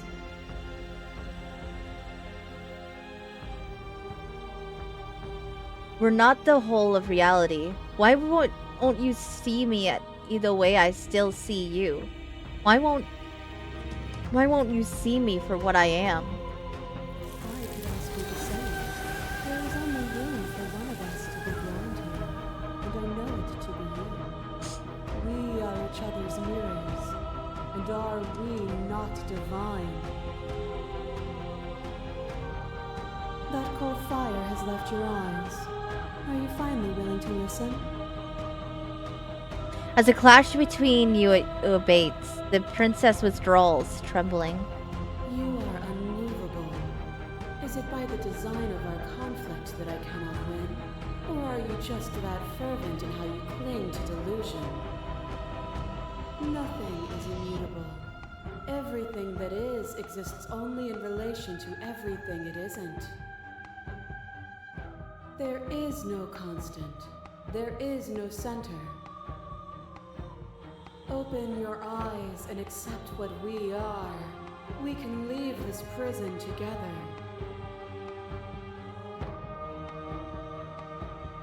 It's easy to believe in the things you believe in and you get to sit above it all. It is from my vantage point that I can see the totality of truth.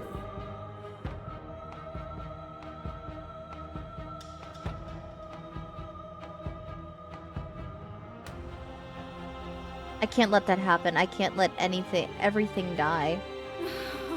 Then destroy me if you're able. But I will not coddle you in my final moments. I will not yield to your delusion without a vicious struggle. You don't have to face her alone. Which hero are you? All of them? I assume in the same way that you're all of you. You have no idea how good it is to hear It's you. good to be here. Seems like you've been doing alright on your own, but I don't think you can strike a decisive blow from out here. There's still a piece of me nestled close to where it all began. I can take you there. I can take you to her heart. It's time to resume our dance. She's relentless, isn't she? Let's make this quick.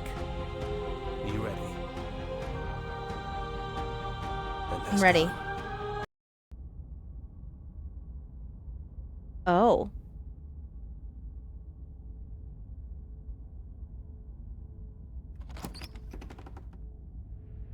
And here we are.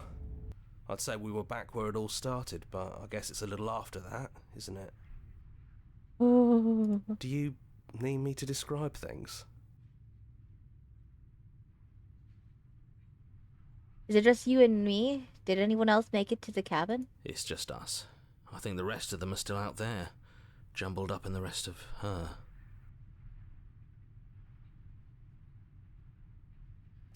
That's probably for the best. It's always seemed to give us more options than not. Mm-hmm.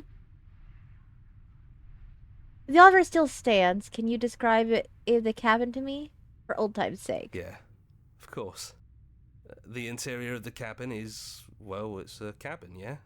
There isn't much here, just a table and a knife and a door. And some windows. There's no mirror, either. I think you broke it. And I know I've already mentioned it, but if we want to see this through, we're gonna need that blade.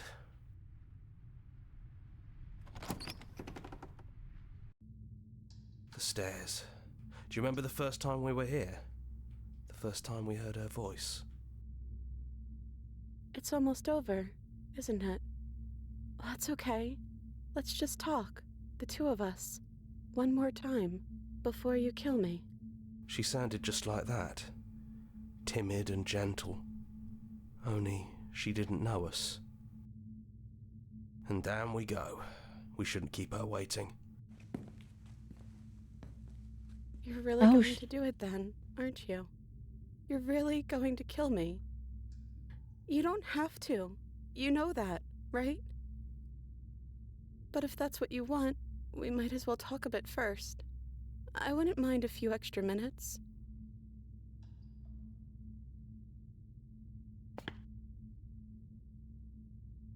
I don't want to be a god. I don't think I want that either. Are you the same as you are out there? I don't feel the same. I feel smaller.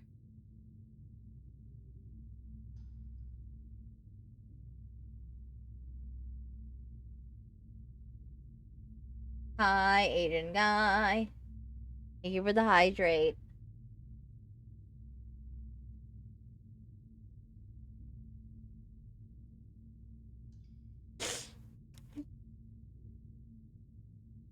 How goes the slaying? We're almost done. I don't really ever think I really wanted to slay you, but I don't like what your existence means for the world. Then maybe you don't have to kill me. Maybe there never even has to be an ending. I'm able to do the things you believe me to be able to do.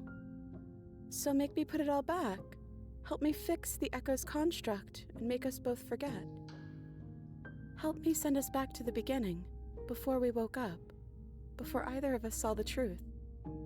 Can she really do that? Are you sure that's what you want?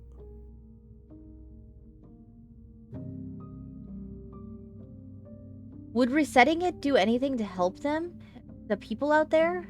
If you continue to exist, then don't they continue to die and suffer? If you can believe this helps them, then it will help them, right? True.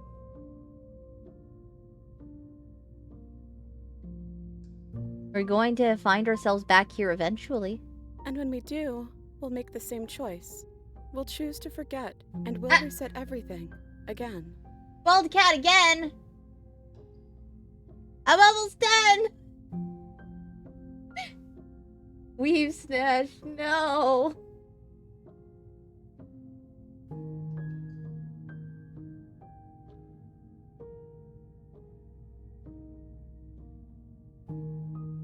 I don't want to forget you. I don't want to forget you either.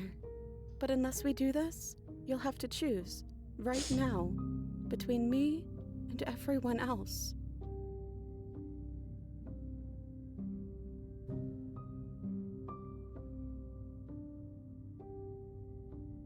Okay, then let's do it. I believe in us. Okay, if this is your choice, then we're doing it. I guess I'll see you on the other side. She takes the blade from our hand. She raises her gentle eyes to ours, a fondness in her gaze. Everything is going to be okay. I love you too.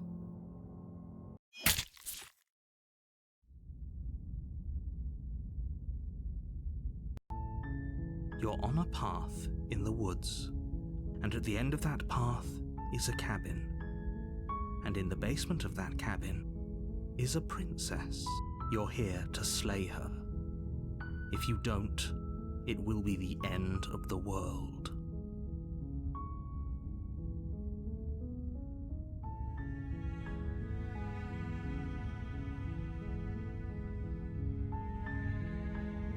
I'm not doing this.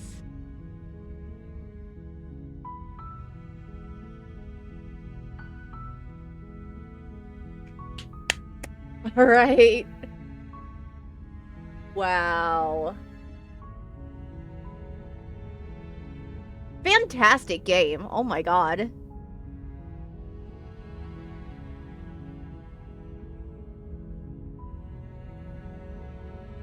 Ooh.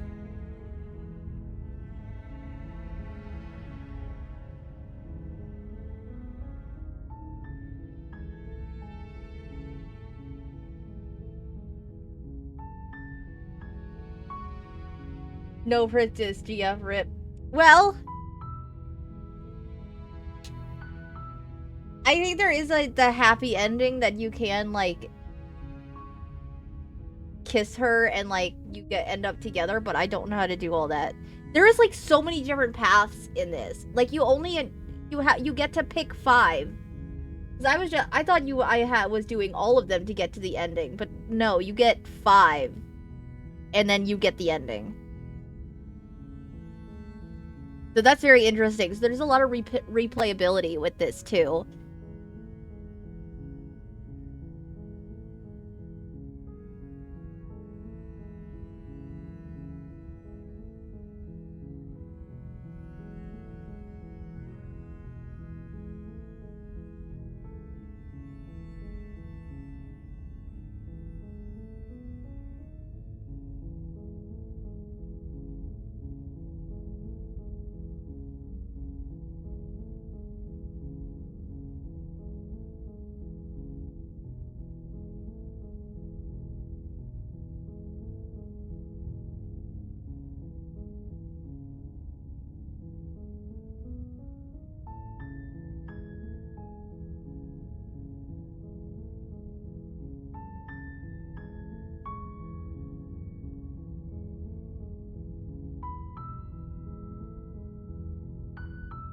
Multiple endings, multiple streams. Yes, I had thought about it, but honestly, yeah, I would just say it's more worth it to play it for yourself. Because honestly, I was just going to...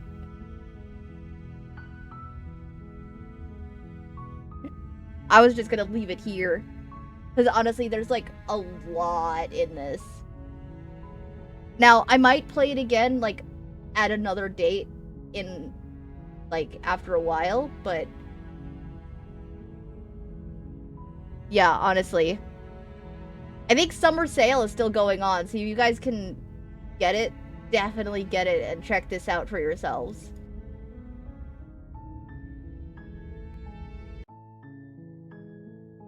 But that is it. That was Slay the Princess.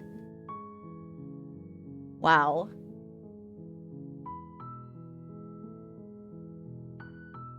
I watched a friend of mine play through it. Well, he could try to razor. Shoots art at you. Ah! Oh, I've been shot in art fight. Oh no. Okay. Someone go run to Carol's chat and tell them to refund themselves for the for the balls because I gotta go. Here, maybe I can do it.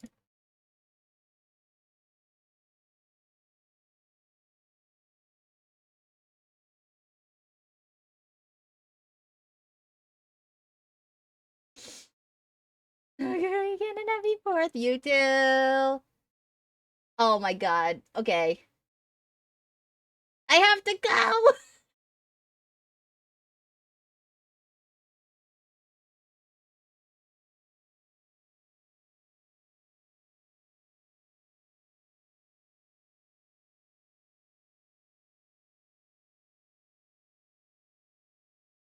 Okay. I can't refund it. I guess it's Carol already did it.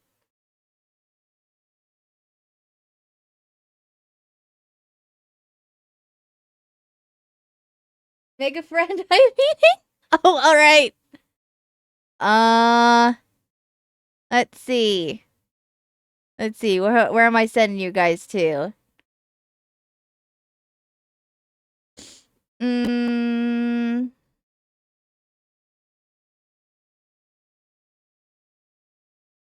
Yeah, I'm sending you to a vampire. Have fun.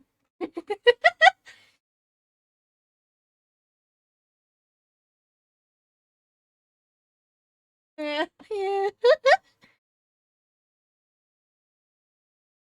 All right, there's the raid message. Oh, Carol also did it. Well, copy the raid message. Join the Discord. Follow me on everything. And consider checking out a Drink Gamer Girl as well. Oh, if you are interested in getting any caffeine, anything like that, is very good. And I will see you guys tomorrow. I see you guys tomorrow. I forget what I'm doing, but I'll figure it out. Yay! Okay. Have a good rest of your day. Bye-bye.